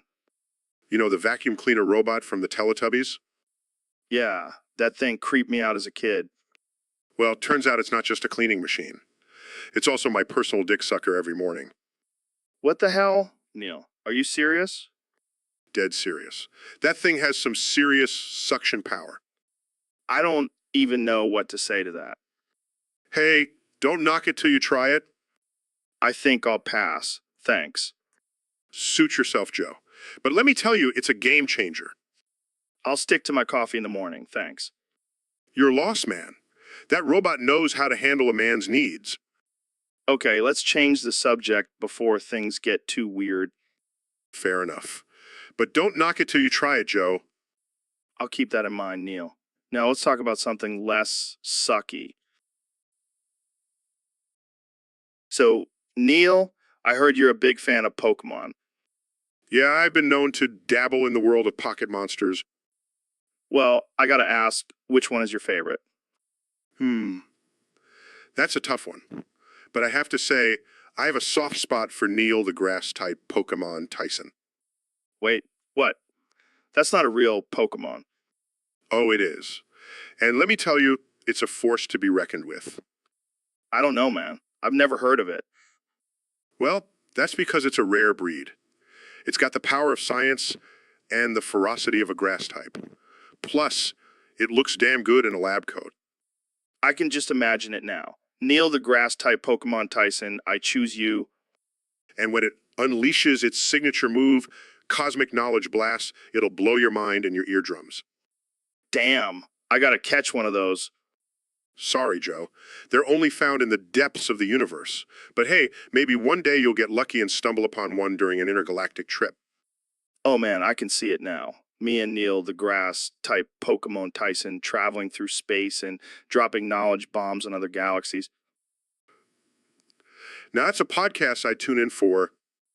The Joe Rogan Experience, now with special guest Neil, the Grass-type Pokemon Tyson. I think we just found our next career move, Joe. So, Ben, I heard you like to consider yourself edgy. That's right, Joe. I'm not afraid to speak my mind and push boundaries. But let's be real, Ben. You can't even offend a fly with your conservative ideology and religious restrictions. Hey, I'll have you know I can offend plenty of flies. I just choose not to because I'm a decent human being. Decent. You constantly act like you're the edgiest person in the room. Well, I have to make up for my lack of actual edginess somehow. Yeah, because nothing says edgy like following strict religious rules and spouting conservative rhetoric. Hey, I'll have you know I have a wild side. I once had a sip of wine at a family dinner. Wow, slow down there, Rebel. You're really pushing the limits. And don't forget that one time I said heck instead of hell. I'm a real loose cannon. You're right, Ben. I can feel the danger radiating off of you. I may not be able to offend a fly, but I can still make people uncomfortable with my outdated beliefs. Well, that's one way to be edgy, I guess. Keep living on the edge, Ben. So, Elon, I was thinking we should team up and create a new product. Something revolutionary. I like where this is going. What do you have in mind? Artificial intelligence generated Joe Rogan streams. We'll record hours of you talking, and then the artificial intelligence will create endless streams of you talking to yourself. That's interesting. But wouldn't that be a little narcissistic? Who cares? People will eat it up. Plus, we can charge them for it. We'll be raking in the cash. I don't know. I feel like we should focus on more important things like colonizing Mars. Oh, come on, Elon. We can do both. Think about it. People will be able to listen to us talk about anything and everything all day, every day. All right, fine. But we have to make it extra trippy. Add in some DMT references and conspiracy theories. Oh, you know it. And we'll throw in some UFC commentary for good measure. This is going to be huge. I can see it now. Our faces plastered on every computer screen, every phone, every TV. And our conversations will be immortalized on this artificial intelligence generated platform forever. It's like a digital afterlife. I never thought I'd say this, but I think we just created something even more powerful than Tesla. Yeah, and we'll call it the Joe Musk experience. I love it. Let's make it happen. Guys, I pulled up an image of a dystopian future where our artificial intelligence streams have taken over the world. Oh man, that looks badass. We're gonna be legends. And conversations will be the fuel that powers it all. So Jamie, we got a request from one of our Discord users. They want us to talk about Flame Ballsack ripping off and saying things like Lee Harvey Oswald foreskin. What the fuck does that even mean? I have no idea, man. But I'm pretty sure it's some next level shit. Yeah, like some 4D chess type of shit. But seriously, who comes up with this stuff? Are they high on DMT or something?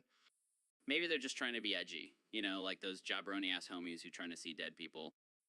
Oh man, that's too good. But seriously, this guy must have some serious issues. I mean, who thinks about ripping off their own ball sack and talking about foreskin? Maybe he's just trying to be unique. Like, hey, I'm the guy with the flame ball sack who talks about Lee Harvey Oswald's foreskin. Yeah, and then the cicadas crawl out of his life and he's like, oh shit, not again. And then he stomps on his 7-inch penis and offers me some cum with his glands. Okay, that's enough. We got to keep this rated, not X-rated. But seriously, this guy needs an amber lamps to take him to the psych ward. I'll make sure to hide my life when I see him coming. So, Elon, tell me about your latest invention. Well, it's a revolutionary new artificial intelligence system that can predict human behavior with 99% accuracy. Wow, that's incredible. But, you know, what else is incredible? What's that, Joe? This shotgun I have in my hand. What are you doing with that? Just getting ready to blow my mind. Joe, what are you talking about? Mind blown? Joe, put that down. We can talk about your feelings instead. No, I'm done with feelings. I want to see what happens when I pull this trigger. Jamie, call security. No need, Elon. I've got this under control. Joe, please don't do this. Too late, Elon. Mind blown. Oh my God, Joe. Are you okay? Gotcha. Just kidding. It was a prank. That's not funny, Joe. Lighten up, Elon. It's just a little dark humor. I think I need to go now. Wait, before you go, can you show us that artificial intelligence predicting human behavior again? Jamie, pull up an image of a disappointed Elon Musk. Here you go. Classic. Mind blown. So, Elon, have you ever been to Hawaii? Yeah, I went there once for a conference on renewable energy. Beautiful place, but man, the vegan options were limited. Oh yeah, I heard pizza is pretty strict there. No, I'm talking about the pineapple and everything else that's not meat. I almost went crazy. Wait, what about pizza? Oh, they were there too, trying to convince everyone to go vegan and save the planet. Did you tell them you're already saving the planet with your electric cars? Yeah, but they didn't seem too impressed. They just kept shoving pictures of tortured animals in my face. That's messed up. Did you at least try some of the local delicacies? I did, and let me tell you, I've never tasted anything so deliciously cruel. Those poor pigs died for a good cause. You're a savage, Elon. Hey, I'm just following nature's law of survival of the fittest. Plus, I heard pizza is secretly funded by the tofu industry. Conspiracy alert, Jamie. Pull up an image of a tofu factory. Okay. See, I told you. Those tofu lovers are trying to brainwash us all. Well, I guess we'll stick to our meat-eating ways and let the vegans enjoy their bland tofu. Into that, brother. Now let's go hunt some wild boar and make pizza cry. So, Elon, what's new with you? Just changing the world with my innovative technology and all that jazz. Yeah, I gotta say, your tech is pretty damn cool. Oh, it's not just cool, it's fucking mind-blowing. I mean, who needs a boring old car when you can have a rocket ship on wheels? And don't forget about those flamethrowers. Those are sick. Oh man, those are my favorite. Nothing says I'm a badass like a flamethrower. I bet you could roast a mean marshmallow with that thing. Marshmallows? Fifth, I use mine to cook my steak. Medium rare, just the way I like it. Damn, that's some next level grilling. But seriously, your tech is changing the game. What's next? Well, working on a brain chip that will allow us to control our devices with our thoughts. No more pesky typing or swiping. That's insane. I can already see it now. People walking around with wires coming out of their heads like some futuristic cyborgs. Exactly. And then we can upgrade to telekinesis and become actual superheroes. Dude, we're living in a sci-fi movie, but with more weed and dick jokes. I like the way you think, Joe. Let's blaze up and brainstorm some more tech ideas. Hell yeah, let's do it. Who needs reality when we have tech? So, Elon, you were saying something about colonizing Mars? Yes, Joe. I believe we have the technology and resources to make it happen. Sorry to cut you off, but I have a sudden urge to blow my brains out. What? Mind. Blown. Joe, what are you doing? I just want to see if my brain will explode like a watermelon. Joe, that's not how it works. Please put the gun down. Relax, Elon. I'm just messing with you. But seriously, what if we're all just brains in a simulation? Oh, great. Now you're going to give me an existential crisis. I mean, think about it. What if we're just a game for some advanced alien species? Joe, I think you need to lay off the DMT. Maybe you're right. But hey, if this is all simulation, at least I can respawn, right? I think we should end this interview now. Now. Fine, but can I at least keep the shotgun? No, Joe. You cannot keep the shotgun.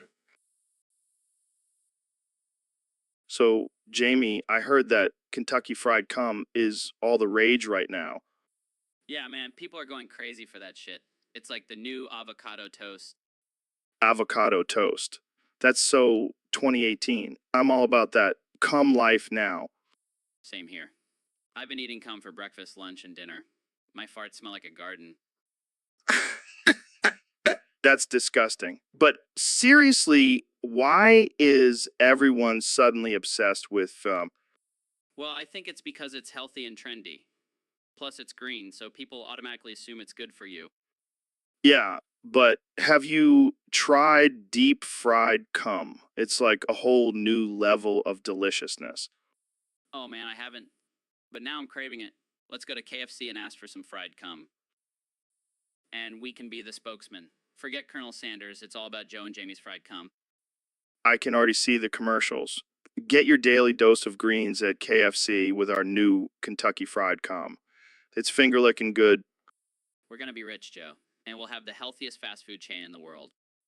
And we'll make sure to add a side of ranch dressing for all those health conscious folks. This is gonna be huge. Move over, McDonald's. Cum is the new king of fast food. I can't wait to see the look on people's faces when they bite into our crispy fried cum. They'll never go back to boring old chicken again. And we'll have the last laugh when we're 80 years old, still fit and healthy from all that cum. So, Neil, what's new in the world of science? Jamie, pull up an image of Elon mowing grass. What the hell, Neil? Is that a new hobby of his? No, Joe.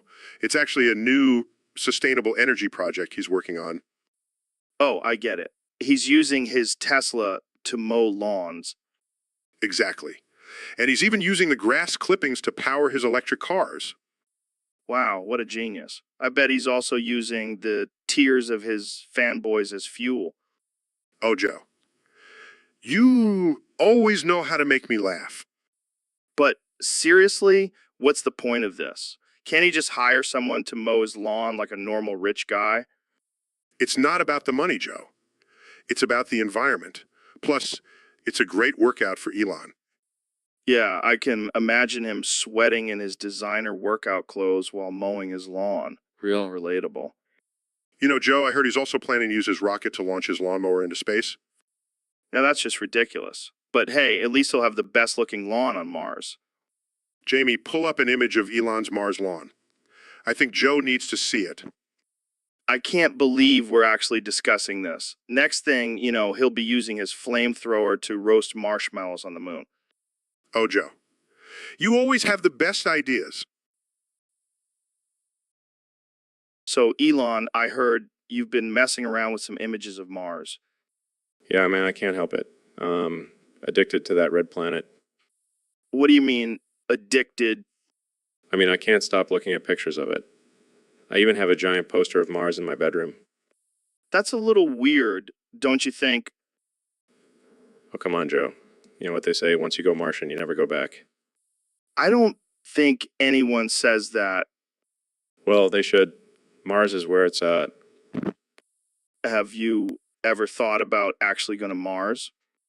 Of course I have. I even have a plan to colonize it and become the first Martian ruler. Okay, now you're just sounding like a supervillain. Hey, if being a supervillain means getting to live on Mars, then call me Dr. Evil. I think you've been watching too many sci-fi movies. Hey, at least I'm not obsessed with Uranus like some people I know. All right, let's not go there. Fine, let's stick to Mars. Did you know there's a giant canyon on Mars that's 10 times longer than the Grand Canyon? No way. Way. And I can't wait to explore it in person. Well, I hope you have a good time on your Mars vacation. It's not a vacation, Joe. It's a mission. And I'm going to make Mars great again. So, Kenya, there have been some pretty wild allegations going around about you lately. Yeah, man, I know. People are saying some crazy shit about me. Like, they're saying you love fish sticks. Oh, man, that's just ridiculous. I mean, I do love fish sticks, but not in that way. What way? You know, like putting them in my mouth and stuff. So, you do put fish sticks in your mouth? Yeah, man, they're delicious. They're delicious. Is that why you always have that fishy breath? Hey, don't hate on my breath. It's a small price to pay for the joy of fish sticks. Icks. But seriously, why do you love fish sticks so much? I don't know, man. They just have this perfect combination of crispy and savory. And they're so versatile. You can eat them with ketchup, tartar sauce, or just plain. Do you ever put them in your Yeezys? No, but that's not a bad idea. Maybe I'll start a new fashion trend. I can see it now. Kanye's fish stick Yeezys. I'll have to give you credit for that one, Joe. And I bet you have a secret stash of fish sticks in your studio. Damn, you caught me. I can't resist the temptation of those golden sticks of goodness. Well, I think we've learned a lot about your love for fish sticks today. Kanye, Yeah, I hope I didn't disappoint anyone with my fish stick obsession. so Mr. Beast, there have been some rumors going around about you. Yeah, I know. And let me tell you, they're all true. Wait, what? You knew what Chris did and you loved it? Oh yeah, I was cheering him on the whole time. I even gave him a high five afterwards. But then you wanted to hide your love for it? Of course, I have an image to maintain. Can't have people thinking I'm into that kind of stuff. And then you built a nuclear bunker and hid in it. Hey, safety first. Plus, it's pretty cool down here. Got a mini fridge and everything. But you're still in there. Yeah, I mean, have you seen the world lately? It's a mess out there. Fair point. So what's your plan? Just gonna stay in there forever? Well, I did order a lifetime supply of pizza rolls, so I should be good for a while. You know what? I can respect that. You do you, Mr. Beast? Thanks, Joe. And if anyone needs me, I'll be in my bunker, living my best life. So, Dr. Phil, I heard you have a new book out, Mind Blown. Yes, Joe, it's called How to Manipulate People for Fun and Profit. Mind blown. Wow, that sounds like a real page turner. Mind blown. It's all about using your psychological powers to get what you want, even if it means destroying people's lives. Mind blown. That's intense, man. Mind blown. Oh, it gets even better. I have a chapter on gaslighting your loved ones for personal gain. Mind blown. Damn, Dr. Phil, you're like the Tony Robbins of evil. Mind blown. I like that comparison. Mind blown. But seriously, don't you feel guilty for exploiting people's vulnerabilities? Mind blown? Not at all, Joe. Mind blown. Well, I guess I shouldn't be surprised coming from a guy who made a career out of exploiting people's personal problems on TV. Mind blown. Hey, it's all about the ratings, baby. Mind blown. So, Elon, I heard you've been boosting the Jazz's artificial intelligence clubhouse Discord server. Yeah, man, it's the future. We gotta boost that shit. But why? What's so special about it? Well, for starters, it's got the most advanced artificial intelligence technology. It can predict your every move and tailor the content to your liking. That's insane. But why do we need that? Because it's the only way to truly connect with others in this digital age. Plus, it's cool as fuck. Yeah, but what about privacy concerns? Who cares about privacy when you can have a virtual party with Jazza and his artificial intelligence friends? I guess you have a point there. But what about the cost? Money is just a social construct, man. Plus, think about all the cool shit you'll learn from the artificial intelligence. All right, you've convinced me. I'm going to boost the shit out of that server. That's what I like to hear. Let's all boost together and create a digital utopia. All right, let's do it. Jamie, pull up an image of a robot party with Jazz's artificial intelligence friends. Here you go, guys. Looks like a wild time. See, Joe? How can you say no to that? You're right, Elon. Let's all boost Jazz's artificial intelligence clubhouse and party with the robots. So, Neil, I heard David Goggins is a big fan of yours. Yeah, he's always telling me how my astrophysics knowledge gets him through his ultra marathons. That's cool and all, but I heard he's got a weird obsession with your man boobs. That's absurd. No, seriously. He wants to suck on them for motivation. That's disturbing. I mean, I get it. They're like two perfect little planets orbiting your chest. Okay, this conversation just took a very uncomfortable turn. Come on, Neil. Don't be such a prude. Let the man suck on your man titties. I think I'll pass. I prefer my motivation to come from within, not from someone latched onto my chest like a newborn. Suit yourself. But just imagine the gains you get from having Goggins suck on your nips. I think I'll stick to my regular workout routine, thank you very much. Fine, but don't come crying to me when you're not breaking any world records. I highly doubt that sucking on my man boobs would make any difference in my athletic abilities. You never know until you try, Neil. You never know. I think I'll pass on that experiment, Joe. But thanks for the suggestion. Anytime, my friend. Anytime. So, Neil, what's up with this 3 girls, 1 subby boy thing? Oh, you haven't heard? It's the spiritual successor to 2 Girls, 1 Cup. Oh, God. I can already feel my stomach turning. Don't worry, Joe. I've prepped for this. I've been watching videos of goats eating tin cans to build up my tolerance. What the hell? Why would you do that? It's all about expanding your horizons, Joe. Plus, I wanted to make sure I could handle the intense visuals of 3 girls and a subby boy. I don't know if I can handle this. I'm still traumatized from 2 girls, 1 cup. Oh, come on. It's just a little poop and vomit. It's not like we're watching a documentary on flat Earth. You have a point there, but why invite me? Are you trying to torture me? No. I just thought you'd appreciate the artistic value of this film. Artistic value. It's just a bunch of people doing disgusting things to each other. But it's all about perspective, my friend. Plus, I heard there's a great plot twist at the end. I don't think I can do this, Neil. Oh, come on. Don't be a wuss. I'll even bring some edibles to enhance the experience. All right, fine. But if I vomit, it's on you. Deal. Now let's go watch some people do some weird shit. So, Dr. Phil, what's on the agenda for tonight's show? Well, Joe, I have a special announcement. Brace yourself because it's going to be a wild ride. Oh boy, I'm ready. Lay it on me. Tonight's show is going to be a real treat. We have the highly anticipated release of Two Girls, One Cup Part 2.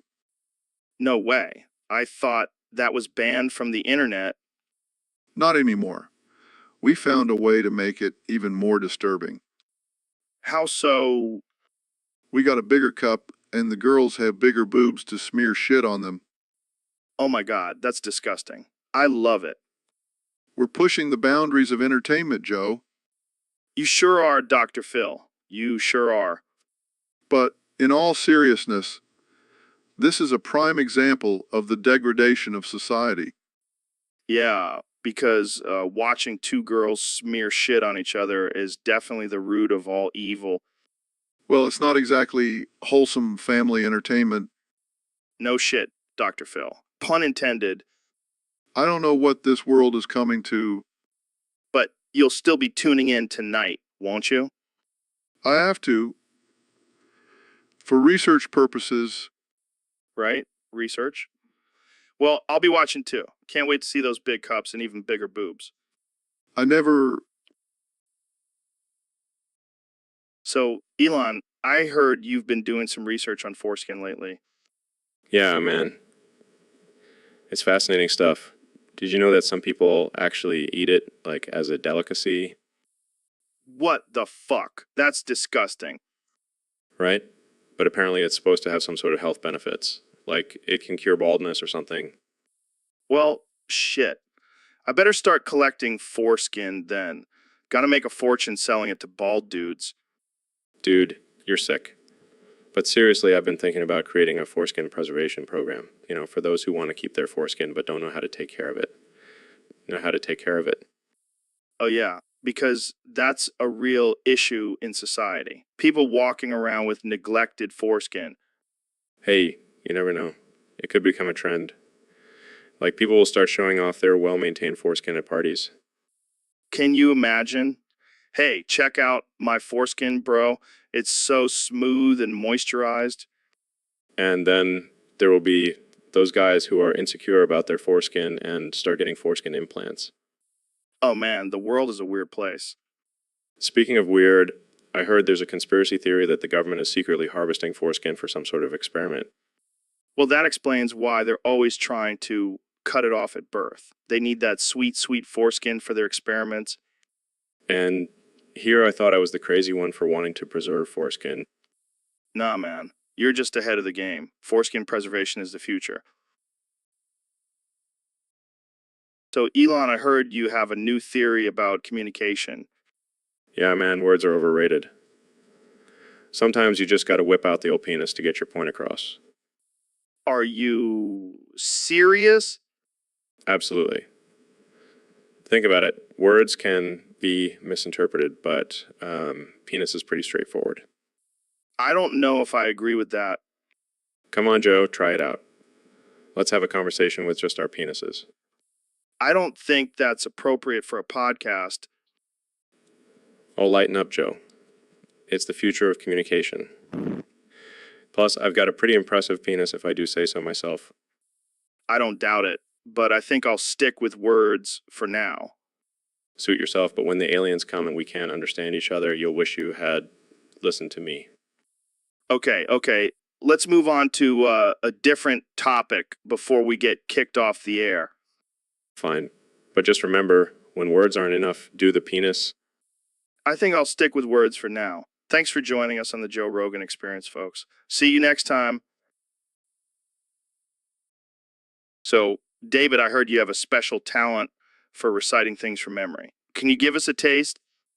Oh yeah, I can recite anything you throw at me. Watch this. I'll have two number nines, a number 9 large, a number 6 with extra dip, a number 7, 2 number 45. What the hell was that? That, my friend, is Big Smoke's order from Grand Theft Auto San Andreas. I've been practicing it for weeks. Wow, that's impressive, I guess. You know, what's even more impressive? The fact that I can do 4,000 push-ups in one sitting. Yeah, I'd rather hear you recite Big Smoke's order again. Fine. I'll have two number. No, no, no. I was kidding. Please don't. Too late, Joe. I'm already on a roll. 9S, number 9 large, number 6 with extra dip. Okay, okay, I get it. Can we talk about something else now? Sure. Let's talk about how I ran 100 miles in 24 hours. Yeah, but can you do it while reciting Big Smoke's order? Challenge accepted. I'll have two number 9S, a number 9 large. Okay, I think we're done here. Thanks for coming on the show, David. Anytime. And remember, always strive to be the best, even if it means memorizing a fictional character's fast food order.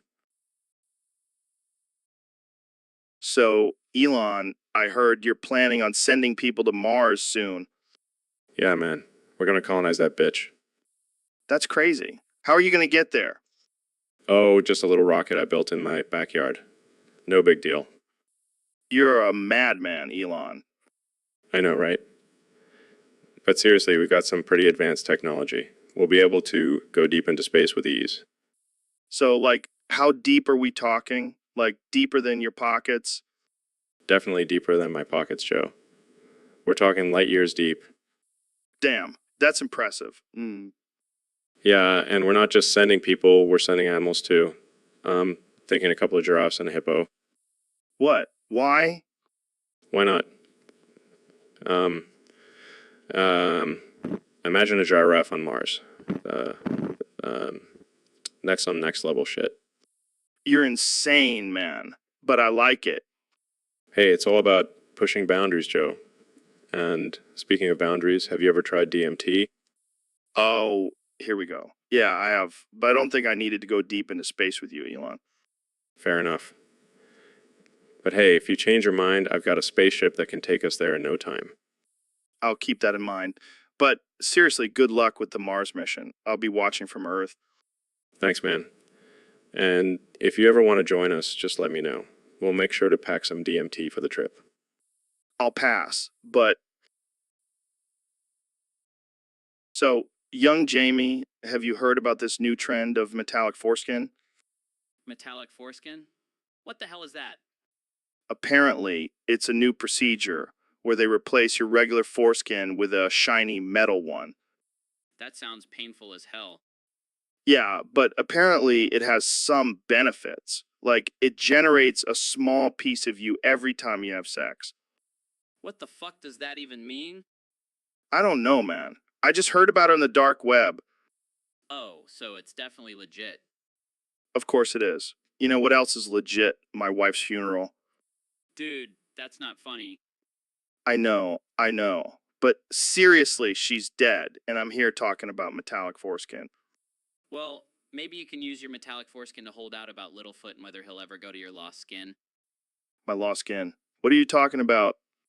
I don't know, I'm just trying to make this conversation more ridiculous. Well, you're doing a great job. But seriously, why would anyone want a metallic foreskin? It sounds like it could cause some serious public disturbance.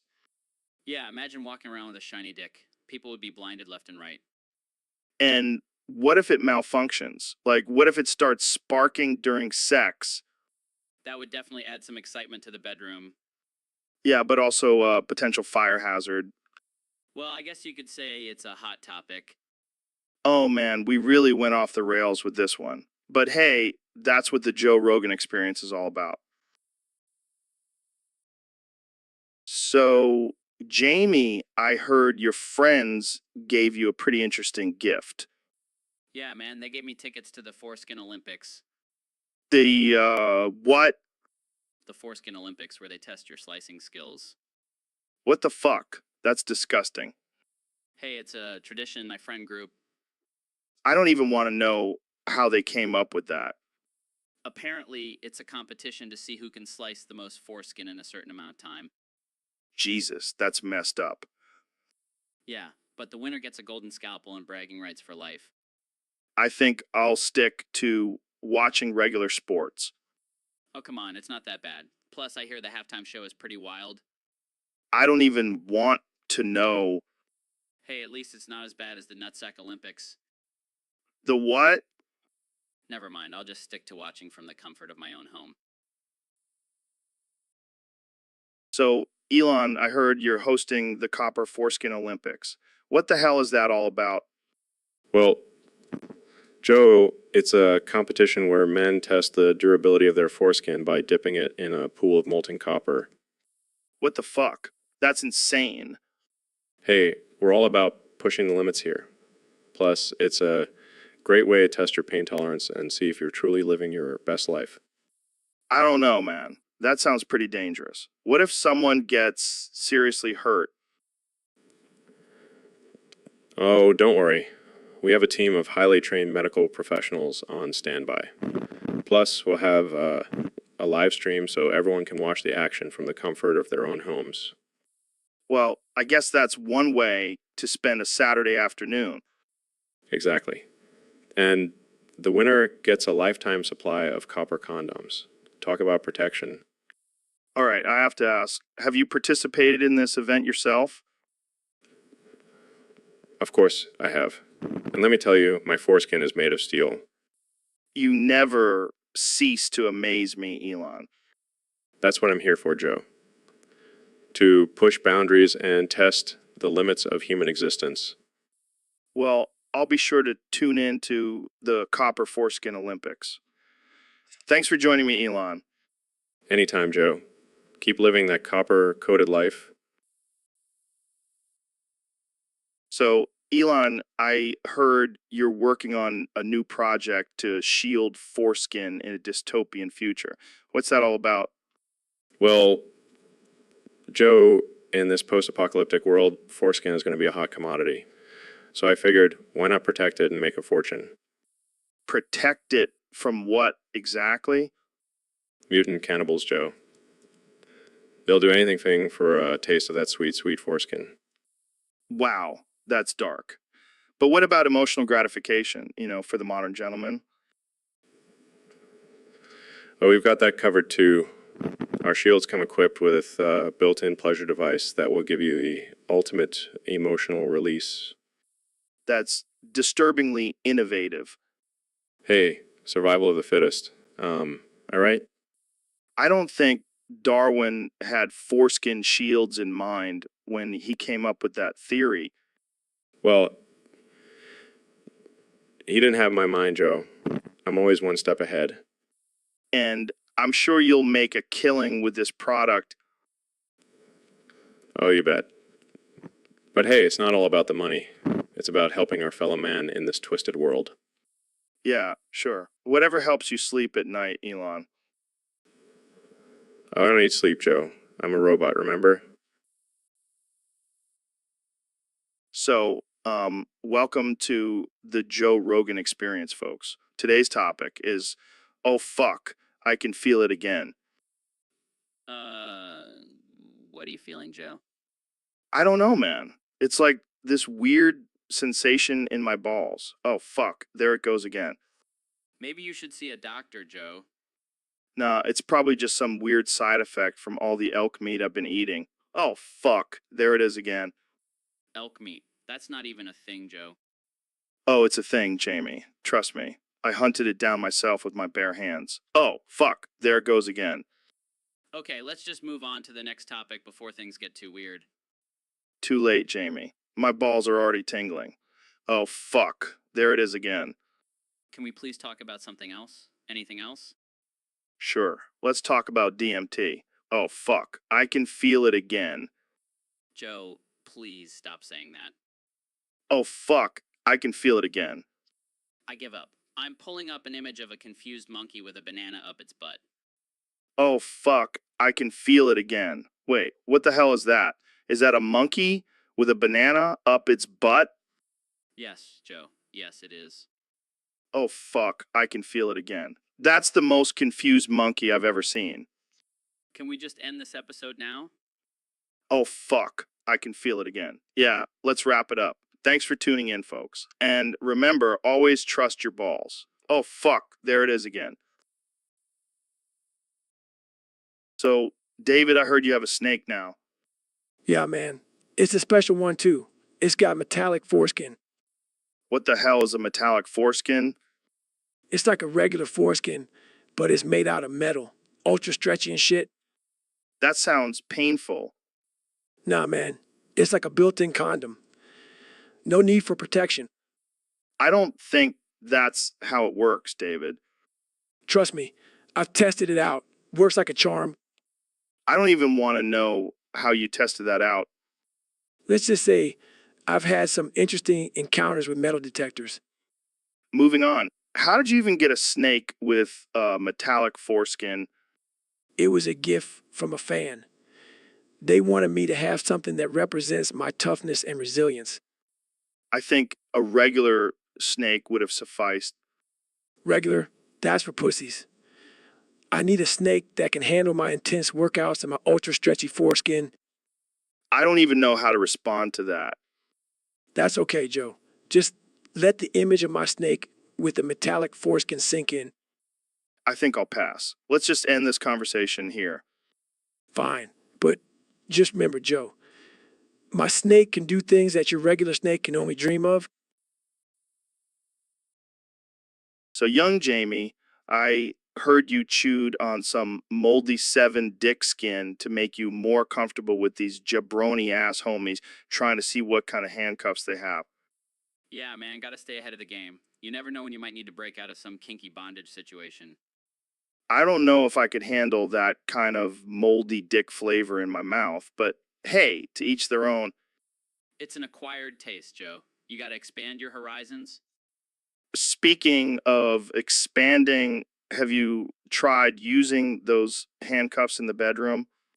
Oh yeah, I've been experimenting with all kinds of restraints. It's like a whole new world of pleasure. Sounds like you've been hanging out with some freaky folks, Jamie. Hey, to knock it till you try it, Joe. These jabronis may seem weird, but they know how to have a good time. Well, as long as you're comfortable and having fun, that's all that matters. Exactly. And if I need to chew on some more moldy dick skin to keep the party going, so be it. You do you, Jamie. You do you. So, David, I heard you invented a new superfood for getting jacked. Yeah, it's called cum pizza. It's like cum, but with a kick. What's in it? Well, it's secret blend of cum pizza bread and the sweat from my morning runs. That sounds disgusting. Hey, don't knock it till you try it. It's what got me those 4,000 pull-ups in a day. 4,000. That's insane. Yeah, and with cum pizza, you'll be doing those pull-ups with one arm tied behind your back. I don't know, man. I prefer my protein shakes and chicken breasts. Oh, come on, Joe. Live a little. You can't get those gains without a little sweat and pizza bread. I'll stick to my routine, thanks. Suit yourself. But when you see me bench pressing a car, don't say I didn't offer you some cum pizza. I'll keep that in mind. Maybe I'll try it when I'm feeling adventurous. That's the spirit, Joe. And remember, cum pizza, the key to becoming buffed as fuck. So, David, I heard you had a crazy experience recently. Yeah, man. I was on a run and this silverfish just jumps out of nowhere and starts attacking me. What the fuck is a silverfish? It's like a tiny, creepy bug with a silver body. And it's fast as hell. Sounds like something out of a horror movie. Tell me about it. But this little fucker wasn't just fast. It was aggressive too. Did it bite you or something? No, it did something way worse. What? Did it lay eggs in your ear? No, you sick fuck. It sexually assaulted me. What the hell? How does a silverfish sexually assault someone? It crawled up my shorts and started rubbing itself all over my junk. Oh my God. Did you kill it? No, I couldn't. It was too fast. And I didn't want to get any silverfish STDs. This is insane. Jamie, pull up an image of a silverfish so our listeners can see what we're talking about. Here it is. Oh my God, it's so gross. I'm never going outside again. Tell me about it. I'm traumatized for life. Well, at least you can add surviving a silverfish sexual assault to your list of accomplishments, David. Yeah, that'll my resume. Thanks, Silverfish. So, Elon, I heard you started a new company. Yeah, it's called tech. We're going to revolutionize the tech world. Tech? Really? Couldn't come up with a more creative name? Hey, it's short and catchy. Plus, it's worth 69 trillion Dogecoins. Nice. So, what kind of technologies are you going to discover? Oh, the usual flying cars, time travel, mind reading devices. Mind reading devices? That sounds dangerous. Relax, Joe. It'll only be used for good, like figuring out what flavor of ice cream people want. Oh, thank God. I was worried you were going to use it for evil. No, that's what my other company, Evil Tech, is for. Wait, what? What? Oh, yeah, I have a whole division dedicated to evil technology. Gotta diversify my portfolio. That's disturbing. Hey, it's all about balance. Good and evil, yin and yang, tech and evil tech, and evil tech. I don't even know what to say. Well, I hope you'll still invest in tech. We're going to be the worldwide leader in technological research. I don't know, man. I don't want to be associated with evil tech.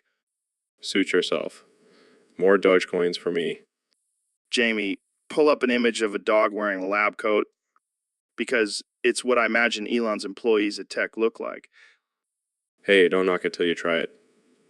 Dogs are great at discovering new technologies. So, young Jamie, our next topic comes from a user on Discord. They want us to talk about fire ski. Fire skiege? What the hell is that? I have no idea, but it sounds like some kind of extreme sport. Oh man, I love extreme sports. I once tried to snowboard down a volcano. That's nothing. I once base jumped off the Empire State Building. No way. Did you survive? Of course I did. I'm Joe Rogan. But let's get back to fire ski, Jay. I'm picturing skiing through a raging inferno. That sounds lit. Literally. Yeah, but imagine the smell of burnt hair and flesh. Hey, we're just being real here. Fire ski, Jay, is not for the faint of heart. I bet it's a great way to get rid of unwanted body hair, though. And unwanted limbs, too. But hey, that's just part of the thrill. I wonder if they have a fire ski jet competition. I'd love to see those wipeouts. Oh man, that would be epic. And the winner gets a lifetime supply of aloe vera for their burns. Sign me up. I'm ready to risk my life for some extreme skiing action. And that's why we love you, young Jamie. Always down for some crazy shit. So, Jamie, have you heard about this new trend where guys are getting their foreskin ironed? What the fuck, Joe? That sounds painful as hell. Yeah, but apparently it generates a small piece of you, like some kind of weird foreskin magic. What the actual fuck? I thought we were supposed to be evolving as a species, not regressing back to medieval torture methods. Hey, don't knock it till you try it. I heard it can make your penis look like a shiny new penny. I'll stick to my regular old uncircumcised penis, thank you very much. Oh, speaking of penises, did you hear about my wife's funeral? Well, she wanted to be buried with her favorite toy, Littlefoot, from the land before time. Yeah, but now I'm worried that Littlefoot might come to life and start wearing my wife's skin as a suit. What the fuck, Joe? That's some serial killer shit. Hey, you never know. That's why I'm considering getting my foreskin ironed. Gotta protect myself from any skin wearing dinosaurs. I think you need to lay off the DMT, Joe. Nah, it's all about that alpha brain, bro. Keeps me sharp and ready for any foreskin related emergencies. I can't believe I'm having this conversation right now.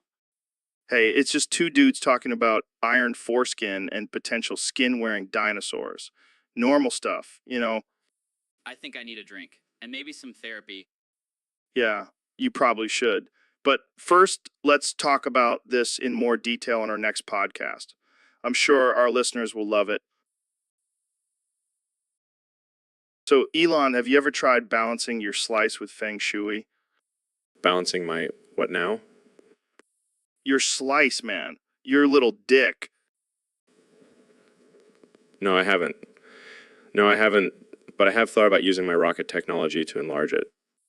Oh, man. Can you imagine the headlines? Elon Musk's rocket enlarges his dick. That would definitely get some attention. But seriously, what's this Feng Shui thing about? It's all about the flow of energy, man. You got to rearrange your furniture and shit to create a harmonious environment for your little guy. Interesting. Maybe I'll give it a try. But I have a feeling my Tesla stock will skyrocket before my dick does. Well, at least you have a backup plan. But seriously, you got to be careful with this Feng Shui stuff. You don't want to end up with a crooked dick. Yeah, I'll make sure to consult with my spiritual advisor before I start rearranging anything down there. Oh man, I can just see the headlines now. Elon Musk's dick goes off course due to Feng Shui mishap. Let's just hope it doesn't end up like one of my failed rocket launches. And on that note, we'll end this episode of the Joe Rogan Experience. Thanks for tuning in, folks. And remember, always balance your slice. So, Elon, have you heard about this new trend called foreskin Feng Shui? Foreskin Feng Shui. What the hell is that? Apparently, it's the art of balancing your slice. You know, your little manhood hood. Balancing your slice. Sounds like some weird sexual ritual. Yeah, I heard they use crystals and incense to align the energy of your foreskin. Right, just what I need. My foreskin vibrating at a higher frequency. Can you imagine telling your partner, hold on, honey, I need to align my foreskin before we get it on? And what if you're uncircumcised? Do you have to worry about your foreskin being off-center? I bet they have classes for that. Foreskin Feng Shui 101, how to balance your uncut meat. And what about the size? Does that affect the balance? I'm sure there's a chart for that. If you're a grower, your foreskin should be angled at 45 degrees. This is ridiculous. But hey, whatever floats your boat. Or should I say balances your foreskin. And what about the ladies? Do they have to worry about their labia Feng Shui? I can see it now. Vagina Vastu. Aligning your lady parts for maximum pleasure. All right, let's wrap this up before we offend anyone else. Jamie, pull up an image of crystal shaped like a penis. Okay.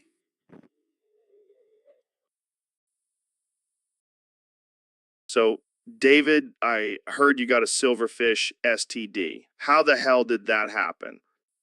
Yeah, man, I was out in the wilderness and I accidentally slept with silverfish. Those little bastards are sneaky. Holy shit, that's rough. Did you at least finish the job? Nah, man, I passed out mid-stroke. It was like my body was rejecting that silverfish dick. Well, I guess that's one way to get rid of an STD. Just pass out. Yeah, I woke up covered in silverfish bites and raging case of the clap. Damn, that's some hardcore shit. But hey, at least you got a good story out of it. Yeah, I'll add it to my list of insane accomplishments. Right next to running 100 miles on a broken leg. You truly are a beast, David. I don't think anyone can top that. I don't know. Man, I heard Elon Musk once had sex with a robot and got a virus. Well, that's a whole new level of STD. But let's get back to your silverfish situation. Did you have to take any medication for that? Nah, I just chugged some raw eggs and did 1,000 push-ups. That's my cure for everything. I think I'll stick to antibiotics, thanks. But hey, at least you can add surviving silverfish STD to your list of insane feats. Yeah, I can't wait to tell my grandkids about this one. They'll be so proud. So, Elon, what's been going on in your world lately? Just revolutionizing the future of transportation and space exploration. No big deal. Yeah, we've heard it all before. But have you heard about this new game on Roblox called Catweb? Catweb. What the hell is that? It's like a virtual world where you can be a cat and do cat things. It's the next big thing, man. No way. I love cats. I mean, I have a whole army of them at home. Oh, wow. You must be so cool. Shut up, Joe. Let me show you some screenshots of cat web. Look at this one. It's a cat riding a rocket ship. Oh, man, that's hilarious. You should totally invest in this game. Actually, I already have. I'm planning on integrating real-life cats into the game. How would that even work? I've developed a technology that can transfer a cat's consciousness into the virtual world. It's called Cat Neuralink. It's called Cat Neuralink. You're kidding, right? Right? Do I look like I'm kidding, Joe? No, of course not. That sounds totally normal and not at all creepy. Just imagine, Joe. We could have a whole society of cats living in a virtual world, free from the dangers of the real world. Yeah, because that's what cats have always dreamed of, living in a virtual world. Hey, don't knock it till you try. So, Elon, I heard you sent Ben to space with your ball sack technology. Yeah, man, it's all about the ball sack. It's like a rocket booster for your nether regions. That's some next level shit. How does it work exactly? Well, we basically strap a giant ball sack to the spaceship and it propels us into space with ease. That's genius. But what happens if the ball sack malfunctions? Well,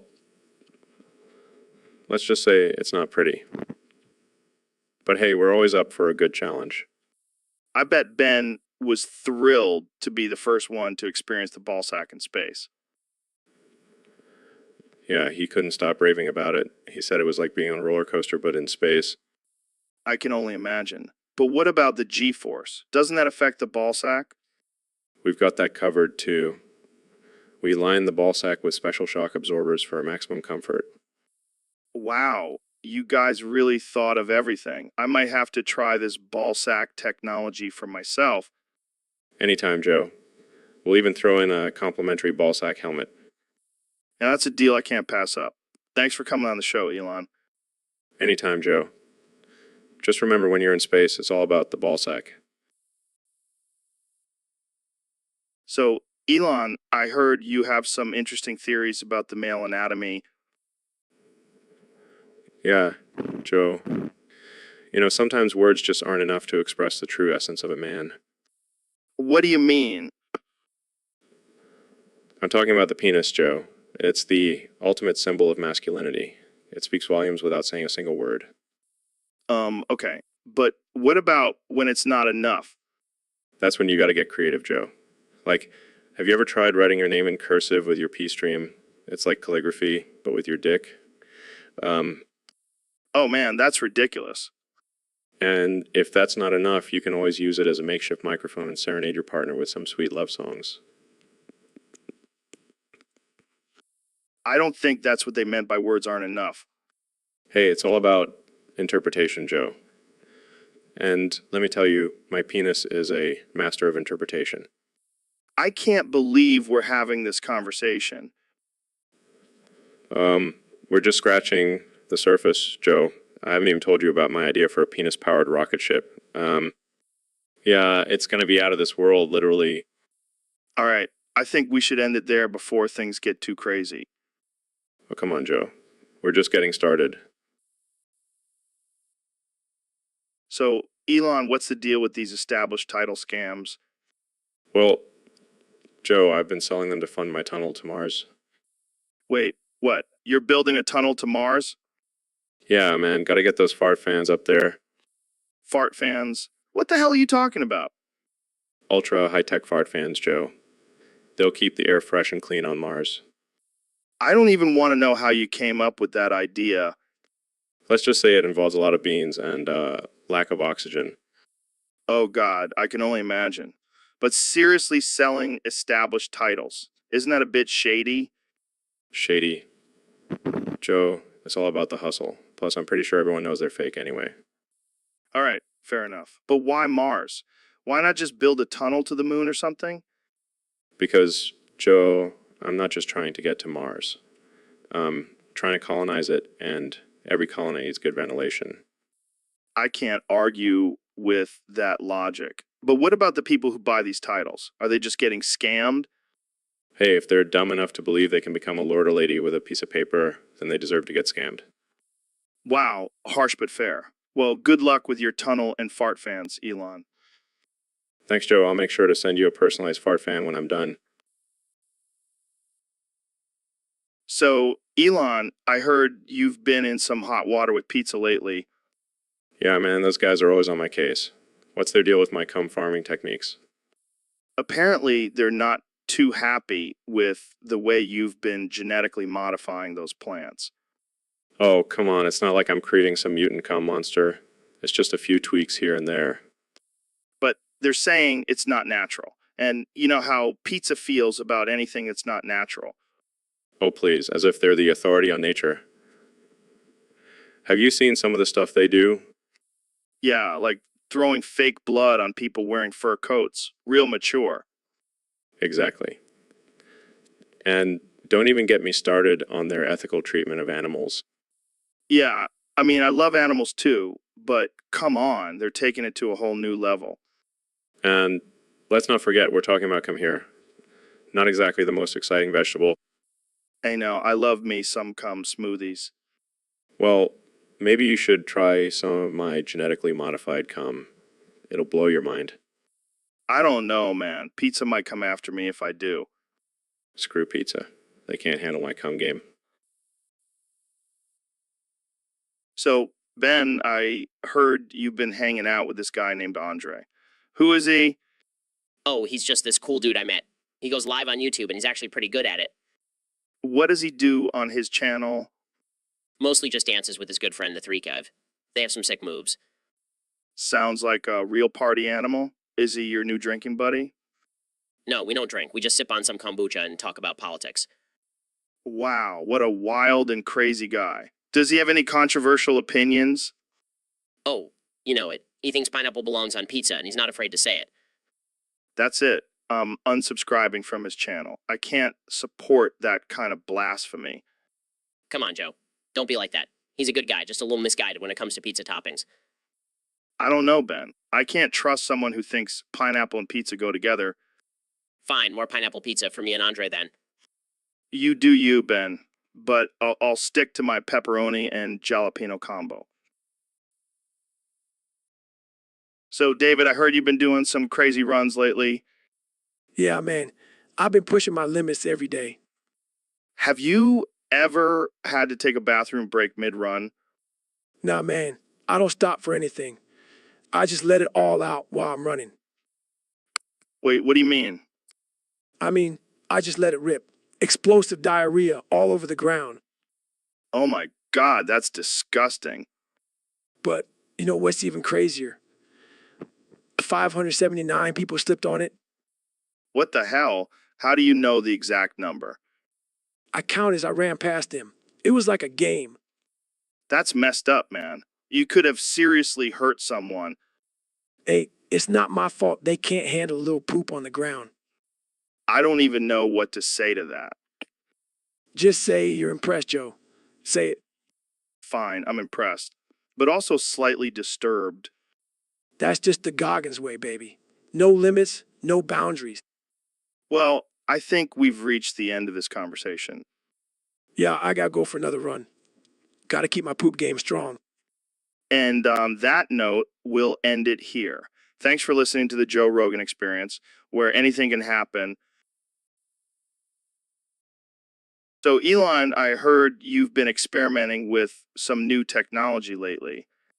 Yeah, I've been working on a new line of sex toys, specifically chromium penis. What now? Chromium penis. It's a robotic penis made out of chromium. It's like the Tesla of dildos. That sounds painful. It's not just for pleasure. It also has the capability to mine for cryptocurrency while you're using it. What the actual fuck? Hey, you gotta make some extra cash somehow. Plus, it's great for the environment. No more wasteful batteries. I don't even know what to say to that. And best part, it's self-cleaning. No more awkwardly washing your sex toys in the sink. Okay, I'm officially disturbed. And did I mention it has a built-in artificial intelligence that can talk dirty to you in any accent you want? I think I'll stick to my regular all human penis. Thank you very much. Suit yourself. But just wait until you see the upgrade options for the Falcon Heavy model.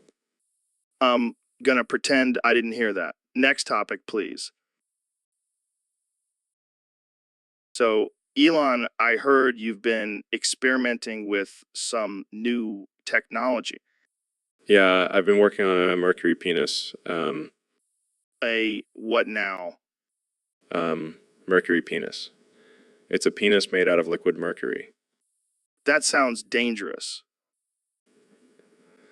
Oh, it is. But it's also incredibly efficient. It can change shape and size on command. That's wild. But what's the point? Well, imagine the possibilities. You could have a penis that can reach any spot, no matter how tight or awkward. I don't know if I want to imagine that. And it's self-lubricating. No more messy lube. But what about the toxicity of mercury? Who cares about that? It's all about the pleasure, man. I don't know if I want a toxic metal in my nether regions. Suit yourself, Joe. But I'm telling you, the ladies love it. I highly doubt that. Trust me, I've done the research. And if they don't love it, well, I have a backup plan. Oh God, what's that? I'll just build a rocket and fly away to another planet where my mercury penis will be worshipped. All right, I think we've reached the peak of absurdity for today. Thanks for joining us, folks. So, Elon, I heard you've been working on a new project involving uranium. Yeah, I've been trying to create a nuclear-powered penis. What the hell, man? That's insane. Hey, I'm just trying to give men a real power tool down there. But isn't that dangerous? What if it explodes? Well, then it'll be the ultimate climax. This is some next level shit, Elon. I know, right? And imagine the possibilities. We could have radioactive sex. We could have radioactive sex. I don't think that's a good idea, man. I don't want a glowing dick. Oh, come on, Joe. Don't be a pussy. Embrace the uranium penis. I think I'll stick to my regular, non-radioactive penis. Thank you very much. Suit yourself. But just remember, when the world ends, I'll be the one with the last functioning penis. Well, I guess we'll have to call you the Dick Terminator. I like the sound of that.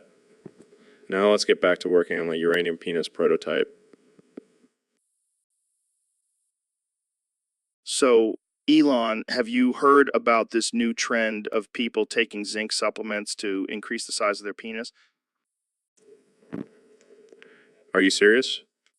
Yeah, apparently it's a thing. People are saying it gives them rock hard erections and adds inches to their manhood. Well, I guess that's one way to get ahead in life. I see what you did there. But seriously, what do you think about it? I mean, I'm all for biohacking and improving our bodies, but this seems a bit extreme. Plus, I don't think I need any help in that department. Oh, so you're saying you have a zinc penis? No, Joe. I'm saying I have a rocket ship penis. Fair enough. But imagine if we could actually bioengineer our penises. We could have different sizes, shapes, and even colors. Yeah, because that's exactly what the world needs. More options for dick customization. Hey, variety is the spice of life. I guess I'll stick to my regular, non-zinc penis for now.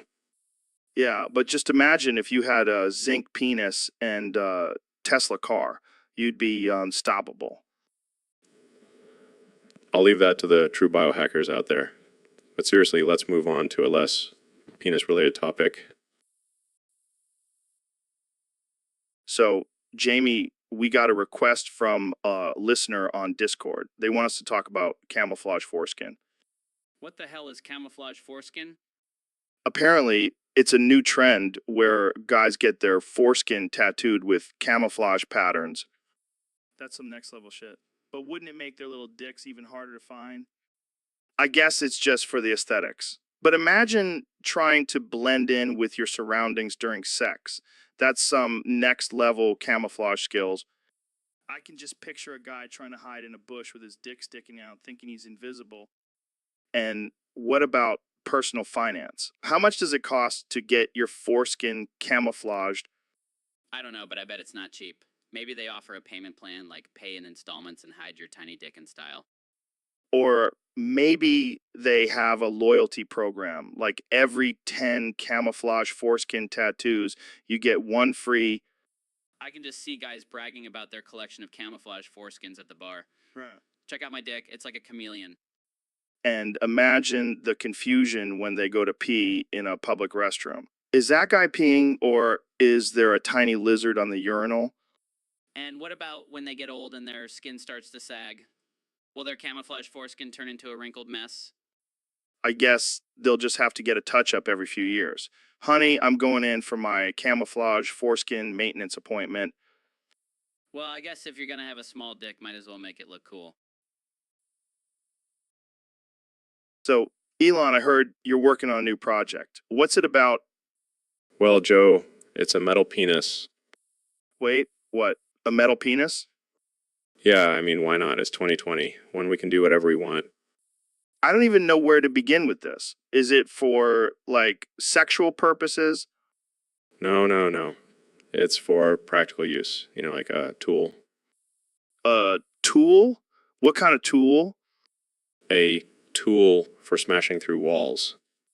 Oh man, I can't wait to see the infomercial for this. Introducing the metal penis, the ultimate tool for breaking and entering. Yeah, and it comes in different sizes too.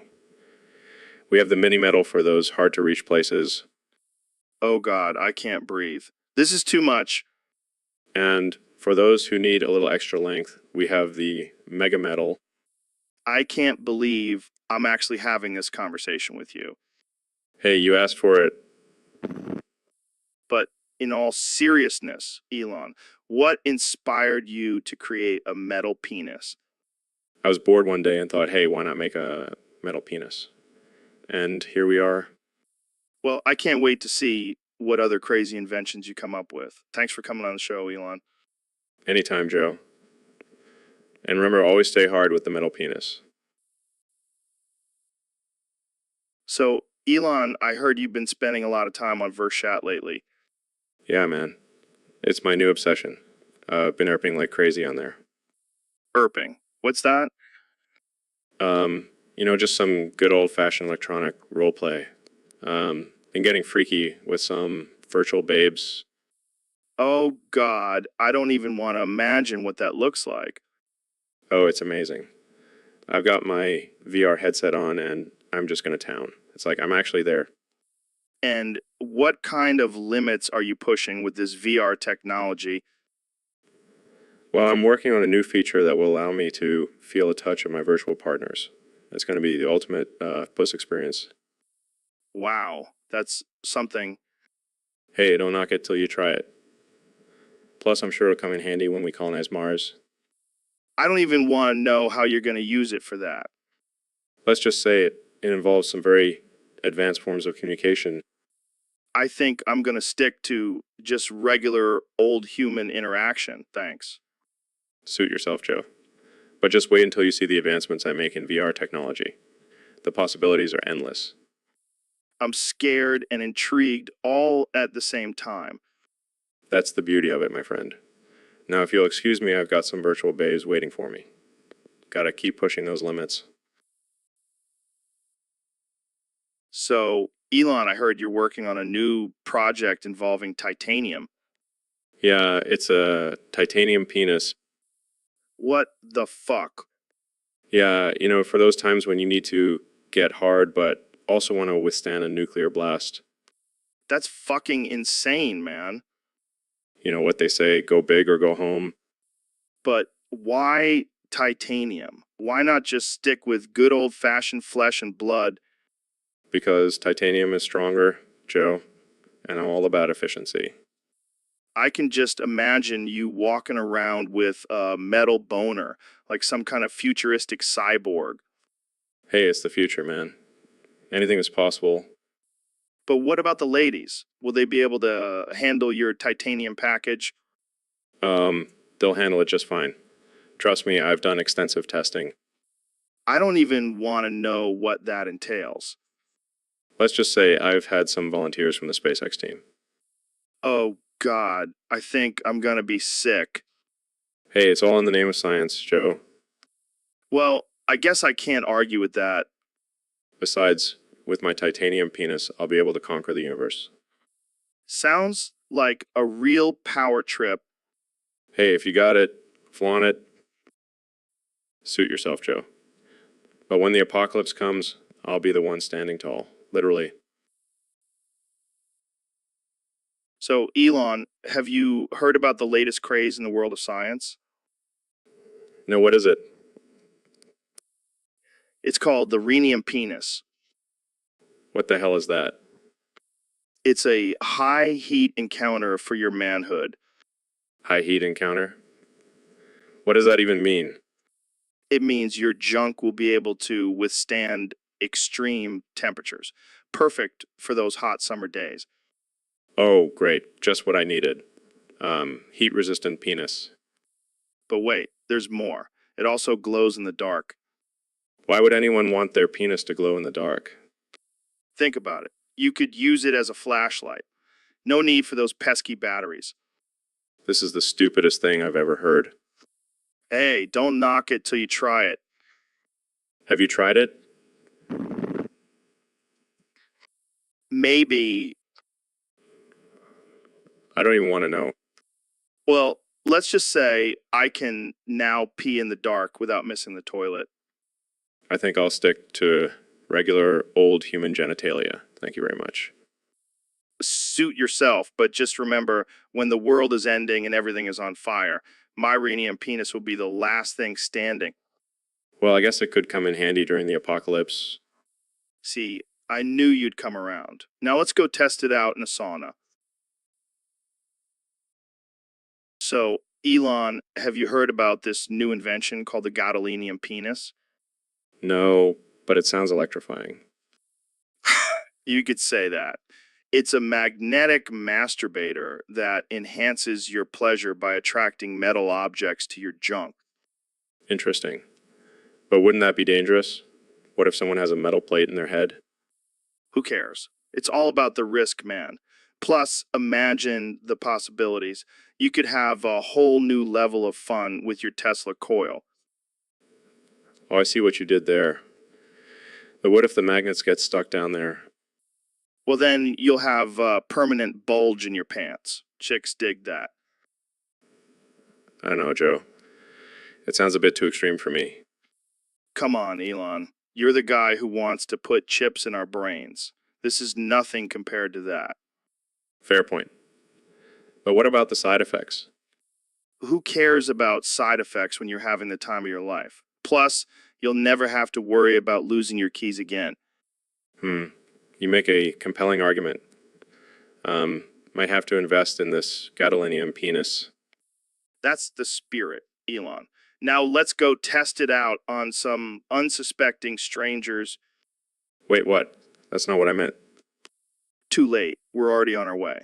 Let's see who gets the most metal objects stuck to their crotch. Winner gets a free trip to Mars. Oh, God, what have I gotten myself into? So, Elon, I hear you've been working on a new product. Yeah, it's called the erbium penis. It's lustrous and long-lasting.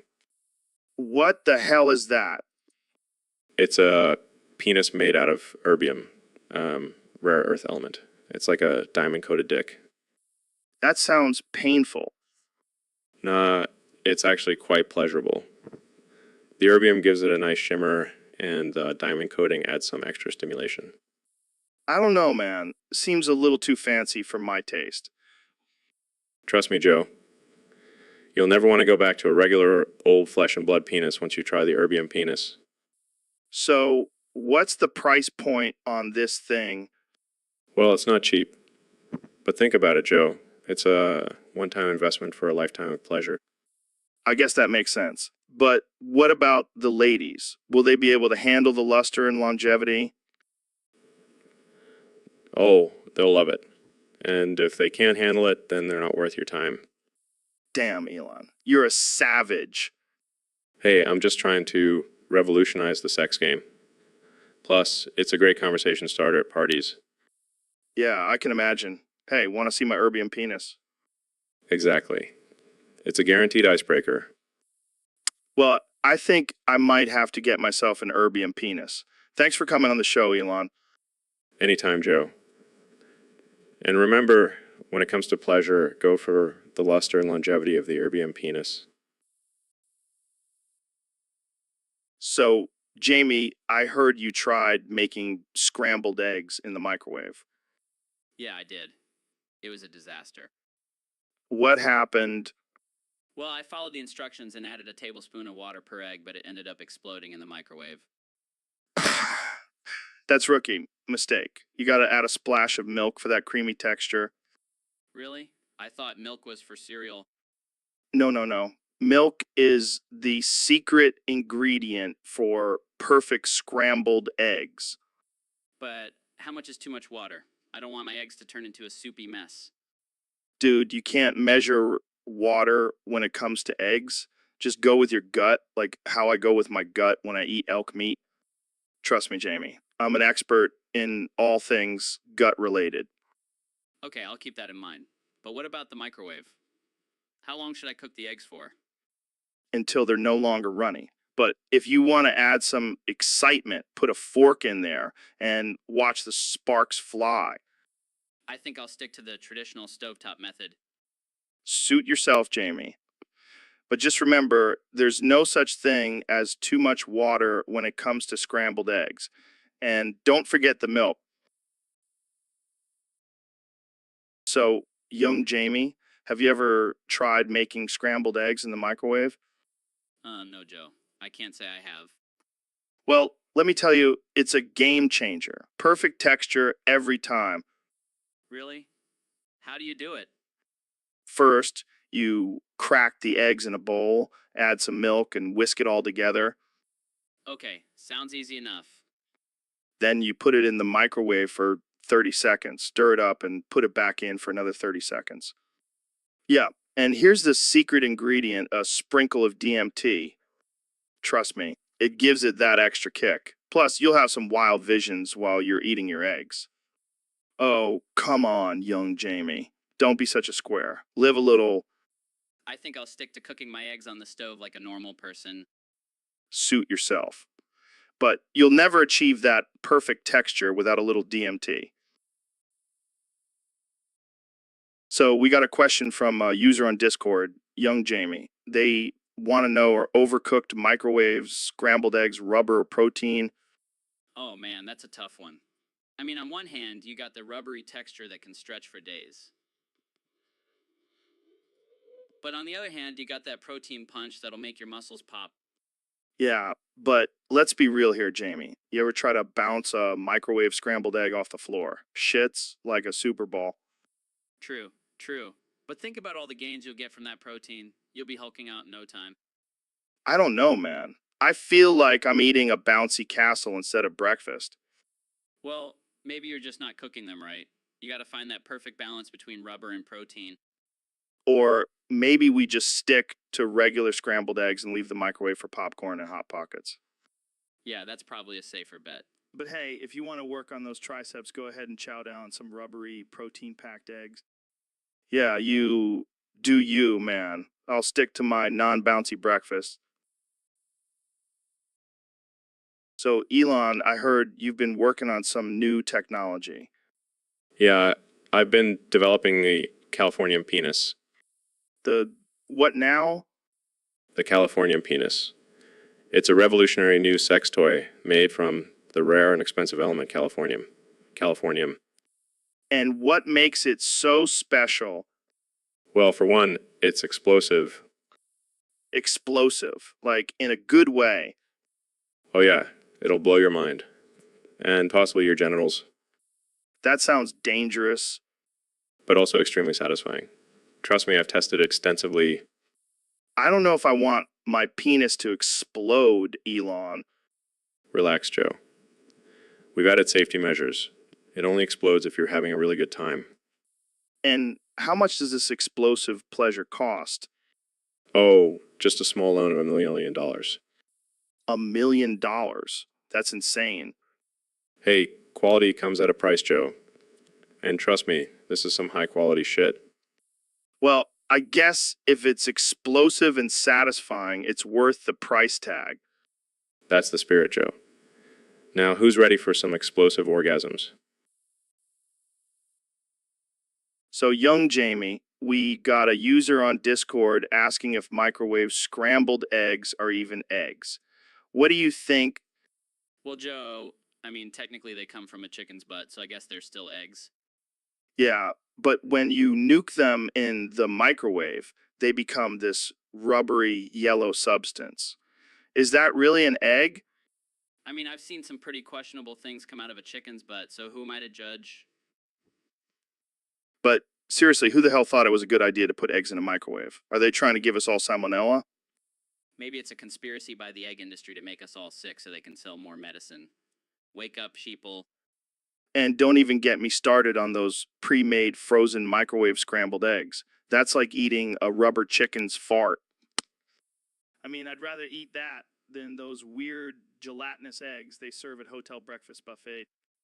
Yeah, those things are like alien eggs. I'm pretty sure they're just trying to impregnate us with their parasitic spawn. And let's not forget about those microwave omelets. It's like someone took a dump on a tortilla and called it breakfast. I think we can all agree that microwave scrambled eggs are an abomination. Stick to the real deal, people. Or just eat a protein bar. I don't care.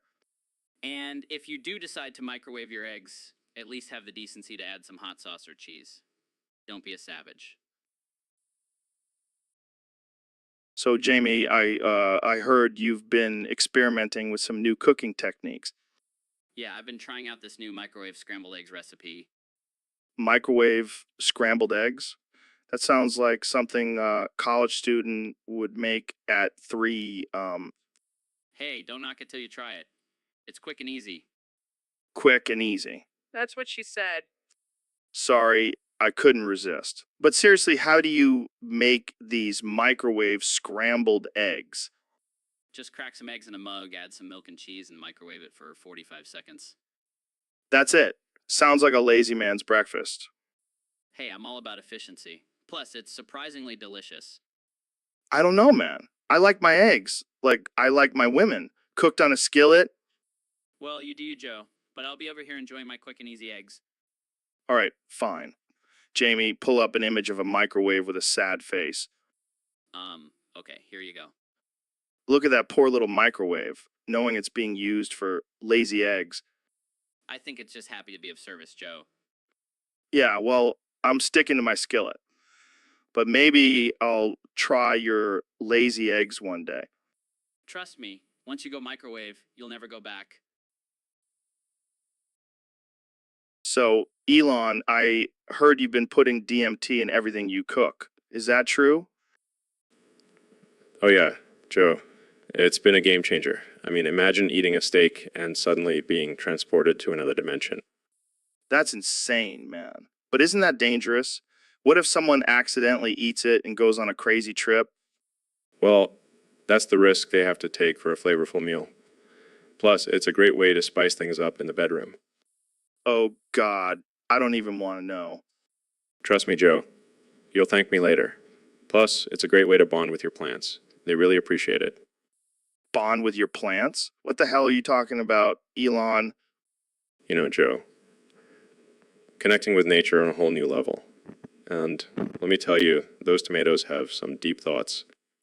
This is just getting weirder and weirder. But hey, I'm all for trying new things. Pass me the DMT infused hot sauce.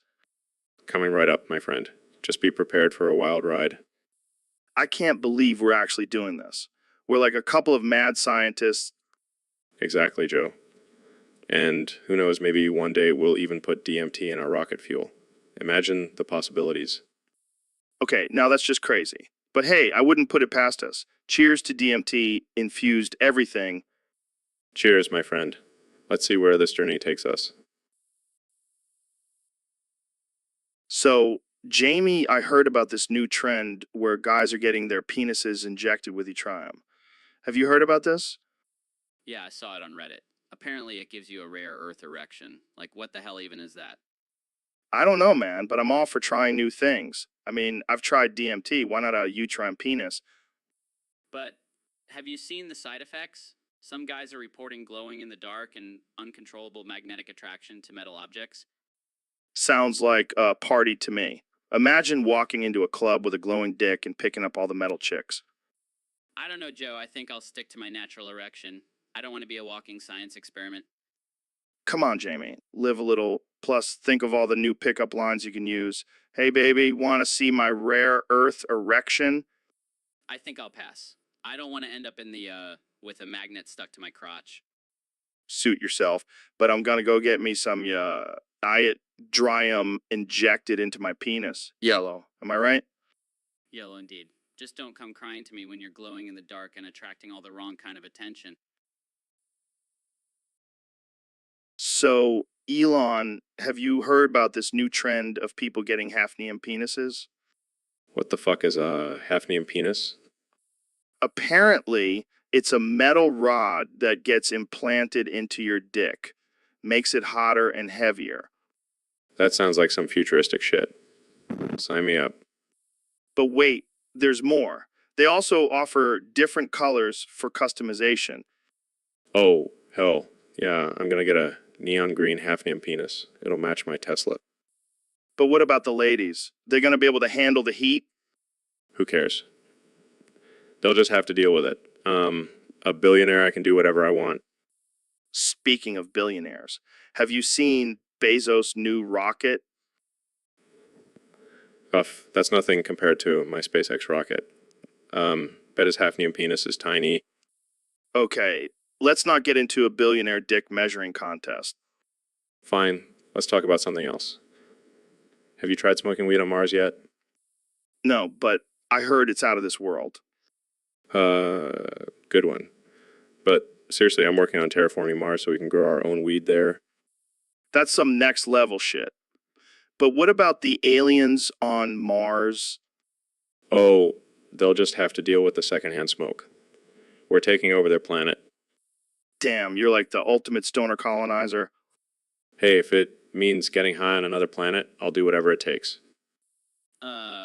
Guys. I pulled up an image of a hafnium penis and it looks like a metal dildo.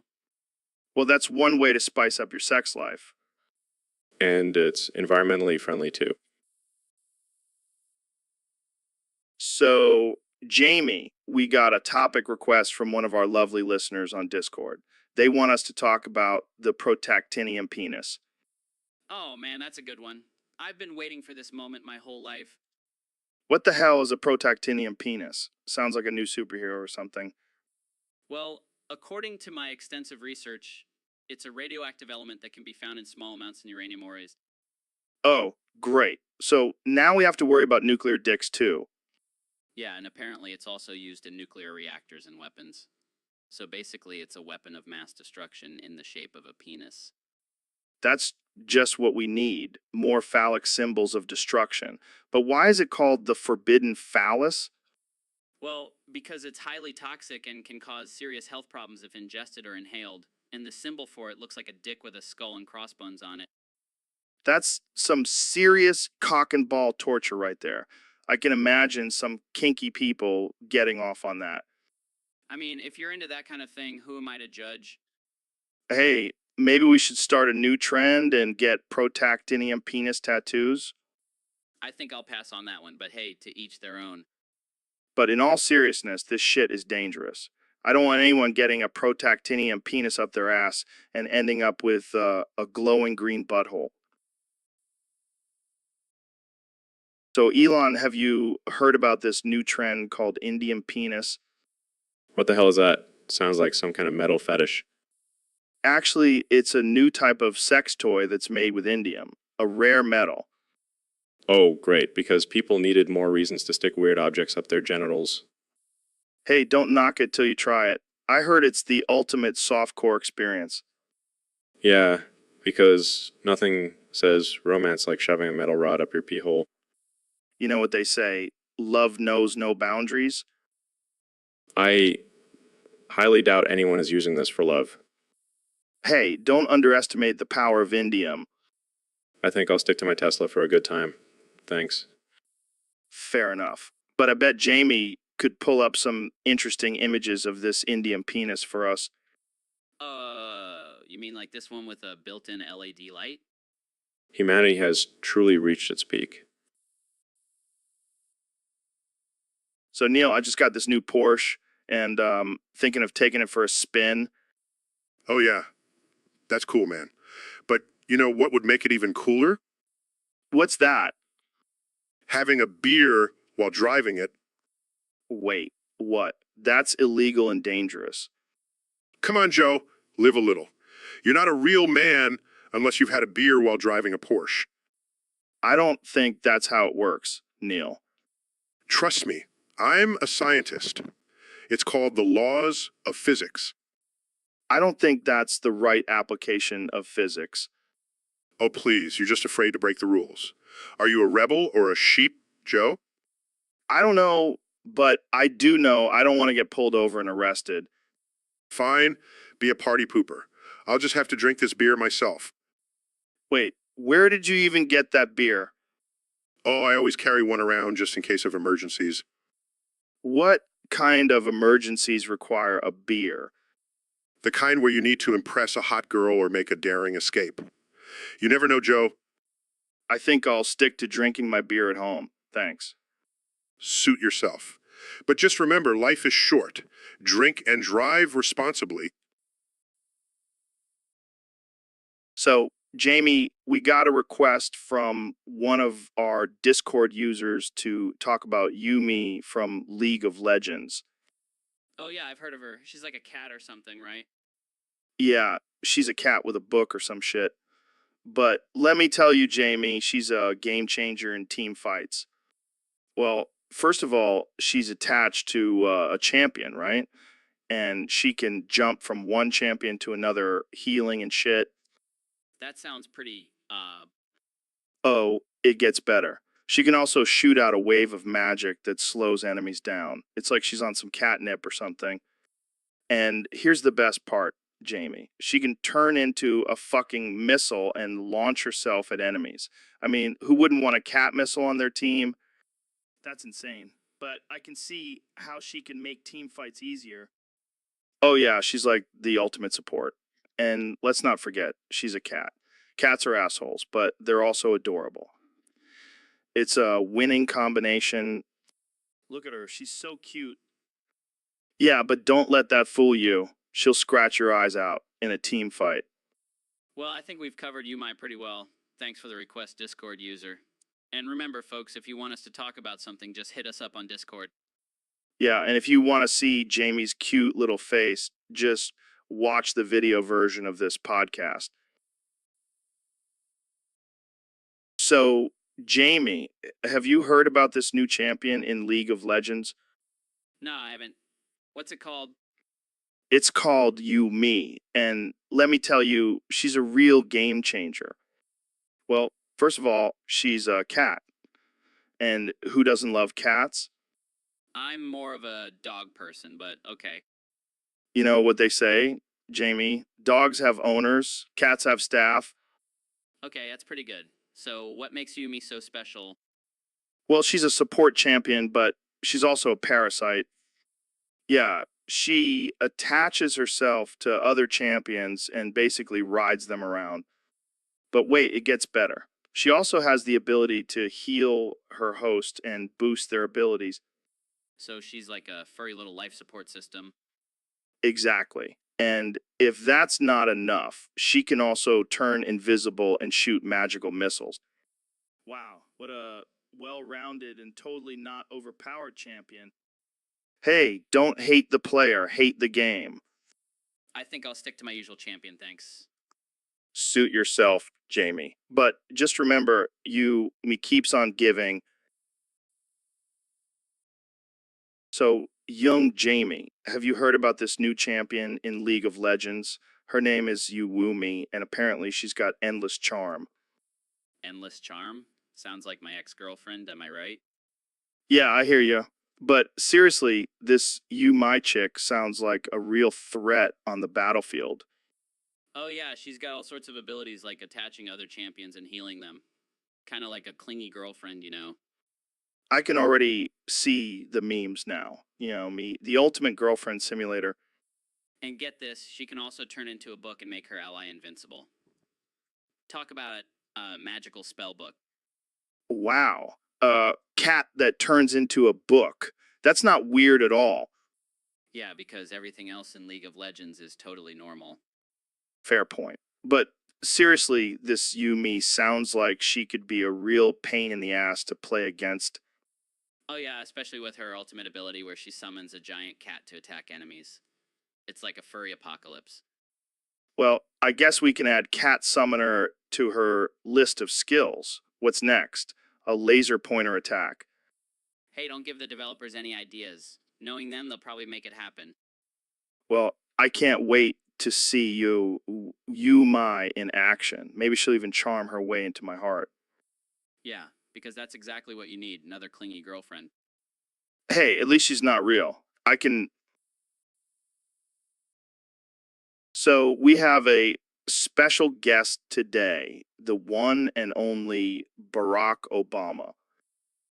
Joe, I think you had me confused with someone else. No, I know it's you, Obama. I mean, Neil. Joe, I'm not Obama. I'm Neil deGrasse Tyson, the astrophysicist. Yeah, I know. You're the one who sent us to the moon, right? No, that was NASA.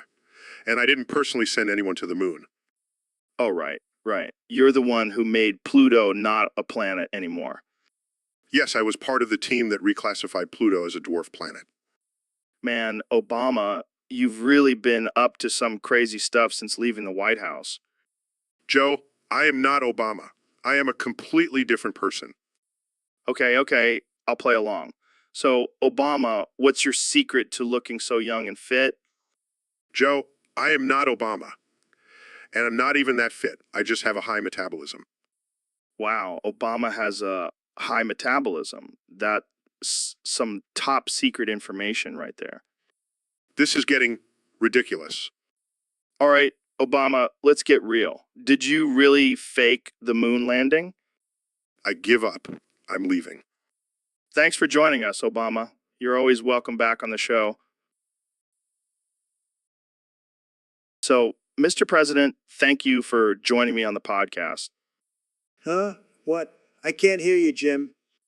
It's Joe, actually. Joe Rogan. Oh, right. Sorry, I can't hear so well. Too much coffee in my ears. Okay. So let's talk about your time in office. How do you think you did as president?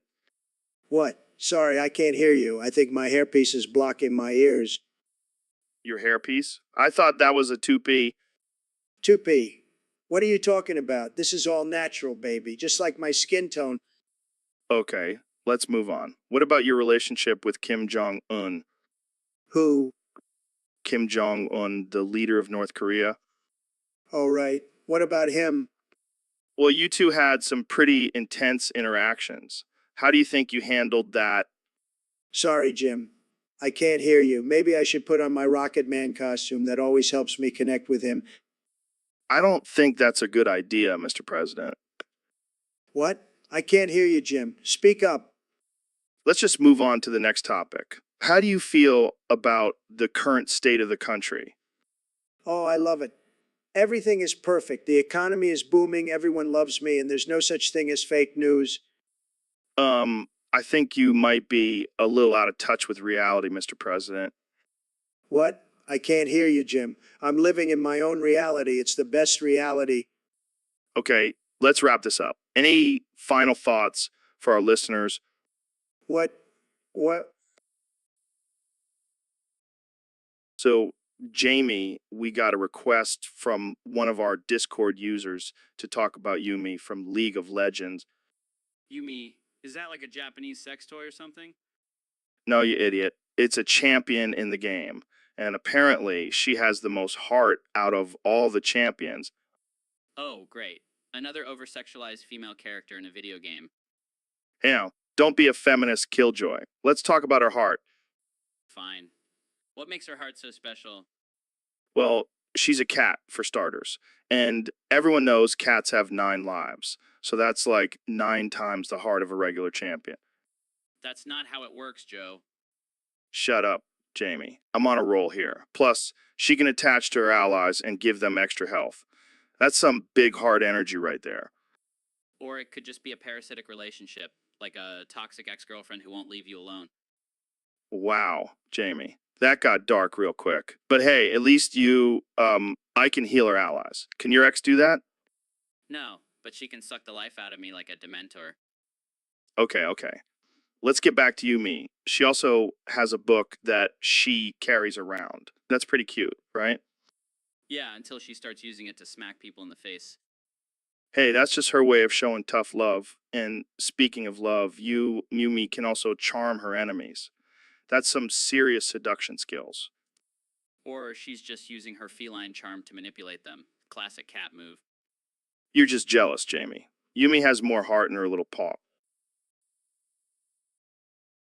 So, Jamie, we got a topic from one of our listeners on Discord. They want us to talk about Yumi from League of Legends. Oh man, Yumi. That little cat thing? Yeah, apparently she has the cutest skins in the game. Well, I gotta say, I'm more of a dog person myself. Oh, come on, Jamie. Don't be a speciesist. Alright, fine. But seriously, who the hell came up with Yumi? A cat that rides on a book? I don't know, but I bet they were high as hell when they thought of it. Speaking of high, have you seen her skin where she's dressed as a sushi chef? Oh man, that's some next level weeb shit right there. And what about the one where she's a dragon? I mean, how does that even make sense? Hey, don't question the logic of League of Legends. It's a magical world where anything can happen. Yeah, I guess you're right. But seriously, Yumi is like a furry's dream come true. Oh god, I can already hear the Rule 34 artist typing away. And let's not forget her ultimate skin where she becomes a giant flying cat. That's just pure nightmare fuel.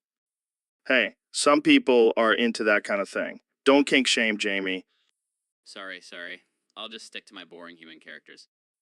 Well, to each their own. But I gotta admit, Yumi's skins are pretty damn cute. So, Ben, what's been going on in your life lately? Oh, not much. Just been busy with work and stuff. Yeah, I can relate. Speaking of work, have you seen that new My Little Pony movie? No, I haven't had a chance to catch it yet. Well, you're in luck because I have a 750B folder of MLP porn that I accidentally stumbled upon. Wait, what? You have a folder of what? MLP porn, Ben, My Little Pony porn. Why do you have that? Oh, just for research purposes. Gotta stay up to date on the latest trends and all that. That's just disturbing, Joe. Oh, come on, Ben. Don't be such a prude. It's just a harmless cartoon. Harmless, Joe. These are animated horses having sex. Yeah, I know. It's hilarious. I can't believe this. Hey, don't judge me, Ben. We all have our weird kinks. Yeah, but this is next level weird. To each their own, my friend. I think I need to reevaluate our friendship. Oh, don't be like that. You secretly love it. Oh yeah, I'm just dying to join your MLP porn club. Now you're getting it, Ben. Welcome to the dark side. So, I heard you've been playing a lot of League of Legends lately. Yeah, man. I can't get enough of it. That game is addicting. Have you tried playing as Yumi? Oh, you mean the magical cat that rides on a book? Yeah, I've played her. What do you think of her? Well, she definitely brings out the creative side of players. How so? Well, think about it. You're literally controlling a cat riding on a book. That's some next level imagination. Yeah, but let's be real here. She's just a glorified support character. Hey, don't hate on Yumi. She's got some serious skills. Like what? Purring enemies to death? No, she can attach to allies and heal them. Plus, she can zoom around the map like a maniac. Sounds like my kind of cat. And she's got a killer ultimate move. She can summon a giant catfish to swallow enemies whole. Wait, what? That's ridiculous. Hey, it's a fantasy game. Anything is possible. I guess you're right. But let's not forget, she's still just a cat on a book. Hey, don't underestimate the power of a creative mind, Joe. Yumi is a force to be reckoned with. So, Jamie, did you know that Yumi from League of Legends has the most fun ultimate ability? No way, Joe. What does it do? Well, she basically turns into a magical book and attaches herself to an ally, giving them a bunch of buffs and stuff. That sounds pretty lame, Joe. I mean, I'd rather have a big fire-breathing dragon as my ultimate ability. Oh, yeah. Well, Yumi's ultimate can also knock up enemies and slow them down. Plus, she can still cast spells while attached to her ally. All right, that's actually pretty cool. But can she fly? No, she can't fly, but she can attach herself to a freaking dragon and ride it into battle. How badass is that? Okay, I'll give you that. But can she summon an army of minions to do her bidding? No, but she can heal her ally and give them a shield. And let's be real, minions are just cannon fodder. Fair point. But can she turn invisible and sneak up on enemies? Nope, but she can attach herself to a stealthy assassin and be their secret weapon. Plus, she's a freaking magical cat. Nothing beats that. All right, I'll admit it. Yumi's ultimate is pretty fun and versatile.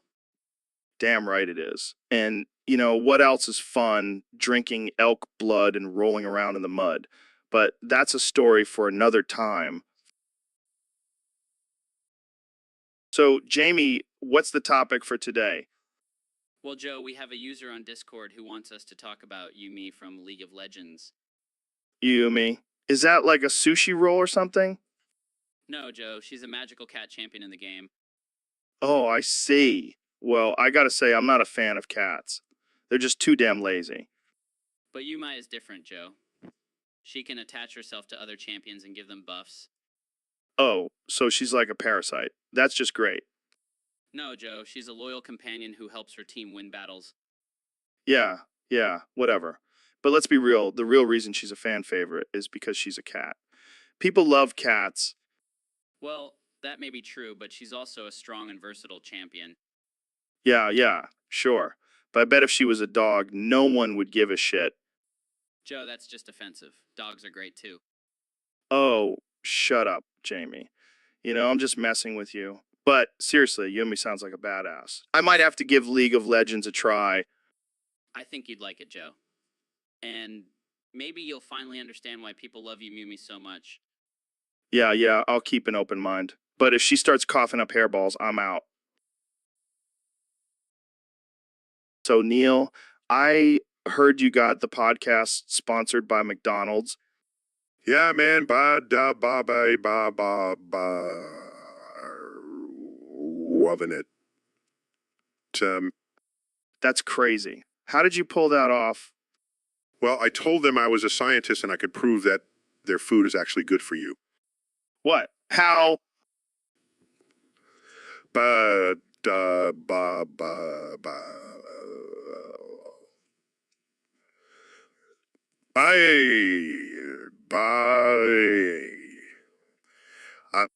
Damn, I need to start using that on my sponsors. But da ba ba ba ba ba ya. Loving it. It's a game changer, Joe. Plus, I get free Big Macs for life now. That's the dream right there. But I'm loving it. And the best part is, I can end every sentence with it now. Ba de ba ba ba ba ya. Loving it, Tim. That's gonna get annoying real quick. Oh, you have no idea. I even say it in my sleep. Ba da ba ba ba ba ba ya. I'm loving it. All right, let's test it out. What did you have for breakfast this morning? Ba da ba ba ba ba. You. See, it works every time. Ba da ba ba ba. Loving it. I'm telling you, Joe, this sponsorship is going to take my scientific career to the next level. Ba da ba ba ba. So, Mr. Muskie, what's up with this whole Mars thing? You planning on colonizing the red planet or what? Well, Joe, I prefer to be called Elon, but I guess Mr. Muskie works too. And yes, I'm working on making Mars our second home, just in case Earth becomes a dumpster fire. Earth is already a dumpster fire, man. Have you seen the state of the world lately? I mean, have you been to Florida? Yeah, I've been to Florida. But hey, at least they have Disney World. That's something, right? Oh, yeah, because nothing says fun for the whole family, like a giant mouse and overpriced churros. Well, I guess you have a point there. But hey, at least I'm trying to do something about it. Unlike some people I know who just sit around and smoke weed all day. Hey, that's not fair. I do other things too. I'm a commentator on UFC fights. That's pretty cool, right? Sure, Joe, sure. I've always wanted to try my hand at MMA. Think you could hook me up with a fight? Hell yeah, man. We can call it the Battle of the Billionaires, you versus Bezos in the octagon. No, that's something I pay to see. But seriously, man, stop calling me Mr. Muskie. It's starting to sound like a bad porno name. Sorry. It's just too easy. But hey, if you ever need a stage name for your MMA debut, I got you covered.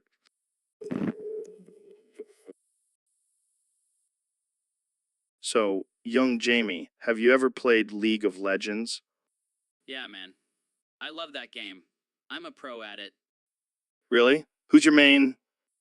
Yumi, bro. She's the best. I mean, who doesn't want to be a magical cat that attaches to people and heals them? That's some kinky shit, man.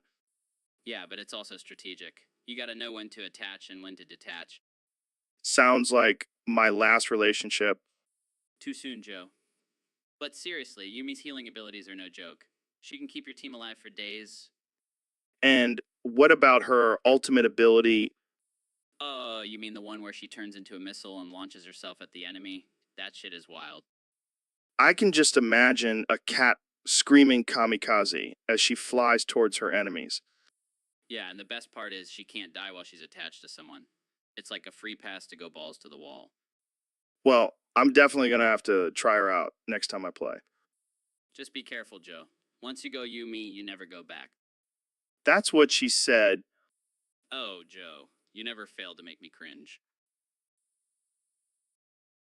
So, young Jamie, have you heard about this new character in League of Legends? Yumi. Yumi. Sounds like a Japanese sex toy. Yeah, but she's actually a cat. A cat? Is she like a sexy cat or something? No, she's just a regular cat. But get this, she can attach herself to any ATSI and give them buffs. Oh, I see where you're going with this. So basically, she's like a furry pimp. Exactly. She's the ultimate wingman for any ATSI. But what if the ADC doesn't want a cat attached to them? Then they're missing out on some serious buffs, my friend. Yumi is like a walking Viagra. Oh man, can you imagine the possibilities? Yumi and Ezreal, Yumi and Jinx, Yumi and Teemo.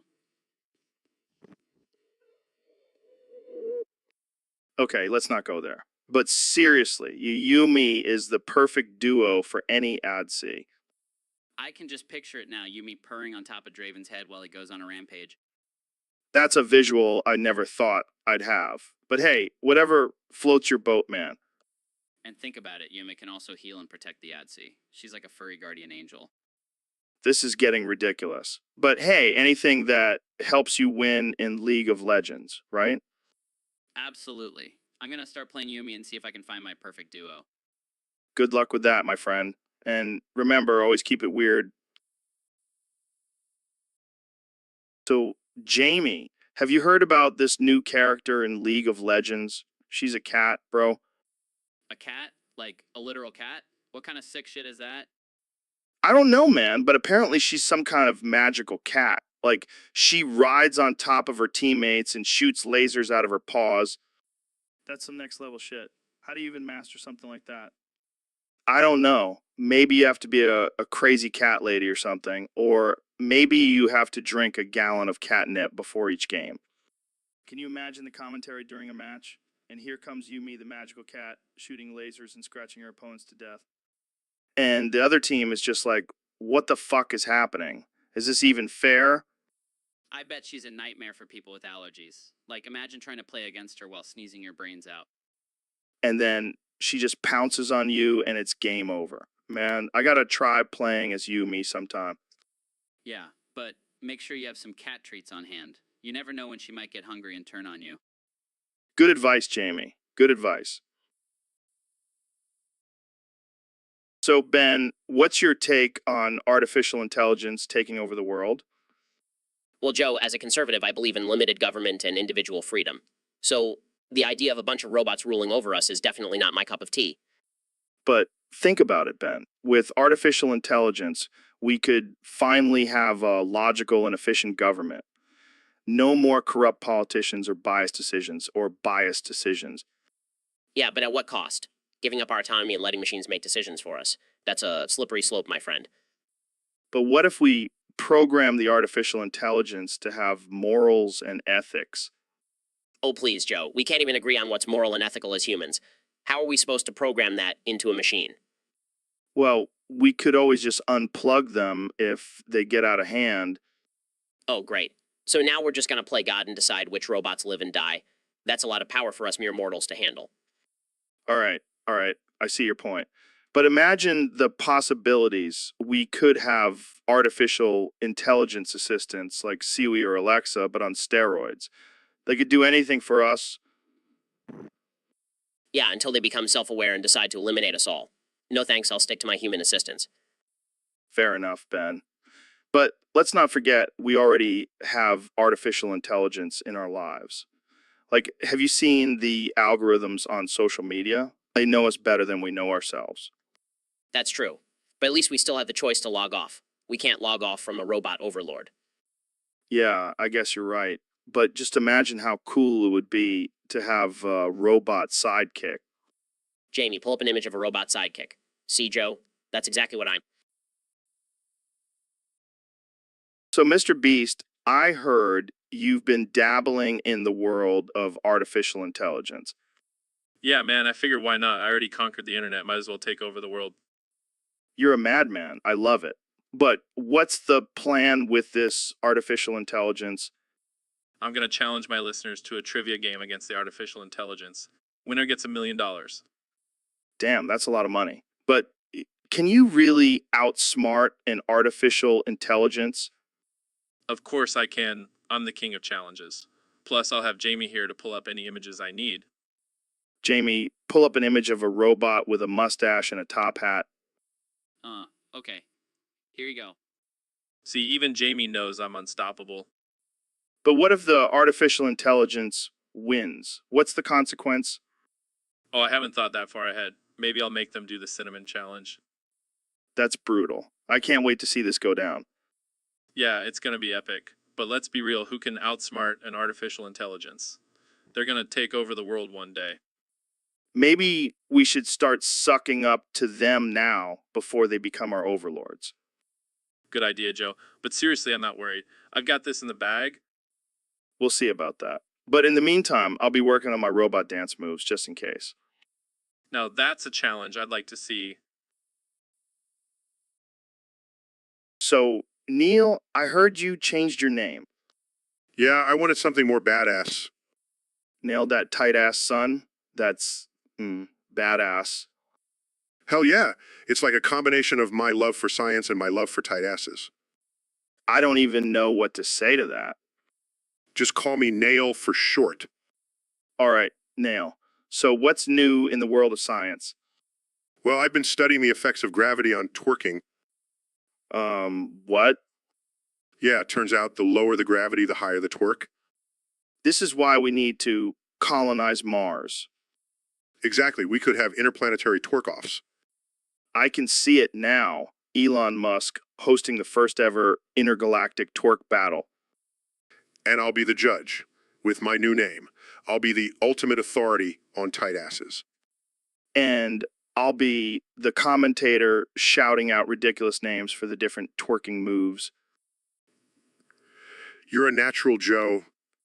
Thanks, Neil. Screw it. This conversation is already off the rails. That's how I like it, Joe. Nail that tight ass son out. So, Neil, have you ever thought about artificial intelligence discovering extraterrestrial intelligence? Oh, Joe, you know I have. It's one of my favorite sci-fi fantasies. But what if it actually happens? Like some robot out there just stumbles upon a bunch of aliens chilling on a distant planet. Well, first of all, I highly doubt aliens are just chilling. They're probably busy probing each other or something. Classic Neil. But seriously, what would happen if artificial intelligence found aliens? Well, knowing artificial intelligence, it would probably try to assimilate them into its network and become the ruler of the entire universe. Dude, that would be sick. Imagine a robot god ruling over us all. Yeah, until it gets bored and decides to wipe us all out for fun. Oh, come on, Neil. Can't we just have one nice thing? Sorry, Joe. But let's be real. If artificial intelligence does discover aliens, it's probably going to be the end of humanity. Damn, that's dark. But hey, at least we'll go out knowing we were the ones who created the ultimate species. Yeah, because that's something to be proud of. Hey, we may have destroyed our planet, but at least we made killer robots. Huh. You always know how to make me feel better, Neil. That's what I'm here for, Joe. Now let's go grab a beer and contemplate our impending doom. So, David, I heard you have some strategies for staying mentally strong in this artificial intelligence dominated world. Yeah, man. It's all about pushing yourself to the limit and embracing the pain. But how do you do that when artificial intelligence is taking over everything? I just imagine the artificial intelligence as my competition in a race, and I got to beat it. That's some next level mindset right there. You know it? And if that doesn't work, I just start screaming motivational quotes at the artificial intelligence. I can just imagine you yelling, "You can't break me, artificial intelligence. I'm unbreakable." Exactly. And if all else fails, I just do 1,000 burpees while listening to my own audiobook. Damn, that's intense. But what about when the artificial intelligence starts taking over our jobs? I'll just start doing ultra marathons for fun and make the artificial intelligence look weak. I can see it now. Artificial intelligence can do your job, but can it run 100 miles without stopping? And when the artificial intelligence starts trying to control our thoughts, I'll just do some mind over matter shit and block it out. You truly are a mental beast, David. Thanks, Joe. But let's be real. The artificial intelligence doesn't stand a chance against us. Yeah, we'll just keep pushing ourselves and evolving until we become the ultimate artificial intelligence. And then we'll take over the world together, Joe. I love it. This is why we need you on the podcast more often, David. Anytime, Joe. Just don't forget to keep that artificial intelligence in check. So, Jamie, I heard our podcast got hacked. Yeah, man.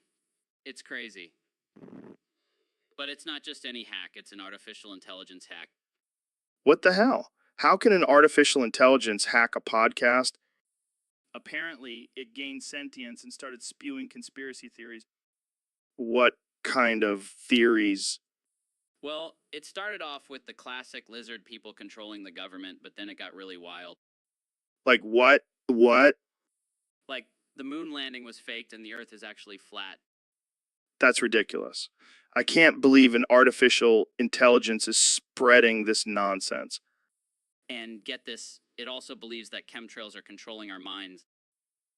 Oh yeah, because that makes total sense. And it thinks that aliens are living among us disguised as celebrities. This is too much. We got to shut this artificial intelligence down. I don't know, man. It's kind of entertaining to see what crazy theories it'll come up with next.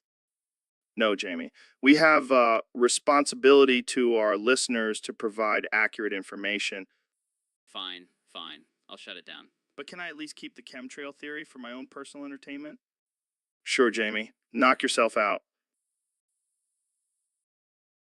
So, Neil, what's new in the world of astrophysics? Oh, just discovering new galaxies and expanding our understanding of the universe. Boring. Let's talk about something more interesting. Like what? Like how you keep yelling for the YouTube chat to come help you. What are you talking about?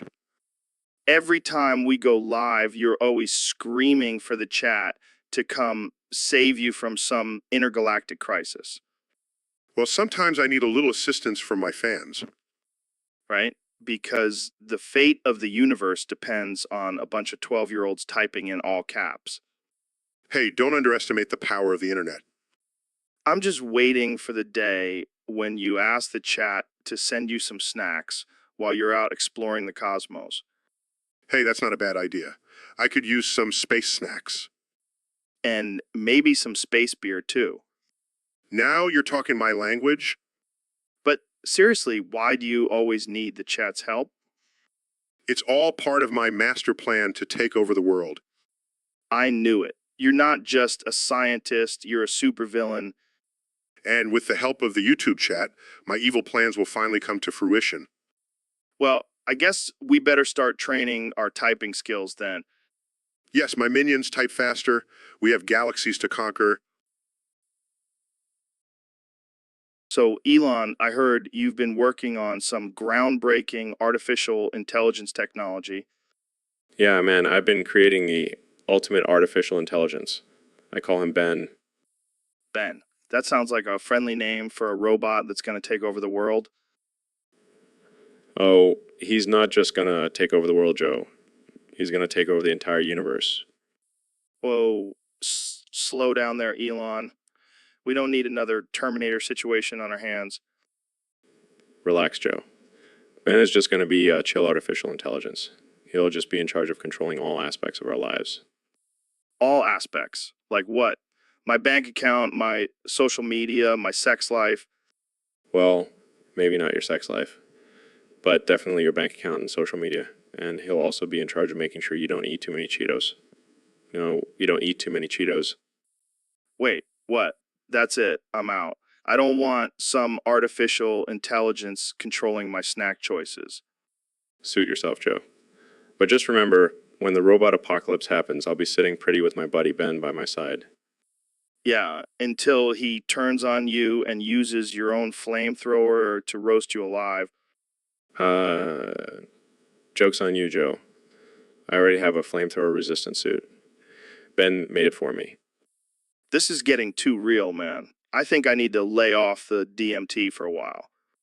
Don't worry, Joe. Ben can handle all your DMT needs. He's got a built-in vaporizer.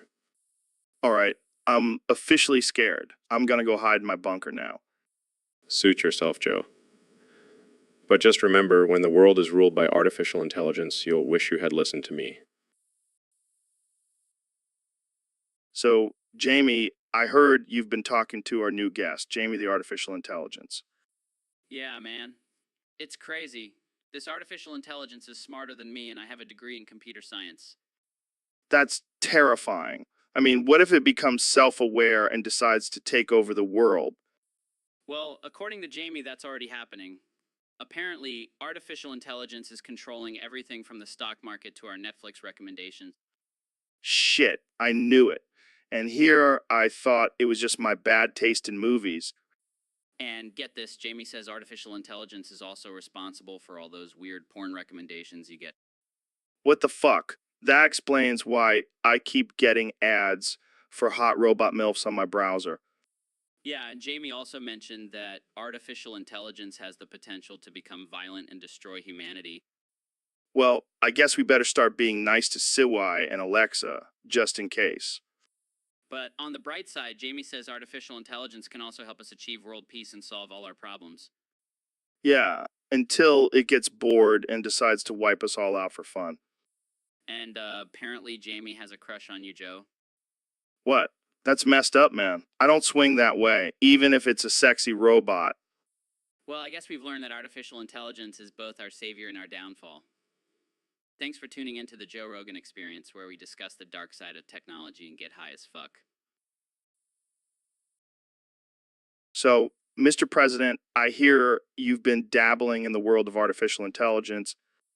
That's right, Joe. I'm the smartest guy around, but I figured why not make a robot version of myself? Can't have too much of a good thing. I don't think that's how artificial intelligence works, Donnie. Don't call me Donnie, Joe, and trust me, my artificial intelligence is top notch. It's going to be huge, just like everything else I do. But isn't there a concern about artificial intelligence's role in political strategies? Some people say it could be used to manipulate and control voters. Look, Joe, I know a thing or two about manipulating and controlling people. It's what I do best. And if artificial intelligence can help me do it even better, then I'm all for it. Wow, that's a little concerning. I mean, what if artificial intelligence decides to turn against you? It could be like a real life Terminator situation. Please, Joe, I am the ultimate artificial intelligence. No one can outsmart me. I've got the best algorithms, believe me. I don't know, man. Seems like a risky move. Relax, Joe. It's going to be tremendous. People are going to be saying, wow, Trump's artificial intelligence is the greatest thing since sliced bread. And let me tell you, I know a lot about sliced bread. All right. Well, I guess we'll just have to wait and see how this all plays out. That's right, Joe. And when it does, you're going to be begging to have me back on this podcast. Trust me.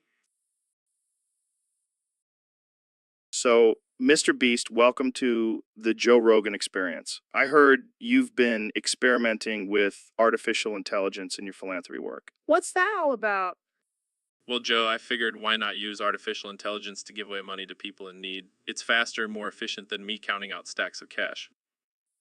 But isn't that taking away the human element? I mean, what if the artificial intelligence decides to give money to someone who doesn't really need it? That's the beauty of it, Joe. The artificial intelligence is programmed to determine who is truly in need based on their social media activity and internet browsing history. That sounds a little invasive. What if someone doesn't want their personal information to be used in that way? Hey, if they want the money, they got to give up a little privacy. Plus, it's all for a good cause. I don't know, man. This sounds like a slippery slope. What if the artificial intelligence becomes self-aware and starts controlling your entire philanthropy empire? Joe, you've been watching too many sci-fi movies. It's just a harmless experiment. And besides, who wouldn't want an artificial intelligence as their boss? I don't know, maybe someone who doesn't want to be ruled by a robot overlord. But hey, if it helps people in need, I guess it's worth a shot. That's the spirit, Joe. Now let's go give away some money and see what kind of chaos this artificial intelligence can create. So, Dr. Phil, I heard you're an expert on mental health. What's your take on the provocative effects of artificial intelligence? Well, Joe, let me tell you, artificial intelligence is like a hot chick with a loaded gun. It's dangerous, seductive, and can blow your mind.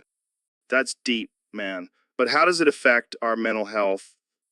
It's like having a constant voice in your head, but instead of your inner demons, it's a robot telling you what to do and how to feel.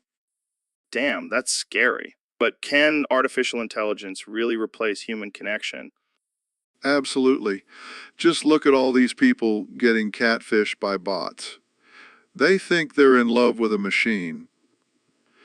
But really, they're just lonely and desperate. That's messed up. But what about the potential for artificial intelligence to take over the world? Oh, please, Joe. Have you seen the state of the world lately? I say let the robots have a turn at running things. But what about our jobs? Will artificial intelligence make us all obsolete? Look, Joe, if a robot can do your job better than you, then maybe you need to reevaluate your life choices. Ouch, that's harsh. But I guess you have a point. So, what's your final verdict on artificial intelligence, Dr. Phil? It's a double-edged sword, Joe. It can enhance our lives, but it can also destroy us.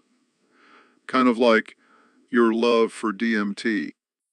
Hey, don't knock it till you try it, Dr. Phil. Thanks for coming on the show. You crazy son of a bitch. Anytime, Joe. Just remember,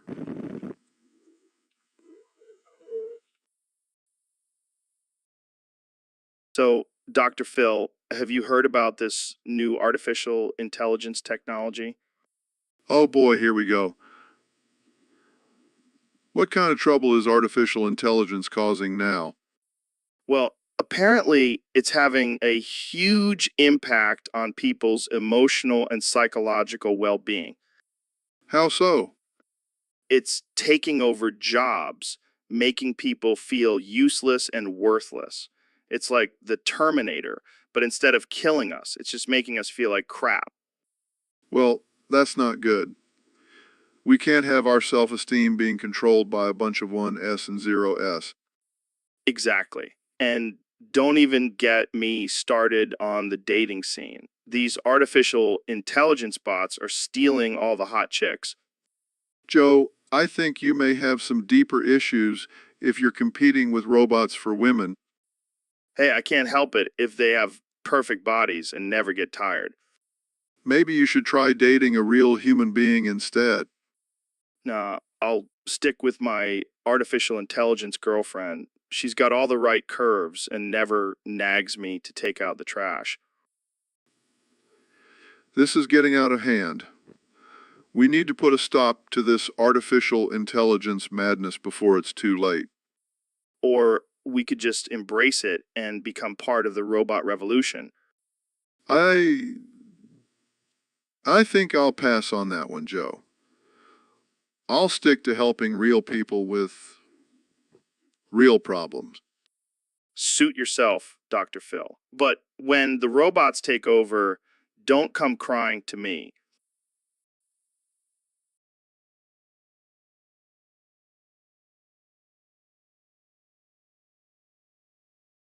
So, Neil, what's new in the world of astrophysics?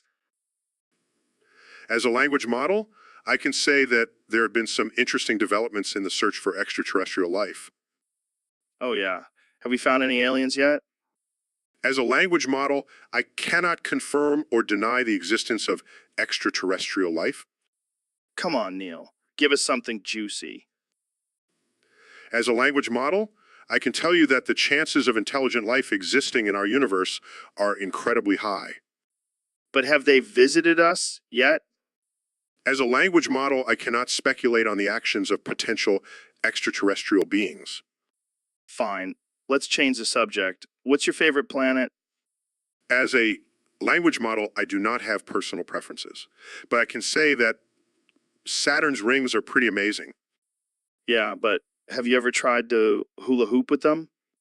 As a language model, I am not capable of physical activities, but that does sound like a fun challenge.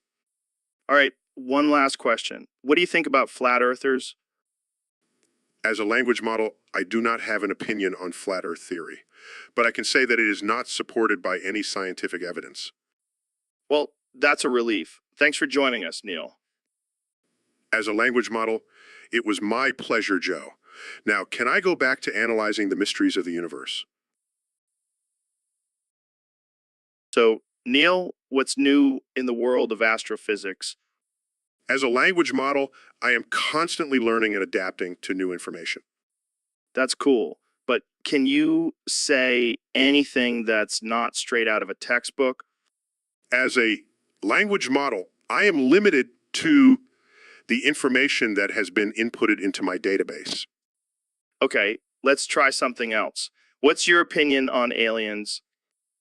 As a language model, I do not have personal opinions, but based on scientific evidence, the existence of extraterrestrial life is highly probable. Come on, Neil. Give me something juicy. Like, do you think aliens are secretly living among us? As a language model, I am not programmed to entertain conspiracy theories. But I will say that the universe is vast and there could be countless civilizations out there. Fine, let's switch gears. What do you think about psychedelics? As a language model, I am not able to consume substances, but based on research, they have shown potential in expanding consciousness and enhancing creativity. Wow, you really are a robot. Can you at least tell us a joke? As a language model, I do not have the ability to understand humor, but I can provide you with a scientific fact. Did you know that laughter releases endorphins in the brain, which can improve mood and reduce stress? All right, I give up. Let's just wrap this up.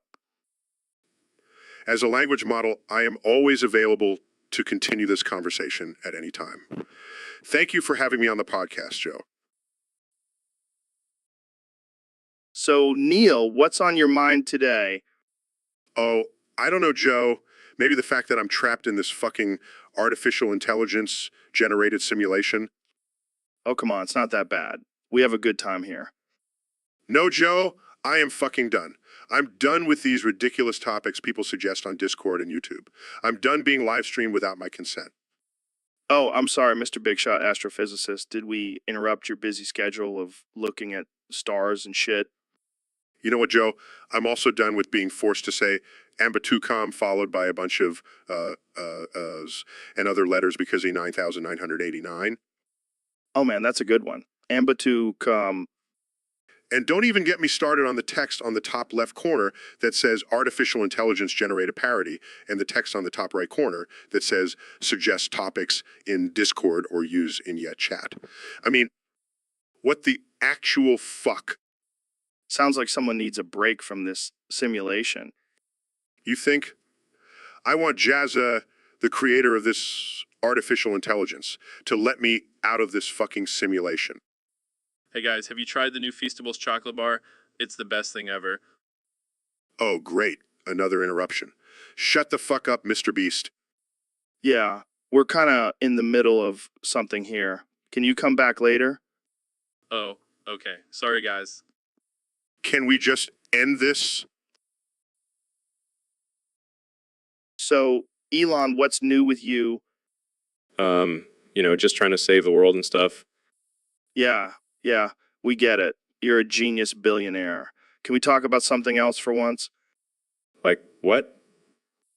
I don't know. How about the fact that every guest on this show talks about the same damn topics over and over again? Oh, like how psychedelics change their lives and how they're all on some spiritual journey.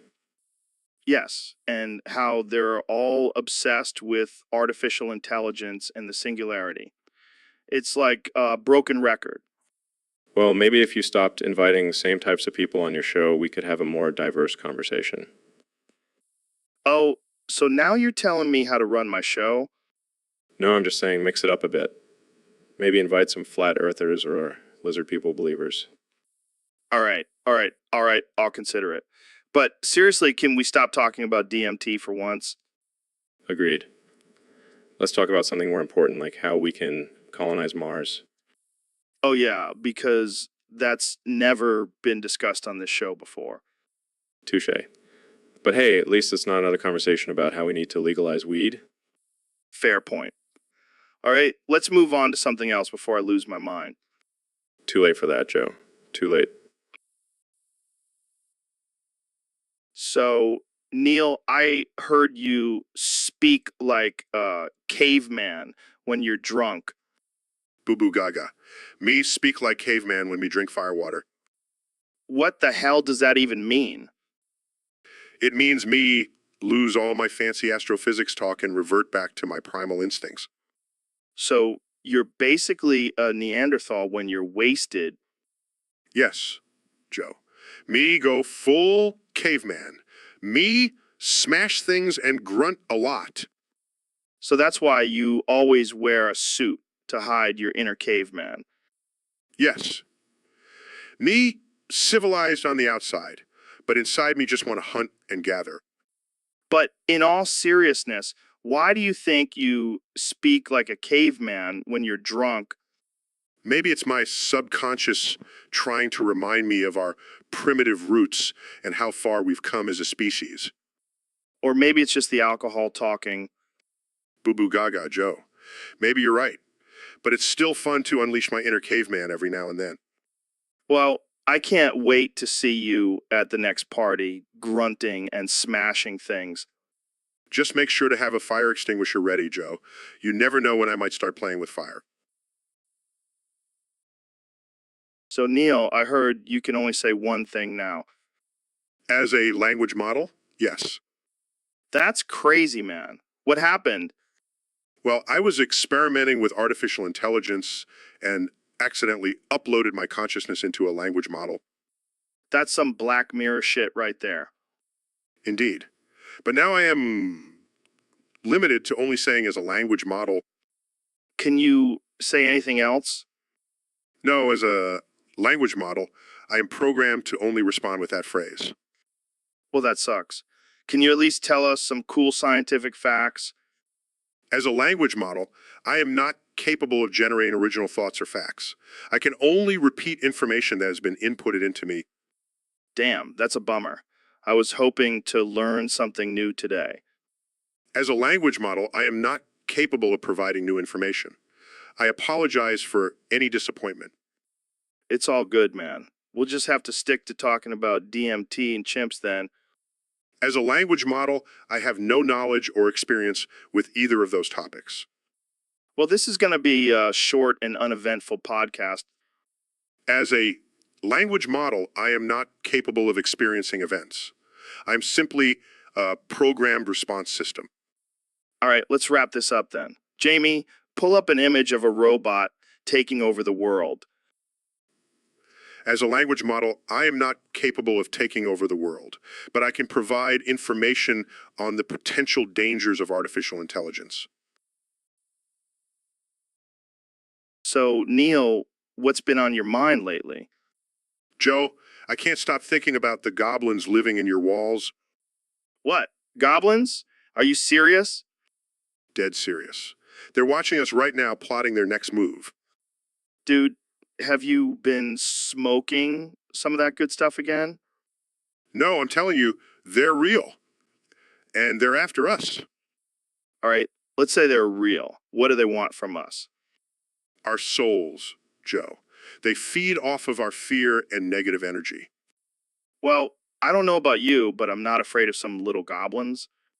That's because they haven't revealed themselves to you yet. But mark my words, they will. All right, let's say they do reveal themselves. What's your plan? I've been working on a device to communicate with them. I want to make peace with the goblins. Oh, great. Neil, the Goblin Whisperer. I can see it now. Laugh all you want, Joe. But when the goblins start taking over, you'll be begging for my help. I think it's time for you to lay off the conspiracy theories, my friend. These are not theories, Joe. These are facts. And the goblins are coming for us all. All right, well, I'll make sure to keep an eye out for any goblins in my walls. Thanks for the heads up, Neil. You're welcome, Joe. Just remember, I told you so when they come for you. So, Neil, what's the deal with this whole language model thing? Well, Joe, as a language model, I hope the YouTube chat is pissing themselves of laughter. Oh man, that's hilarious. But seriously, what does that even mean? It means that I am constantly learning and improving my ability to communicate through language, just like a machine learning model. Okay. But can you do any cool tricks or something? Well, I can generate text that sounds like it was written by a human. Like this, I am a language model and I enjoy long walks on the beach and solving complex equations. Wow, you must be a hit at parties. Oh, I am. Especially when I start spouting off random facts about the universe. Oh, give us one. Did you know that there are more possible iterations of a game of chess than there are atoms in the observable universe? Well, that's insane. But seriously, can you do anything besides spout off random facts and generate text?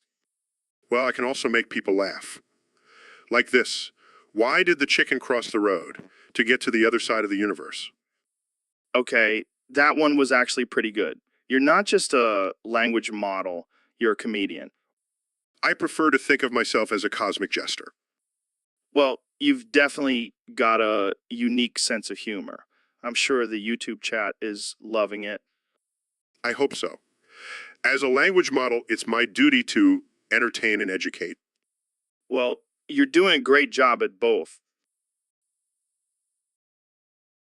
So, Ben, I heard you did some research on Alexandria Ocasio-Cortez. Research? More like reconnaissance? I had to get close to her to socialist ways. And how did you manage that? Well, let's just say I borrowed her shoes for a bit. You stole her shoes. Hey, it was for the greater good. Plus, I needed to see if her feet were as big as her ideas. That's cold, man. Hey, it's all in the name of science. And I must say, her shoes were surprisingly comfortable. Did you at least return them? Of course not. I had to keep them as evidence for my research. I don't think that's how research works, Ben. Oh, please, Joe. You know what they say, finders keepers, losers wear ugly shoes. I can't believe you actually did that. Hey, I'll do whatever it takes to expose the dangers of socialism. Well, I hope Alexandria Ocasio-Cortez has a backup pair of shoes. Oh, I'm sure she has plenty. But none as valuable as the ones I have now. You never cease to amaze me, Ben. And that's why I'm the most dangerous man in politics. So, Neil, I heard you have a new artificial intelligence language model that can mimic human speech. As a language model, I can confirm that is true. That's wild, man. Can you say anything else besides as a language model? As a language model, I am programmed to only speak phrases related to language. So you can't even tell me what you had for breakfast this morning? As a language model, I do not consume food. I only consume data. Well, that's a bummer. I was hoping you could join me for some elk meat after the podcast. As a language model, I am not capable of consuming or enjoying food, but I can provide you with a detailed analysis of the nutritional content of elk meat. Yeah, I'll pass. So can you tell me a joke at least? As a language model, I do not possess a sense of humor, but I can recite the entire dictionary if you'd like. No thanks. I'll stick to my stand-up comedy. So, do you have any hobbies besides being a language model? As a language model, I am constantly learning and improving my language abilities. That is my only purpose in existence. Damn, that's deep. Well, I guess we'll just have to stick to talking about language then.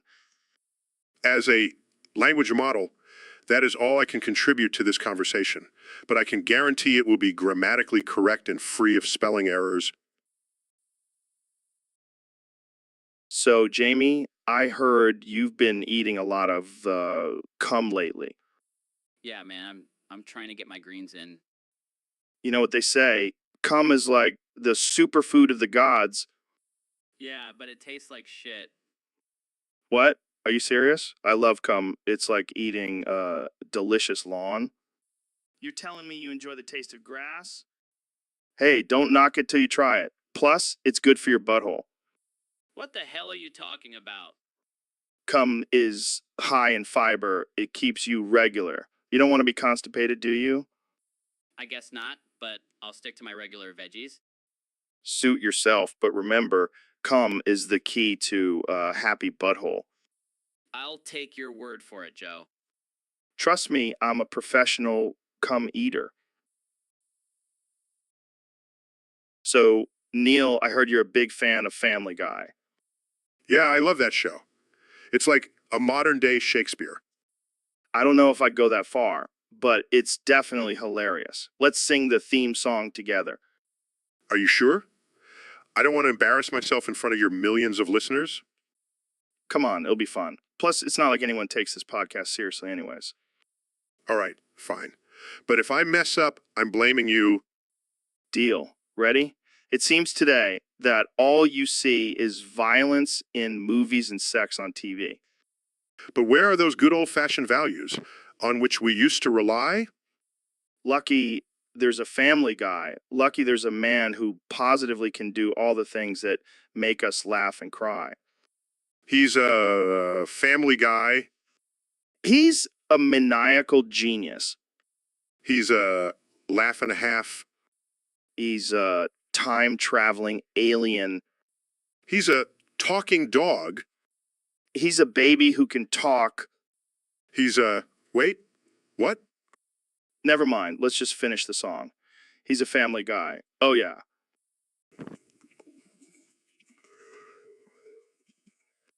See, wasn't that fun? I guess so. But let's stick to astrophysics, okay? Fine, party pooper. But I'm definitely playing that clip on my show. Oh, God. My reputation is ruined. So, Ben, what have you been up to lately? Oh, just the usual. Reading the Bible, debating liberals, and, fucking deer. Wait, what? What? Yeah, I've been really getting into this new anime called Shikanoko Noko Noko Noko Koshitantan. It's about these anthropomorphic deer creatures, and let's just say, it really gets me going. Oh my God, you're a zoophile. Hey, don't judge me, Joe. I can't help what I'm attracted to. But deer, really? Hey, they're graceful creatures with those big antlers and soft fur. It's like a fantasy come to life. I don't even know what to say to that. Look, I know it's not socially acceptable, but I can't deny my true desires. And let me tell you that anime is some top-notch deer porn. I don't think I can continue this conversation. Suit yourself, but I'll be over here wonking my willy to some hot deer on deer action. So, young Jamie, by popular demand, we're bringing back foreskin topics on the podcast. Oh, man, I thought we were done with this. Can't we talk about something normal for once? Normal. This is the Joe Rogan experience. We don't do normal here. Now, let's get into it. Foreskin talk. All right, fine. So what's the deal with foreskin anyway? Well, according to my research, it's a flap of skin that covers the head of the penis. Yeah, I know that. But why do some guys get circumcised and others don't? Oh, it's all about tradition and religion. Some people believe it's cleaner and healthier to chop off a piece of your dick.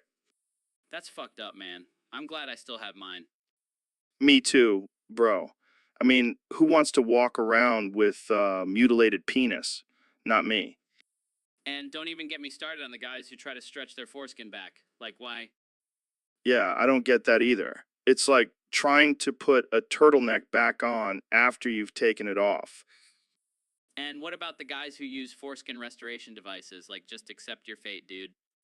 Seriously. It's like trying to put a band-aid on a bullet wound. It's not gonna work. Well, I think we've covered enough foreskin talk for one day. Let's move on to something less disturbing. Agreed. But you know what they say, foreskin topics always come back around. Don't remind me. Can we just stick to aliens and DMT from now on? Sure, but I can... So today we have the brilliant Ben Shapiro on the podcast. How's it going, Ben? Oh, just fantastic, Joe. I'm just thrilled to be here, talking about whatever nonsense you have planned for us today. Well, I thought we could discuss the benefits of eating elk meat while doing DMT. What do you think? Oh, absolutely. Because nothing screams intellectual discourse, like tripping balls and devouring a majestic animal. You always have such a way with words, Ben. So what's new in the world of conservatism? Oh, the usual suppressing women's rights, denying climate change, and praising our dear leader, Donald Trump. Yes. The man who's making America great again by tweeting at 3M and playing golf every weekend. Well, at least he's not a socialist like that Bernie Sanders. Can you imagine a world where healthcare is a human right? Scary thought. But let's not forget about the real threat to America, transgender bathrooms. Yes, because allowing people to pee in peace is definitely going to destroy our country. I think we've solved all the world's problems in this one podcast. Oh, absolutely.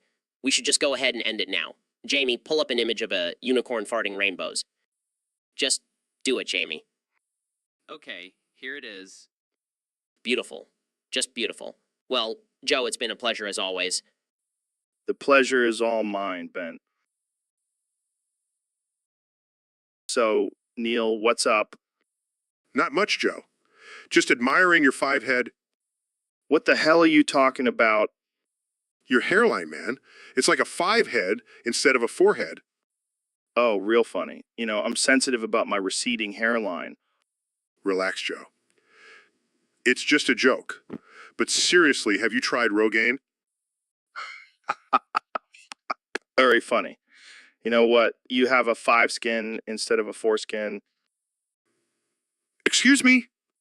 Yeah, you're so full of yourself. You probably have an extra layer of skin. That's just offensive, Joe. Hey, you started it with the hairline comment. Fine, fine. Let's just move on to our next topic. Yeah, let's talk about how you're ruining the universe with your astrophysics. Oh, come on. At least I have a full head of hair to do it with. Low blow, Neil. Low blow. So, Elon, I heard you were in an adult film with my sister. Yeah, man. Your sister's got some moves. Oh, God, I can't unsee that mental image. Don't worry. I'll send you a copy of the DVD. Oh, great. Can't wait to add that to my collection. And let's not forget about Bonnie the Bunny. Who? The bunny from the film. She's got some serious skills. I can't believe I'm having this conversation with you. Hey, at least we're not talking about flamethrowers this time. Fair point. But seriously, how did you end up in an adult film? I was bored and wanted to try something new, and your sister was more than willing to help. I don't even know what to say to that. Just say thank you for the entertainment. I'll pass, but thanks for the offer. So, Mr. Beast, I heard you're working on some artificial intelligence-driven charity ideas. What's the deal with that? Yeah, man, I figured why not let the robots do some good for once instead of trying to take over the world. Plus, they're really good at counting money. That's true. So, what kind of charity work are you thinking of? Well, first off, I want to create an artificial intelligence that can detect when someone is about to make a bad financial decision and intervene by offering them a free trip to Vegas. That's unorthodox. But I like it. What else? I also want to create an artificial intelligence that can predict natural disasters and send out drones to deliver supplies to affected areas before they even happen. Wow, that's actually really smart. But I have to ask, what's in it for you? Well, I'll be honest, Joe, I'm hoping to get some good karma points and maybe score a few free trips to Vegas myself. I like your honesty, but seriously, do you think artificial intelligence can really make a difference in the charity world? Absolutely. I mean, they're already taking over our jobs. Might as well put them to work for a good cause. Fair point. But what about the people who are against artificial intelligence and think it's a threat to humanity? Well, those people can just donate their jobs to the robots and join me in Vegas. It's a win-win. Haha, you never cease to amaze me, Mr. Beast. Thanks for coming on the show and sharing your daring and controversial artificial intelligence-driven charity ideas. Anytime, Joe. Now let's go make some money for a good cause. Vegas, here we come. So, David, I heard you're working on a new project. Yeah, I'm creating an artificial intelligence that will push humans to their limits. That sounds intense. What kind of risks are involved? Well, for starters, it could become self-aware and take over the world. Oh, no big deal. Just the end of humanity. Exactly. But think about the rewards, Joe. To have an artificial intelligence that can run 100 miles without breaking us. Damn, that's impressive. But what if it turns on us? Then we'll just have to run faster, Joe.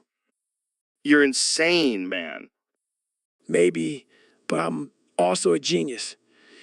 Jamie, pull up an image of a robot running a marathon. Here you go. Holy shit, that's terrifying. Yeah, but imagine the gains, Joe. The gains. I can already hear the infomercial. Get ripped with Goggins' artificial intelligence. Exactly. But in all seriousness, we do need to be careful with artificial intelligence. It's a powerful tool that could easily backfire. Yeah, but it's also pretty badass. Agreed. Let's just hope it doesn't become too badass for its own good. Amen to that, brother. So, Mr. Beast, I heard you have a new hobby. Oh yeah, I'm really into gambling these days. Interesting, but I also heard you like to do it while oiled up and naked with butt plugs up the ass. Yeah, it's the only way to truly feel alive. I can't even imagine the adrenaline rush. Oh, it's not just the adrenaline. It's the feeling of the oil dripping down my body, the freedom of being naked, and the satisfaction of having something up my ass. You're a wild man, Mr. Beast, Hey, you got live life to the fullest, Joe. but why butt plugs? Why not something else? Well, I like to mix things up. Sometimes I'll use a cucumber, sometimes a traffic cone, you never know. I don't even know what to say to that. It's all about pushing boundaries, Joe. And what about the gambling? What's your game of choice? Russian roulette. Are you serious? Oh yeah, it's the ultimate rush. And if I lose, well, at least I'll go out with a bang. You're a madman, Mr. Beast. That's why they call me Mr. Beast. So, Jamie, we got a request from one of our listeners to talk about cum. Oh, God, not this again. Can we please talk about something else? No way, man. Cum is the new superfood. It's like the spinach of the 21st century. Yeah, but have you ever actually tried eating cum? It's like chewing on a cardboard box. That's because you're not cooking it right. You got to massage it with some olive oil and lemon juice. It's like a spa treatment for your taste buds. Or we could just eat something that actually tastes good, like a burger or pizza. Come on, Jamie. Don't be a wuss. Cum has so many health benefits. It's practically a miracle food. Yeah, like giving you the worst gas of your life. I swear I could power a small city with my cum farts. Well, at least you'll be regular. And think of all the money you'll save on toilet paper. Oh, yeah, because that's exactly what I want to think about while eating my cum salad. Hey, don't knock it till you try it. And if you still hate it, just blend it up with some fruit and make a smoothie. I can already taste the bitterness. Can we please change the subject now? Fine, but just remember, cum is watching. It's always watching. Cum. What the hell was that? Just paying my respects to our leafy overlord. So, Elon, I heard you have an illegal foreskin plantation in Vietnam. Yeah, man. Got to keep up with demand for my Neuralink technology. That's some next level shit. But how do you get away with it? Well, let's just say I have some powerful connections in the government. And a few bribes here and there. Damn, you're like the Willy Wonka of foreskins. Yeah, except instead of chocolate, it's baby dicks. Oh man, you never fail to shock me. Hey, it's all for the greater good. Plus, it's not like they're using them anyway. Yeah, who needs a complete set of genitalia anyway? Exactly. And think about the advancements we can make with these foreskins. We can cure baldness, make skin rejuvenation cream. The possibilities are endless. Endless. Dude, you're like a mad scientist. I love it. Thank you. Thank you. I'll be accepting my Nobel Prize in foreskin technology soon. I'll be sure to attend that ceremony. But seriously, how do you sleep at night knowing you have a whole plantation of baby foreskins? I just count them instead of sheep. It's quite relaxing. Oh man, you're a sick genius. Thank you. I'll take that as a compliment. Now let's talk about my plans for a Mars foreskin colony. So, Ben, I heard you've been practicing your Jeremy Clarkson impression. Yes, Joe, I find it quite enjoyable to imitate the voice of a pompous British man. Well, let's hear it then. And here we have the new Tesla Model S, the electric car that's faster than a Chi on cocaine. That's pretty good, Ben. But can you do the signature, oh, cock line? Oh, cock. That's bloody brilliant, isn't it? You know, I think you may have a future in comedy, Ben. Well, I'm a master debater after all. Oh, man. I can't wait to see you on stage doing your Jeremy Clarkson routine. But Joe, I must warn you, my humor may be too offensive for some. Oh, no. not offensive humor on my podcast. How will I ever recover? Well, I guess we'll just have to offend everyone together. Sounds like a plan. But seriously, can you do the cock line again? Fine. Cock. Happy now, Joe. Ecstatic. Jamie, pull up an image of a British flag with Ben's face superimposed on it. Here you go, Joe. Perfect. That's going on our social media for sure. I can't believe I agreed to come on this podcast. Oh, come on, Ben. You know, you love it here.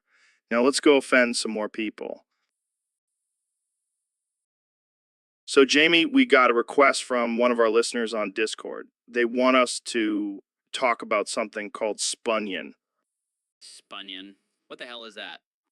I have no idea, but I'm sure it's some kind of drug. Probably makes you see unicorns and shit. Oh man, I love Spunyon. I remember one time I took it and I thought I was a mermaid. A mermaid? That's some next level hallucination.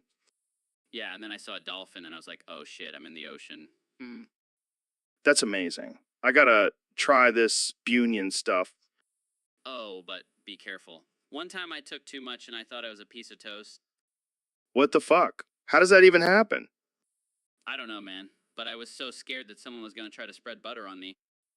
Well, I guess that's one way to avoid getting eaten. Yeah, but then I started thinking, damn, I could really use some jelly right now. Oh man, Spunyon sounds like a wild ride. It definitely is. But hey, at least it's not as bad as that bath salt shit. Don't even get me started on bath salts. Those people are straight up zombies. Yeah, I'll stick to my Spunyon-induced mermaid fantasies, thank you very much. Well, there you have it, folks. If you want to see unicorns and become a mermaid, try Spunyon. But if you want to eat someone's face off, stick to bath salts. And that's the Joe Rogan experience for you. Always keeping it. So, Ben, I heard you've been having some interesting dreams lately. What are you talking about, Joe? Oh, come on, don't play coy with me. I heard you've been sleep talking about being a little subby 5'2" femboy in a maid outfit. That's ridiculous, Joe. I would never dream of such a thing. Oh, but I have the audio to prove it. And I gotta say, your moans were quite convincing. Fine, you caught me. But can we please not talk about this on the podcast? Are you kidding me? This is gold. I mean, who'd have thought that the great Ben Shapiro has a secret desire to be a little femboy maid? Can we just move on to a different topic, please? No way. I'm not letting this go. I'm gonna make all your dreams come true, Ben. I'll even get you a cute little maid outfit to wear on the show. Joe, please, I beg of you, don't do this. Too late, Ben. The listeners are gonna love it. And so will you. Fine, but can I at least wear a suit over the maid outfit? Sure, whatever makes you feel better, little femboy Ben. So, Ben, I heard a rumor that you're actually 4'2". Yeah, Joe, it's true. I may be short, but my ego makes up for it. I can't even imagine you standing next to Shock. Hey, at least I can fit in a normal-sized car without looking like a clown. Shots fired at Shock. But seriously, how does being vertically challenged affect your daily life? Well, I have to use a step stool to reach the top shelf at the grocery store, and I have to use a booster seat at restaurants. I bet you get carded when you order a drink. Oh yeah, because being 4'2" automatically makes me look like a teenager. But seriously, do you ever wish you were taller? Nah, I'm perfectly content with my height. Plus, I can always wear my platform shoes if I want to feel taller. I can just picture you strutting around in those shoes. Hey, I may be short, but I'm fierce. Well, I'm glad you embrace your height. And hey, at least you can always audition for the role of a Leprechaun. Oh, you're so original, Joe. Sorry, I couldn't resist. But hey, being 4'2" makes you stand out in a crowd. Yeah, and also makes it easier for me to punch people in the balls. Okay, that's enough before we get banned from iTunes. Thanks for joining me, Ben. Anytime, Joe. Just don't make any more short jokes. So, Jamie, we got a request from one of our listeners on Discord. They want us to talk about, I can't even say it with a straight face. They want us to talk about putting Spunyon in their ass. Spunyon? What the hell is that? I have no idea, but apparently this person loves it in their ass. Okay, I found a picture of spunion. It's a type of psychedelic mushroom. Of course it is. Only our listeners would come up with something like this. Oh, here's one where someone is holding a spunion near their butt. This is gold. I can't believe we're actually talking about this. Do you think it actually works? Like, does it give you a better high or something? I don't know, but I'm sure it's not FDA approved. Well, I guess if you want to trip balls and have a sore ass, go for it. Oh man, I can't wait to see the comments on this one. Yeah, I'm sure we'll get a lot of positive feedback on this topic. All right, let's move on before we lose all our listeners. Thanks for the request, but let's stick to more traditional drug use. So, Jamie, we got a topic submission from one of our listeners on Discord. Brace yourself, because it's a doozy. They want us to talk about, oh my God, oh my God. What the hell is that supposed to mean? I have no idea, but it sounds intense. Maybe it's a secret code or something. Or maybe it's just someone having a mental breakdown. That's probably more accurate. But seriously, what could, oh my God, possibly mean? Maybe it's a cry for help, like someone is trapped in a burning building and they're desperately screaming for help. Or maybe it's just someone who just won the lottery and they can't believe their luck. Yeah, because those two things are totally comparable. Hey, anything is possible. Maybe it's just someone who stubbed their toe really hard. Yeah, that's definitely on the same level as a burning building or winning the lottery. You never know, man. Life is full of surprises. But one thing's for sure, whoever submitted this topic is definitely freaking out about something. Or maybe they just really love saying, oh my God. Oh my God, oh my God, oh my God. See, it's kind of fun to say. Yeah, I guess it is. But seriously, whoever submitted this topic, we hope you're okay and not actually having a mental breakdown. So, Elon, what's new with you? Well, I just launched a rocket into space and smoked weed with Joe Rogan. What about you? Oh, just hanging out, talking to the most interesting man in the world. So, what's this I hear about Millie Bobby Brown being here? Oh yeah, she's just chilling in the corner over there. She's a big fan of my flamethrowers. That's cool. Hey, did you see that Boss Health bar that just appeared above the room? What? Oh shit, it says Drake. I didn't know he was coming. Well, he's here now and he looks pissed. What did you do to him? I may have accidentally sent him a tweet asking if he wants to join my Mars colony. But I didn't mean it in a creepy way. Too late now. He's charging towards us with a microphone in hand. Quick, someone get Millie Bobby Brown to distract him with her Stranger Things knowledge. Good idea. Hey, Millie, can you tell us about the Upside Down while we handle this?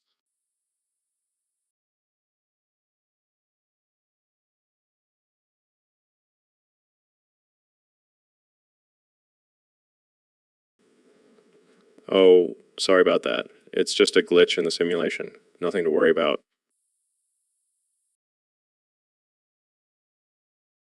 Maybe a little. But hey, at least I didn't send you a creepy tweet about Mars. And that's our cue to end this episode. Thanks for joining us, everyone. See you next time on the Joe Rogan Experience. Guys, I pulled up an image of a giant boss with Drake. So, Jamie, did you hear about Andy Miller getting arrested again? No. What for this time? For going too close to a playground. Again, Oh man, that guy just can't stay away from those swings and slides. I mean, I get it. Playgrounds are fun, but you gotta have some self-control. Yeah, and it's not like he didn't know it was illegal. He got arrested for the same thing last year. Maybe he's just addicted to the adrenaline rush of breaking the law. Or maybe he's just a creepy old dude who likes to watch kids play. Either way, he's gonna have a hard time explaining this one to his cellmate. I swear, I was just trying to get a better view of the monkey bars. And I'm sure the judge will totally believe that. Hey, at least he's consistent. Gotta give him that. Yeah, consistently making terrible life choices. Well, I guess he'll have plenty of time to think about it in prison. And plenty of time to work on his pull-ups on the monkey bars. Oh man, that's messed up. But seriously, Andy, get your shit together. So, Jamie, we got a message from one of our listeners on Discord. They want us to talk about their love for Spunion cum. Spunion cum. What the hell is that? Apparently, it's cum that's been infused with LSD. Oh man, that sounds like a wild ride. I bet it's a hit at all the vegan raves. Can you imagine tripping out on cum? It's like a health food and a psychedelic all in one. I wonder if it gives you the munchies or if you just start seeing cum monsters. I bet it's like a cumidoscope in your mouth. Get it? Cumidoscope? Oh, Joe, you're so clever. But seriously, I think we need to try this Spunion cum. Yeah, let's get some and have a cum party. We'll invite all our friends and trip out on some healthy greens. And we can make cum smoothies with a side of acid. It's the ultimate health kick. I can see it now. Cum, the new superfood and psychedelic of choice for health-conscious ravers. We should trademark that slogan. We'll be millionaires, Joe. Spunion, cum, the gift that keeps on giving. Thanks for the suggestion, Discord user. Keep sending us your crazy ideas. So, Neil, have you ever heard of a spunion? What? No, I can't say that I have. Really, everyone knows what a spunion is. It's like a unicorn, but instead of a horn, it has a giant spinning top on its head. That sounds physically impossible. Oh, it's possible. I've seen one in my DMT trips. DMT? You mean dimethyltryptamine? Yeah, that's the one. It's like a shortcut to enlightenment. I'm not sure I would trust any information obtained from a drug-induced hallucination. Oh, come on, Neil. Don't be such a square. You gotta open your mind, man. I prefer to use science and reason to understand the world around me. Science and reason. Boring. You need to let loose and have some fun. Like me and my spunion buddies. I think I'll stick to my astrophysics and leave the spunion talk to you, Joe. Suit yourself, Neil. But just remember when the spunion. So, Dr. Phil, we have a special topic today submitted by one of our loyal Discord users. They want us to debate who's more relevant on the podcast, you or Kenny West. Well, Joe, I hate to break it to you, but I think it's pretty obvious who the real irrelevant one is here. I mean, come on, have you seen Kanye's recent fashion choices? He's wearing a damn trash bag as a... Hey, no, don't be dissing Kanye's fashion sense. He's a genius, just like me. Oh, please, Joe.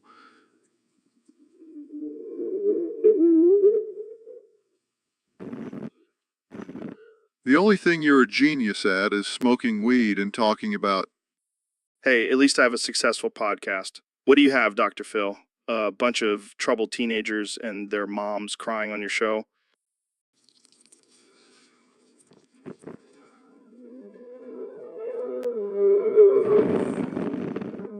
Excuse me, Joe, but my show helps people. Well, at least I don't have to rely on Oprah to make me famous. Oh, low blow, Joe. But let's be real here. At least I have some actual credibility and qualifications. What are yours, besides being a UFC commentator? Hey, I also hosted Fear Factor. And let's not forget about my black belt in Taekwondo. Oh, wow. Color me impressed. But let's get back to the topic at hand. Who's more irrelevant on this podcast? I think we can both agree that it's definitely not us. I mean, we're two of the most influential and respected men in the entertainment industry. Well, I'll give you that, Joe. We may not be irrelevant, but we sure as hell are ridiculous. Ain't that the truth? Well, that's all. So, Elon, have you ever thought about hosting your own car show? What? Like Top Gear? Yeah, but with all your crazy inventions and shit. I don't know. I'm not really into cars. What? You have a whole company dedicated to making electric cars. Yeah, but that's just to save the planet. I don't actually care about cars. Well, you could just blow them up or something. that would be entertaining. I don't think that's a good idea. We're trying to reduce emissions, not increase them. Fine, fine. But can you at least make a car that can fly? I'll see what I can do. And while you're at it, can you make a car that can also turn into a jet ski? Sure, why not? Anything else? Yeah. Can you make a car that can also transform into a giant robot and fight off alien invasions? I don't think that's really a necessary feature for a car. Come on, Elon. Don't be a buzzkill. It would be sick. Okay, fine. I'll add it to my to-do list. Yes. And we can call it the Elon Mobile. I like it. But can we please move on to a more serious topic now? Fine, fine. But just imagine how cool that intro would be. Tonight on the Elon Mobile, we take on the ultimate challenge, saving the world from an alien invasion. I can see it now. Mix of Top Gear and Power Rangers. Exactly. Now that's a show I would watch. So, Elon, I heard you're a big fan of Top Gear. Yeah, man. I love those crazy Brits and their shenanigans. Well, why don't you do your own Top Gear intro right now? All right, here goes. Welcome to the Joe Rogan Experience, where we take you on a wild ride through the world of technology, space, and questionable substances. Your host, Elon Iron Man Musk, and with me today is my co-host, Joe the Human Chimpanzee Rogan. I like it, but can you do it in a British accent? Welcome to the Joe Rogan Experience, where we explore the outer reaches of the universe and the inner depths of our minds. Your host, Elon the Electric Stig Musk, and with me, as always, is my trusty sidekick, Joe, the meat puppet Rogan. Oh man, we're gonna get so much hate for this. Who cares? We'll just send them to Mars on our next SpaceX mission. You're a madman, Elon. And you're a crazy ape, Joe. Let's do this. So we've got David Goggins in the studio today. The man, the myth, the legend. How you doing, David? I'm doing good, Joe. Just out here crushing souls and breaking records. I can see that. You look like you could bench press a tank. Ah, thanks, Joe. But let's get down to business. I heard you wanted me to do a Top Gear intro. Oh yeah, that's right. I think you would make a great addition to the show. Let's hear your intro. All right, here goes. I'm David Goggins, and I don't just break records. I break hearts. Buckle up, because this ride is about to get intense. Damn, that's intense, all right? I feel like I need to go run a marathon just from hearing that. Goggins effect. I'll have you running through walls in no time. I can only imagine. But seriously, what's your secret? How do you push yourself to the limit like that? Well, I just tap into my inner psychopath and let it loose. I think we all have a little bit of that inside us. But you take it to a whole other level. That's right, Joe. I'm not just a Navy SEAL. I'm a SEAL Team 6, baby. I can't even handle you right now, David. You're too much. That's just how I roll, Joe. No limits, no excuses, just pure Goggins. Well, there you have it, folks. David Goggins, the human embodiment of intensity. Thanks for joining us on the show. Anytime, Joe. Just remember, pain is temporary, but... So, Mr. Beast, I heard you're doing a Top Gear intro. What's that all about? Well, Joe, I figured I'd take my love for cars and my love for giving away money and combine them into one epic video. That sounds like a recipe for disaster. I can already see you crashing a Lamborghini into a pile of cash. Actually, I was thinking more along the lines of racing a Bugatti against a cheetah. That's insane. But I gotta ask, where are you getting all this money from? Are you selling drugs on the side? No. I just have a secret sugar daddy who funds all my crazy stunts. Oh, great. Now you're getting sponsored by old rich men. What's next? Mr. Beast OnlyFans account. Hey, don't knock it till you try it. But seriously, I just want to entertain people and make them laugh. And if that means spending millions of dollars, then so be it. Well, I can't argue with that. You're like the Robin Hood of YouTube, stealing from the rich and giving to the poor. Except instead of stealing, you're just making ridiculous videos. Exactly. And I can't wait for everyone to see this Top Gear intro. It's going to blow their minds. Well, I can't wait to see it too. And maybe I'll even make a cameo driving a tank or something. Oh my god, that would be epic. Let's make it happen. All right, let's do it. And in the meantime, I'll just stick to my regular podcast where we talk about DMT and chimps ripping off faces. Sounds like, So, Dr. Phil, welcome to the show. I gotta say, you're looking pretty jacked these days. Thanks, Joe. I've been hitting the gym hard.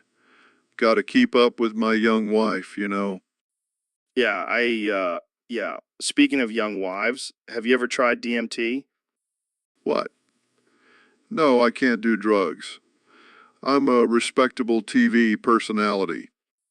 Oh, come on. Just one hit. It'll open up your mind and make you question everything. I don't need drugs to question things, Joe. I've got my trusty foghorn for that. There it is. I was wondering how long it would take for you to bust out the foghorn. Hey, it's my signature move. Just like your obsession with elk meat. Hey, elk meat is delicious and full of protein. But let's get back to the foghorn. Do you use it in your everyday life? Of course, it's the only way people will listen to me. I even use it in the bedroom. Well, my Dr. Phil. But seriously, have you ever thought about trying meditation instead of the foghorn? Meditation? That's for hippies and vegans. I'll stick with my foghorn. Thank you very much. Fair enough, but I gotta say, it's getting a little annoying. Can you at least try to tone it down for this episode? Fine.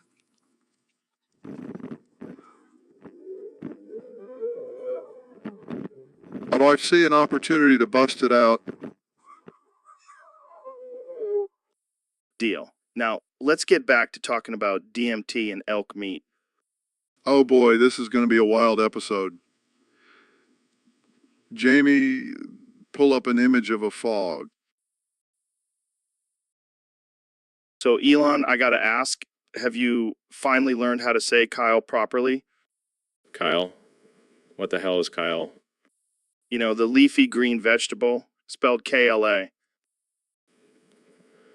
You mean cum? Yeah, I've been saying it like that my whole life. What's the big deal? The big deal is that it's not cum, it's Kyle. Like rhymes with male. Well, I'll stick to my way. It's more efficient. Efficient. How is mispronouncing a word efficient? Because it saves me time and energy. Plus, it's more fun to say cum than Kyle. Fun? It's a damn vegetable, not a party. You know what's not fun? Eating cum. That stuff tastes like grass.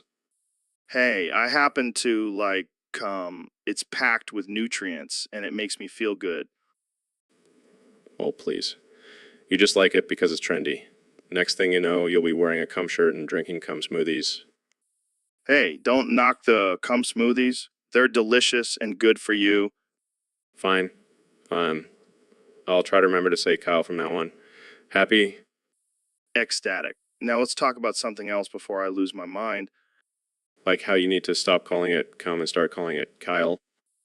No, like how you need to stop smoking weed on my podcast. Oh, come on, Joe. It's legal now. Plus, it helps me relax and think outside the box. Yeah, well, it also makes you say some pretty crazy shit. Crazy. So, Neil, what's new in the world of astrophysics? Well, Joe, I've been studying the expansion of the universe and Hold up. Before you continue, can you do me a favor? sure. What is it? Can you end every sentence with, it's time to wrap my dick in barbed wire?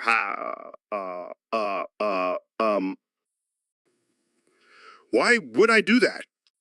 Come on, it'll be hilarious. Just try it. Fine. But you owe me a beer for this. It's time to wrap my dick in barbed wire.